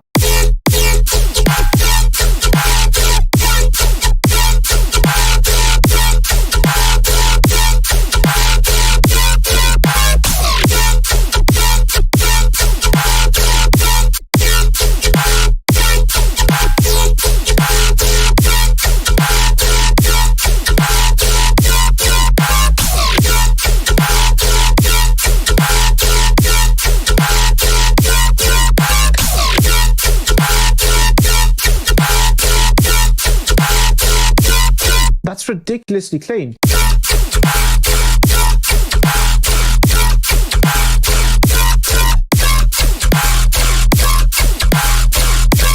So we're just doing an FM bass with bit crushing. Just a sine wave and a bit crusher.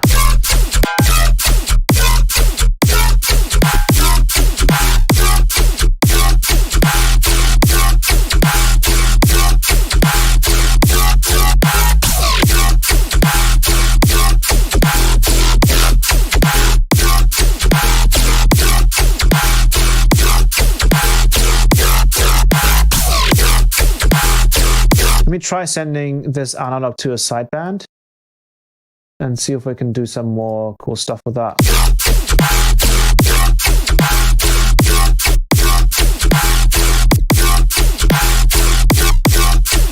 I'm not hearing it. Oh, is that?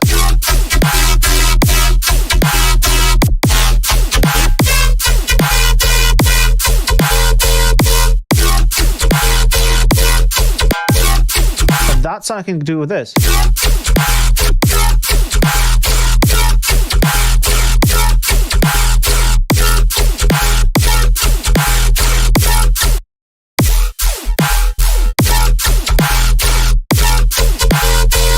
I mean, all this needs is really a delay, like a comp filter. So I'm going to add a convolver.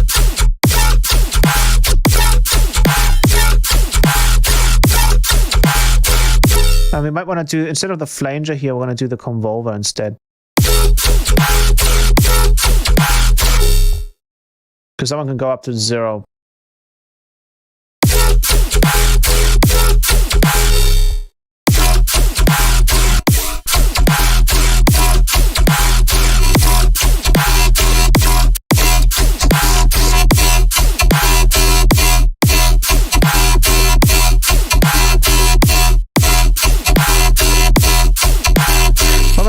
any effect here. Am I stupid? So.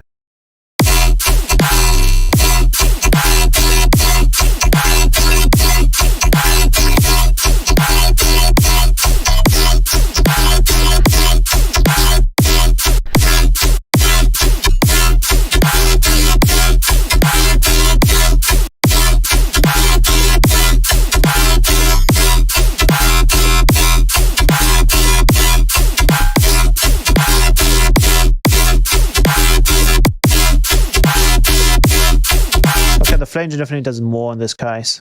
Let's do the flanger then.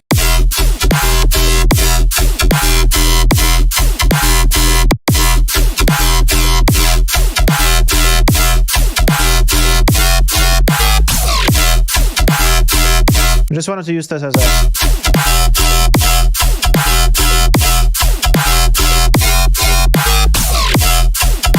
Actually, in this case, probably the resonator makes the most sense out of all of these options.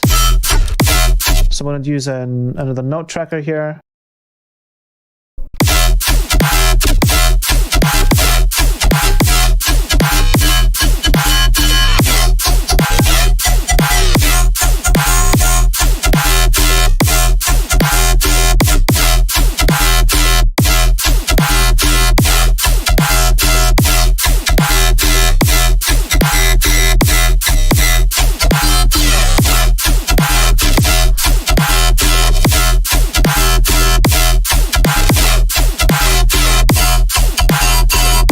Let's order this.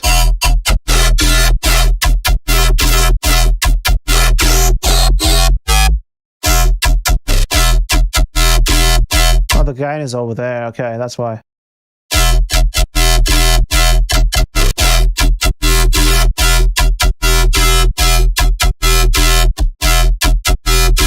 just wanted to sound more metallic, so I'm going to add that.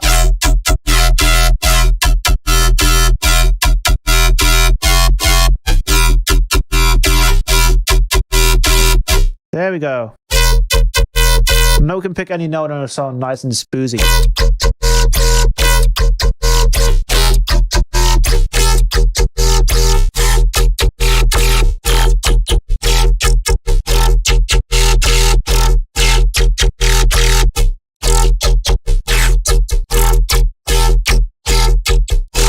That.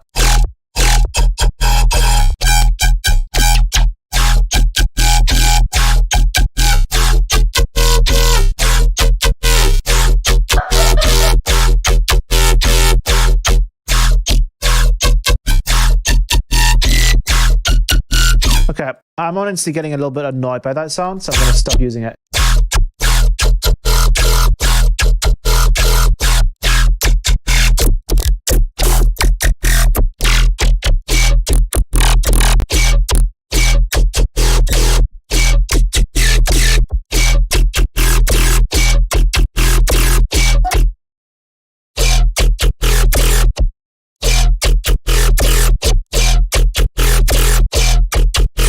That's the wrong one. Which one is this?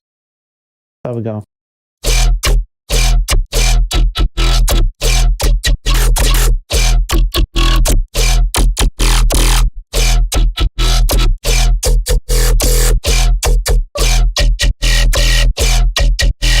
Yeah, there we go.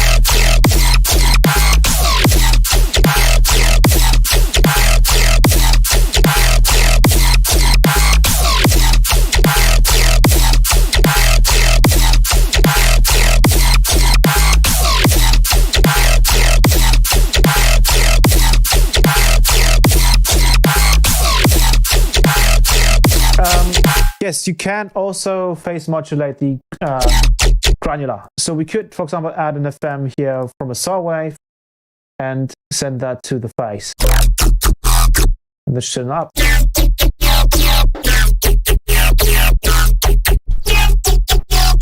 So you can totally do that. And we can also map, for example, the FM amount here. Even though I think the remap here is broken.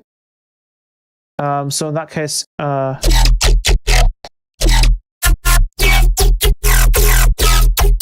you could also do triangle.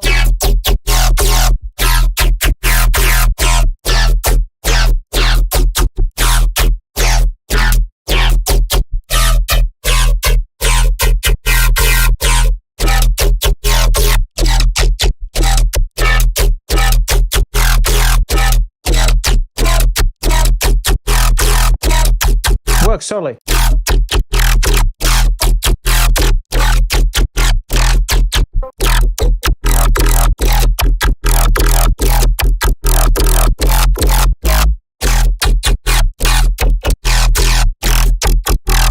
You can also load the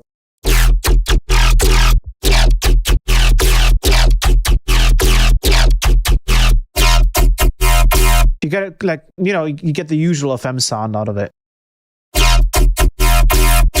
A nice little unison twist though.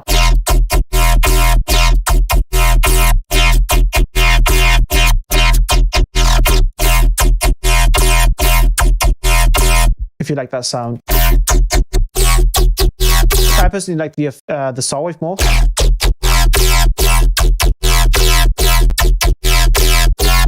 Because you can then also FM that saw wave with another saw wave.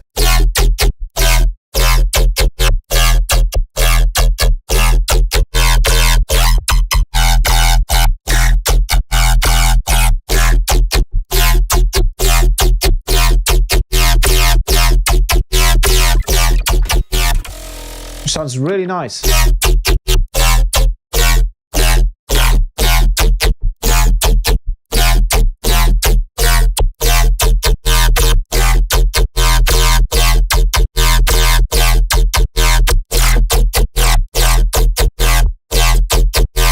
I think when it's mostly just that FM sound, it's probably because it's FMing a sine wave, like the sub of that particular bass.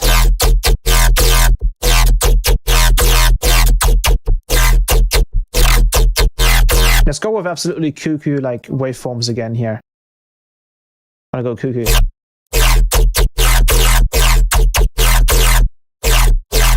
It's not gonna do much here because of the FM. It's gonna get very confused.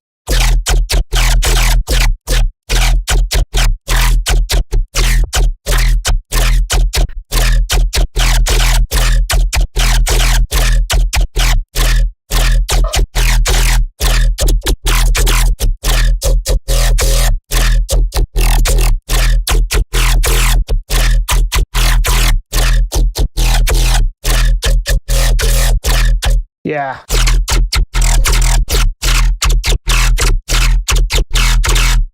I've been listening to this loop way too much.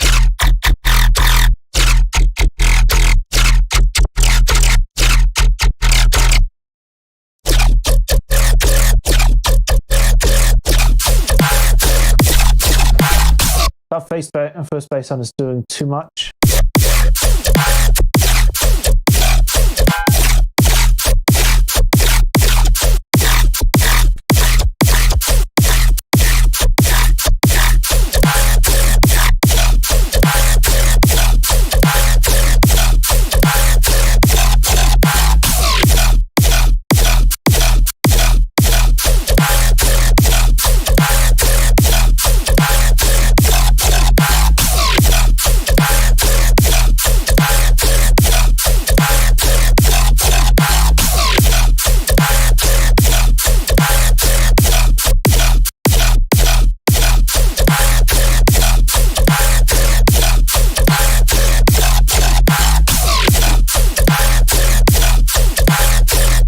Okay, I can't listen to that loop anymore. I can't listen to it anymore. I'm gonna go cuckoo.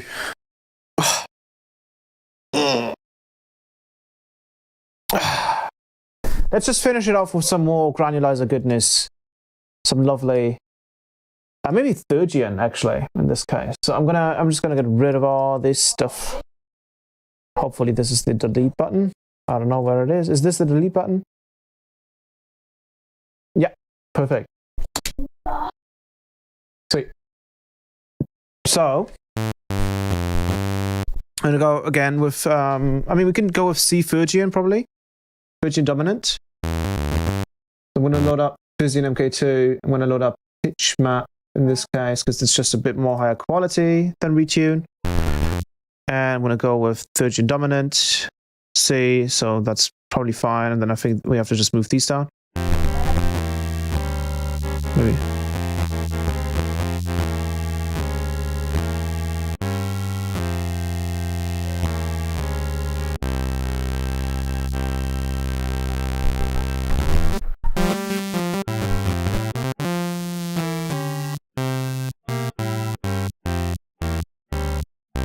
Oh wait, third gen dominant doesn't actually play all the white keys. I'm stupid.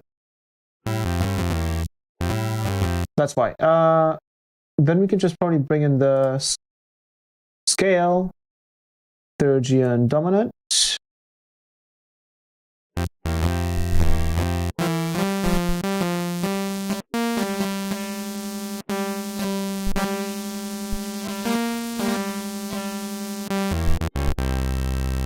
Sweet. That's unison.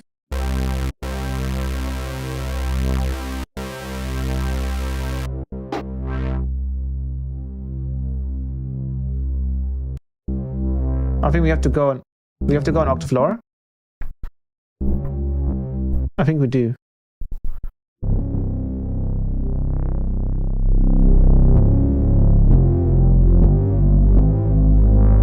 Yeah, that's it. Set a granular and stop going crazy.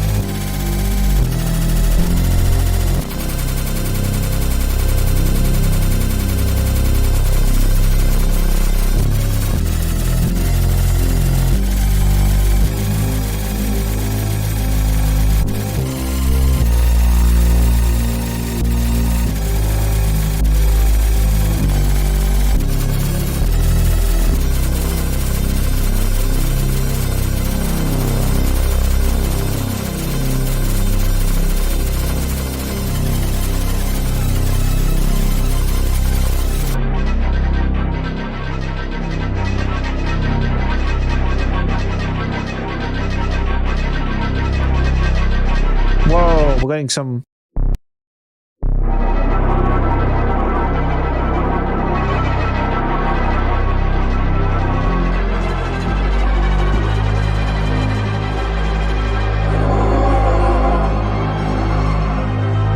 Well, some creepy stuff in there.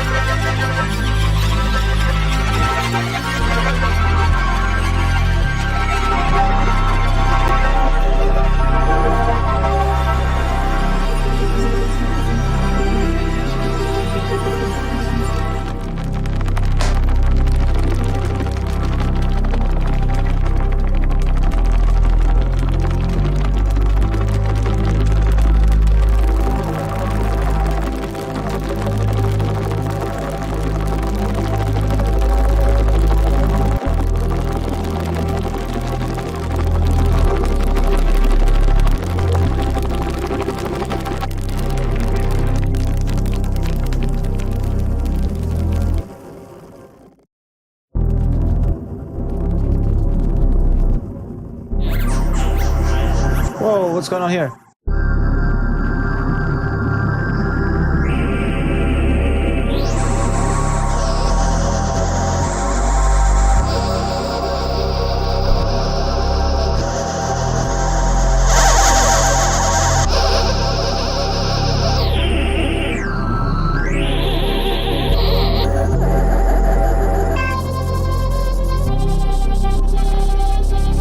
And that's it.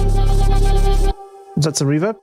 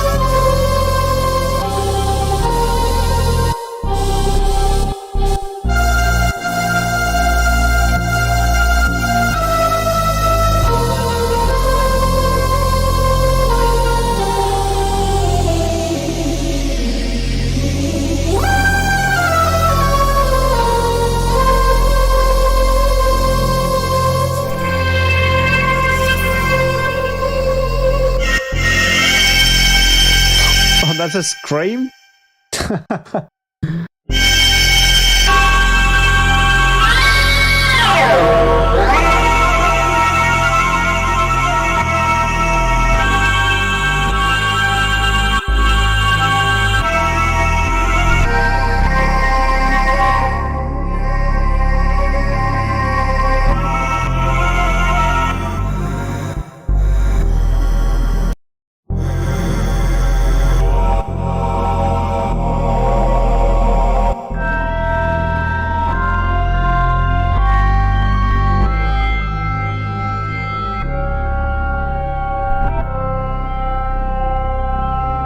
Let's see if we can make it rhythmic.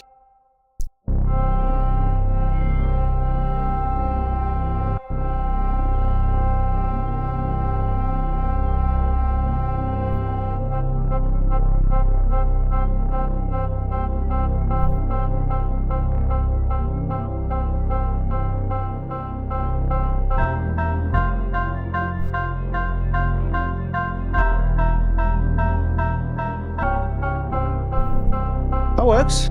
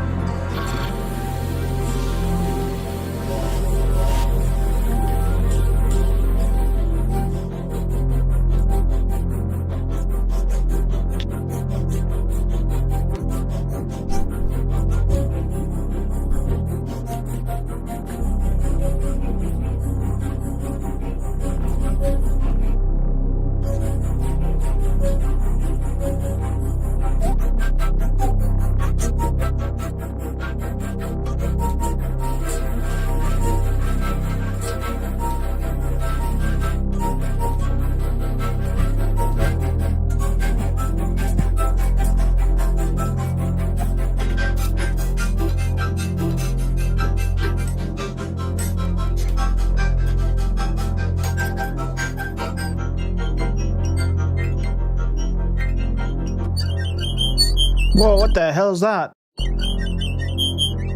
What the hell is that? What the?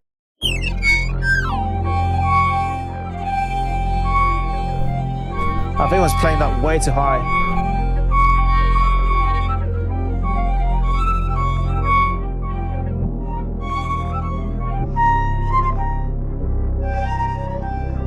Yeah, this is lovely. Like, let's put this on a sync.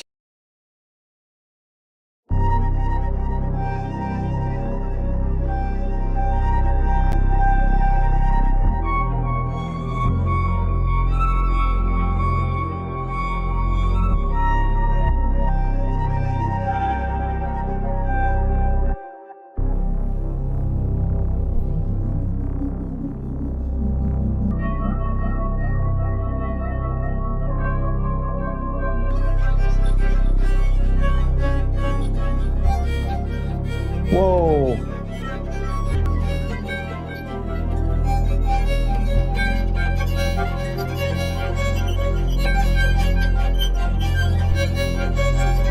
Yeah, it was really clipping earlier.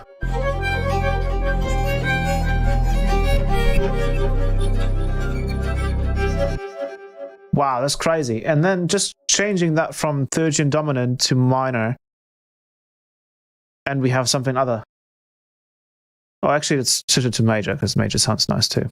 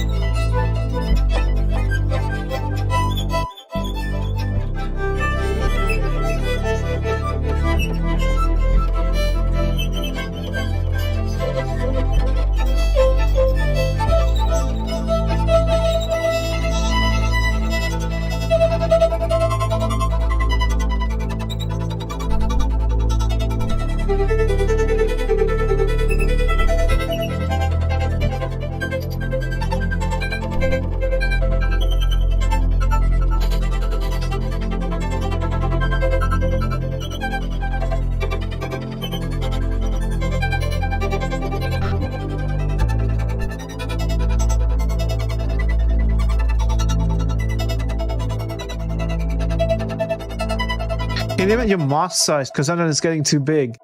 Yeah, sometimes I get really close to the screen and it probably looks really silly. Oh, Jesus. I didn't realize how... Whoa, the FOV is crazy, man. The tracking's so much better. It's clear.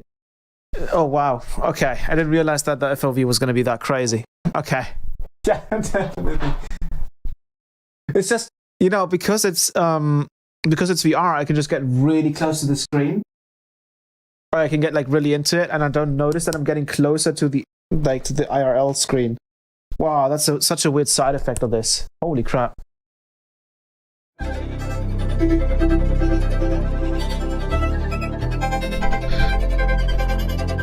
Yeah, this is lovely. Like just doing stuff like this. Wow.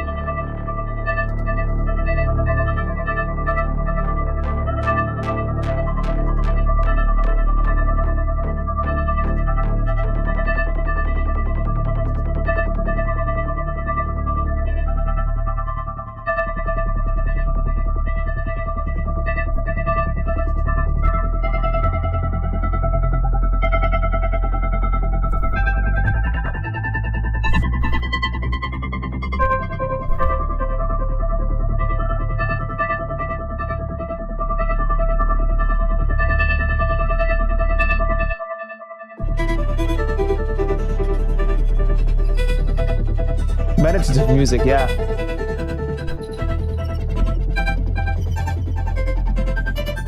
It's kind of what it feels like, doesn't it?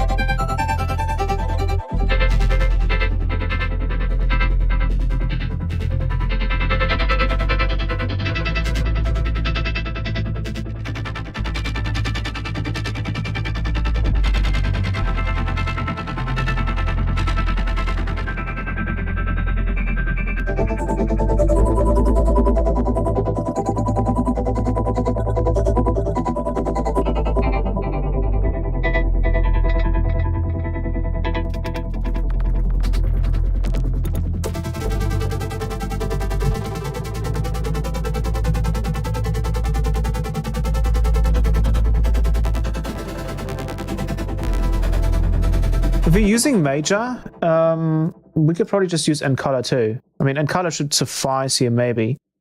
In most cases, at least.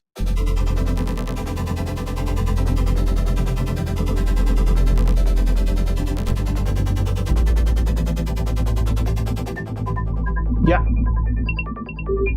See? CPU is safe. 50%. No more Physian, bye-bye. No more Physian, bye-bye. I'm probably very close to the screen again. Oh, yeah. Oh, that's how close I get? Holy crap. Oh, that's funny.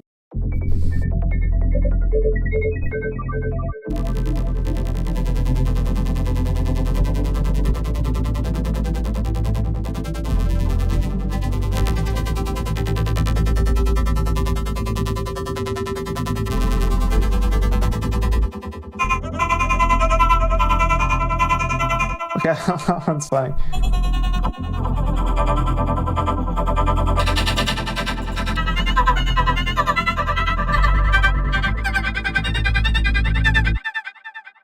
Wow. Then we have other stuff, right? So we have like... These are just, I think...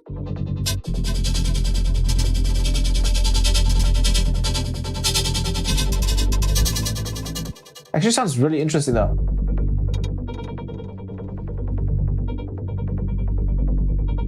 You could try impulse responses too. Okay, most of these are not going to sound interesting. Because most of them are based on like, you know, impulse responses, so. You have data loops.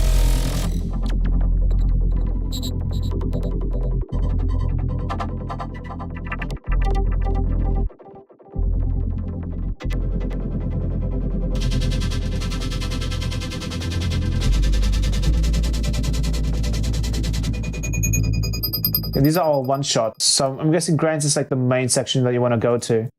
Unless we have... Yeah, it's definitely grinds. That's going to be the main section that you want to go to.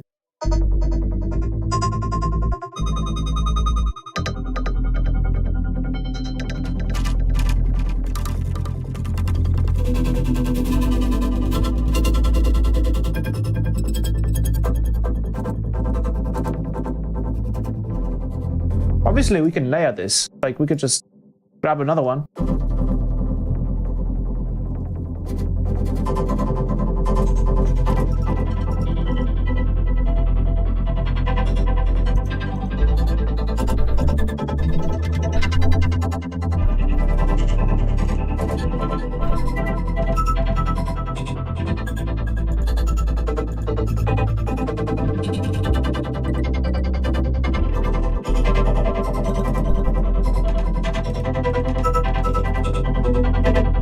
Granular music to sleep to. They empty the faceplant granular, but they consume a great amount of RAM memory. They empty? What do you mean they empty? Everybody gangster till they go from meditative to tear out, yeah. Let's make it a little slower, right? Because it's a bit fast.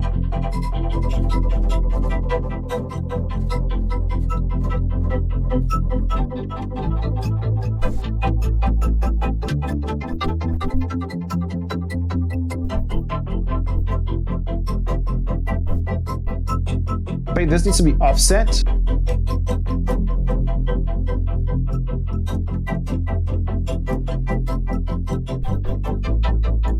because the granular seems to be offset a little bit.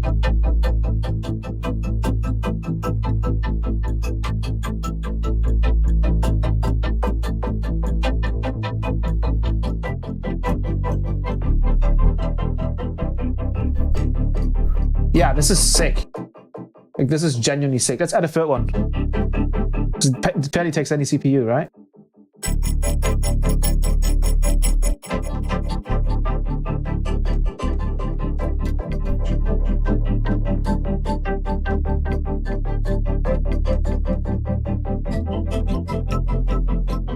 Wow, man, end color is ridiculous, man. These things are ridiculous. Let's try retune. Wow, okay. Chromatic to minor, no, major actually.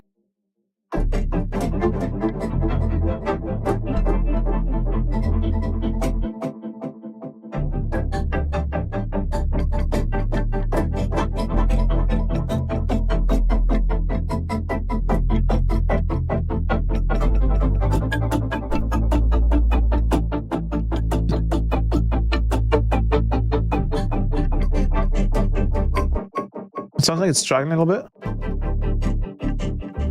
And kind of has a more sort of a consistent sound to it.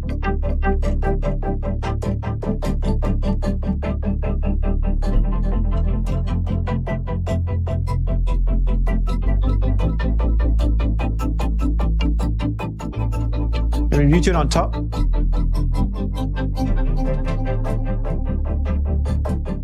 Yeah, I like Uncolor the most in this case.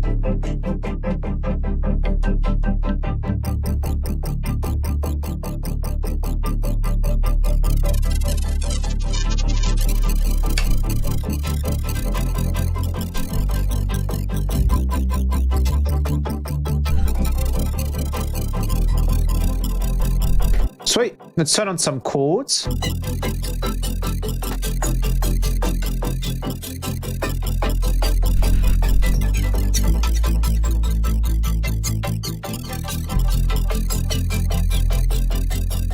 We do like a...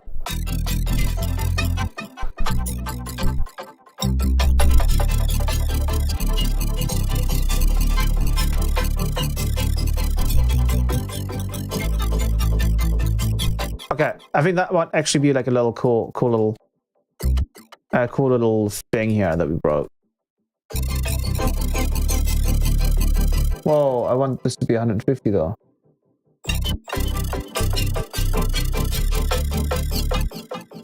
It's a little messy right now, but we'll get that fixed.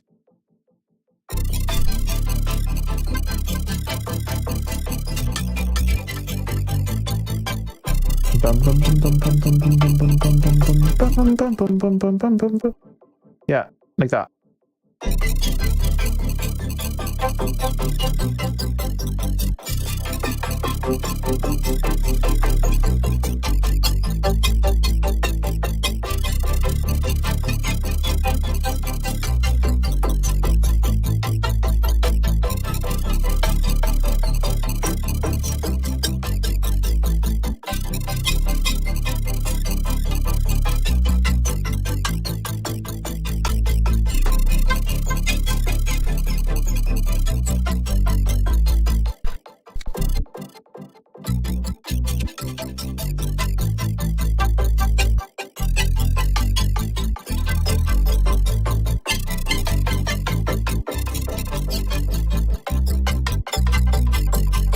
Like that.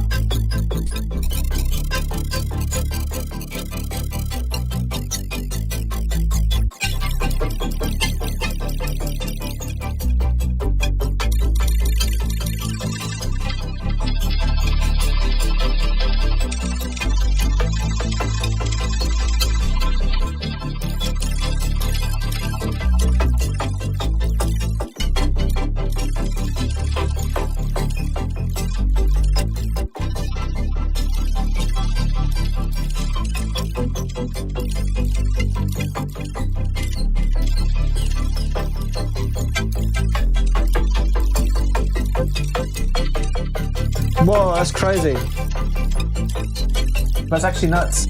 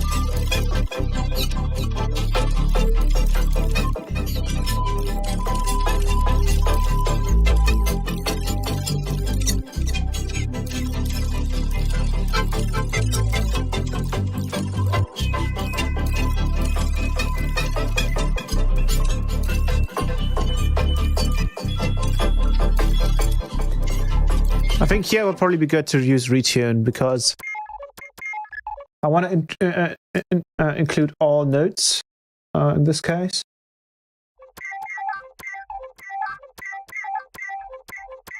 Like I don't want to remove any notes. Oh, that sounds so goofy though.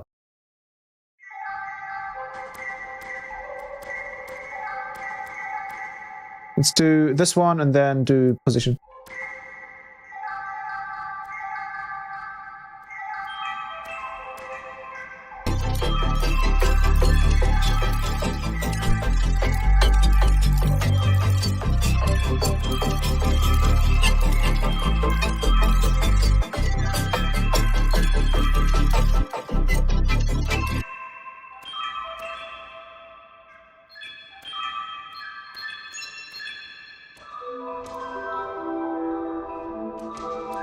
Or does that feel like not? Oh, because it's C major to C major. No, it's chromatic to C major.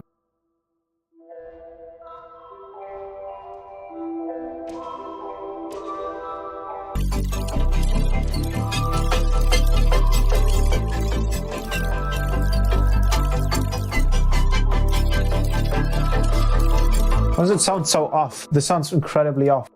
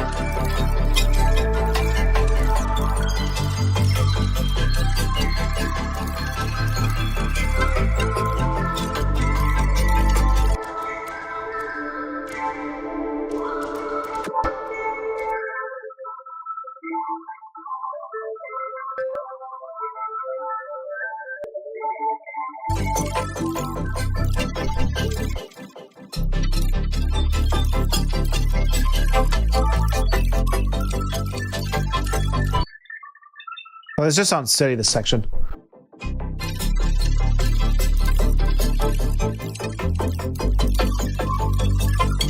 Maybe just a different glitch.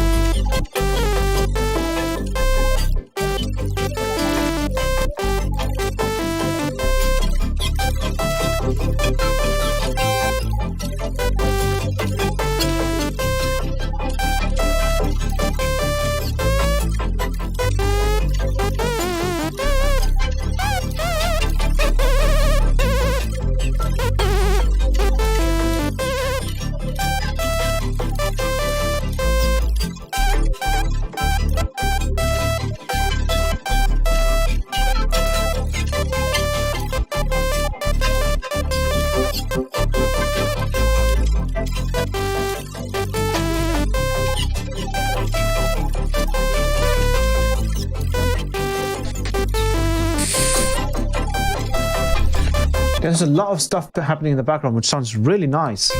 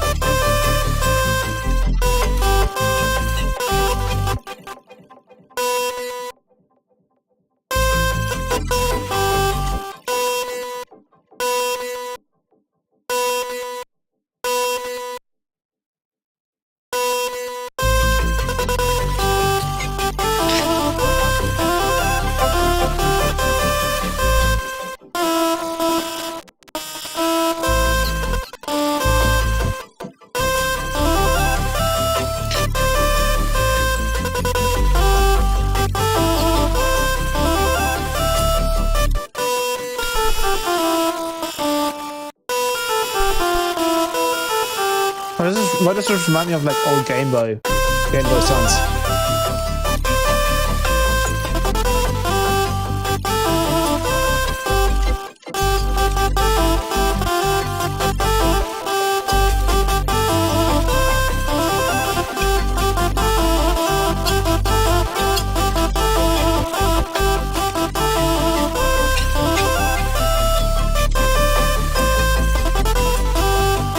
Yeah, I don't produce too loudly.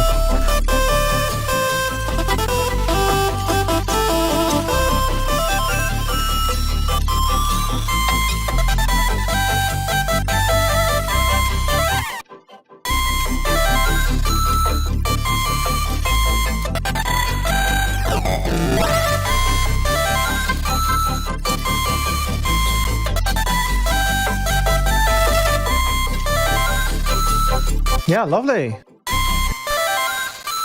Actually sounds awesome. Oh, hello.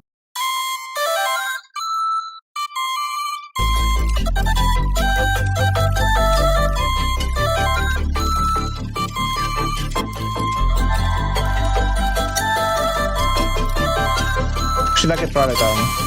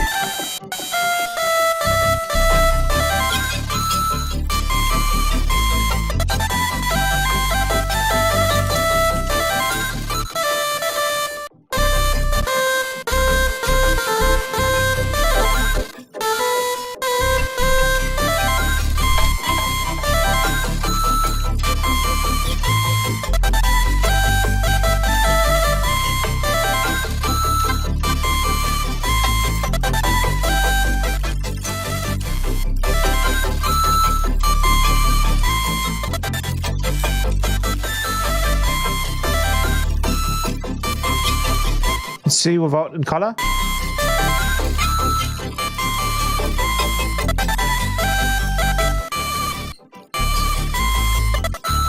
Whoa.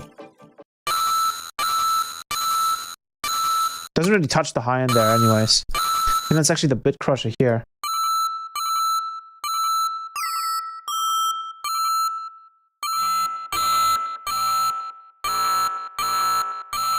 Almost sounds like an alarm of some sorts.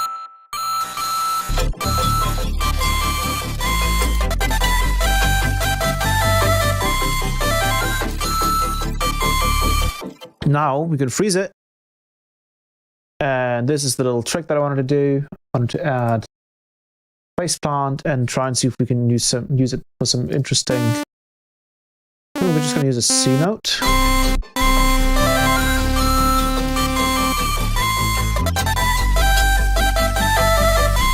Of course that doesn't work because Ableton...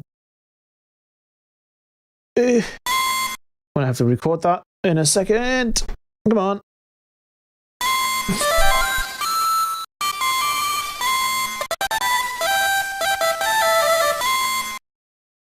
Bring it in. Let the computer do its thing. Adventure Time beat, yeah, pretty much. Oh, let me bring it. There we go. Let's see what that sounds like.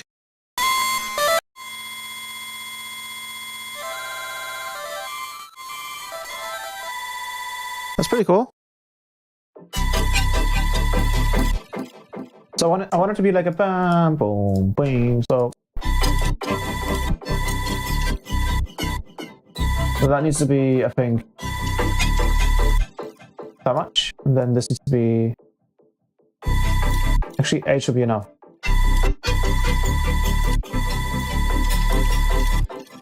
Like this.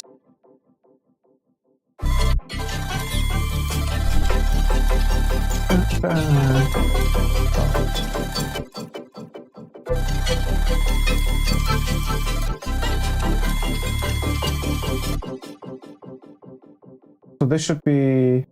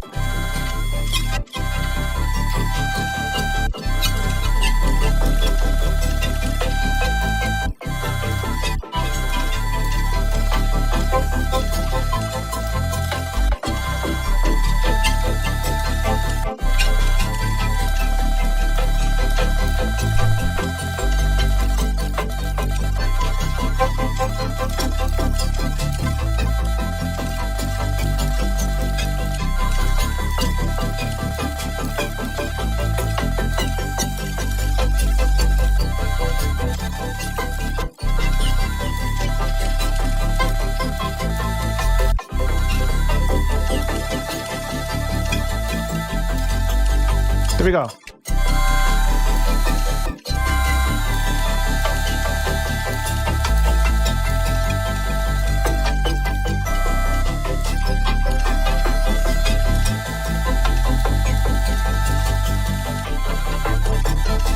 Maybe you can also map the grinds here to sound like that.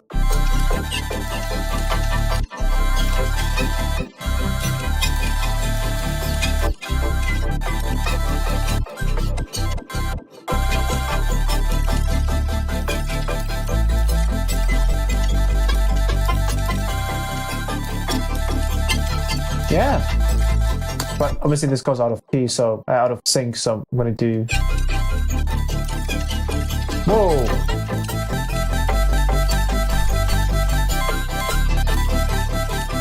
Sounds actually really nice.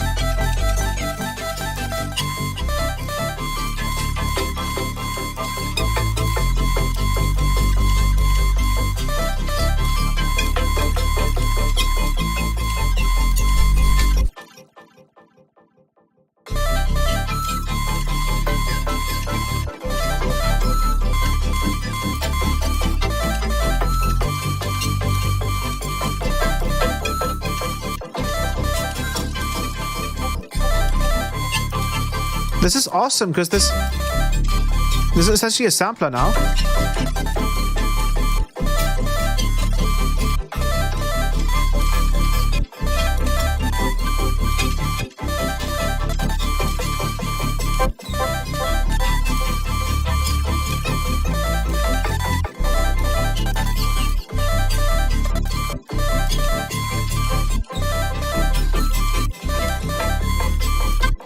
I need more of this.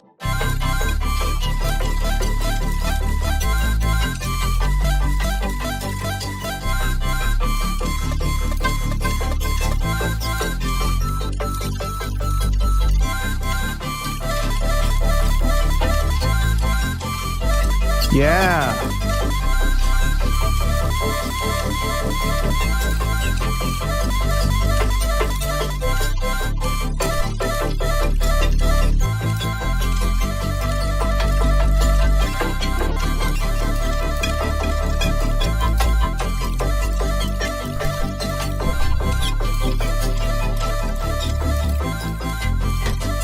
Sweet. Awesome.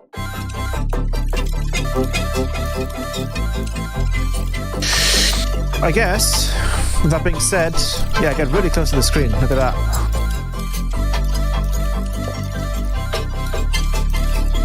With that being said, this was a super fun stream. And I think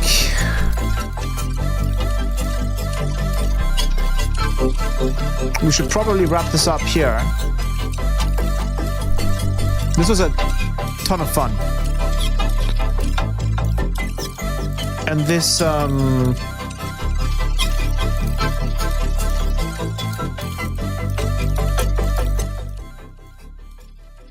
this whole VR setup has been working quite well, which I'm really glad to see. Hopefully the stream runs fine. Hopefully you guys aren't experiencing any lag or anything like that.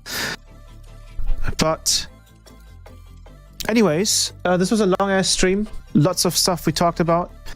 I hope you guys enjoyed it. And I might see you guys next week or the week after, but definitely have a lot of fun using Granular in combination with Encala, of course, because that seems to be the best thing to do. And other than that, I'm going to keep enjoying my VR setup. I'm going to see you guys next week or the week after. Alrighty. See you guys next time. Bye bye.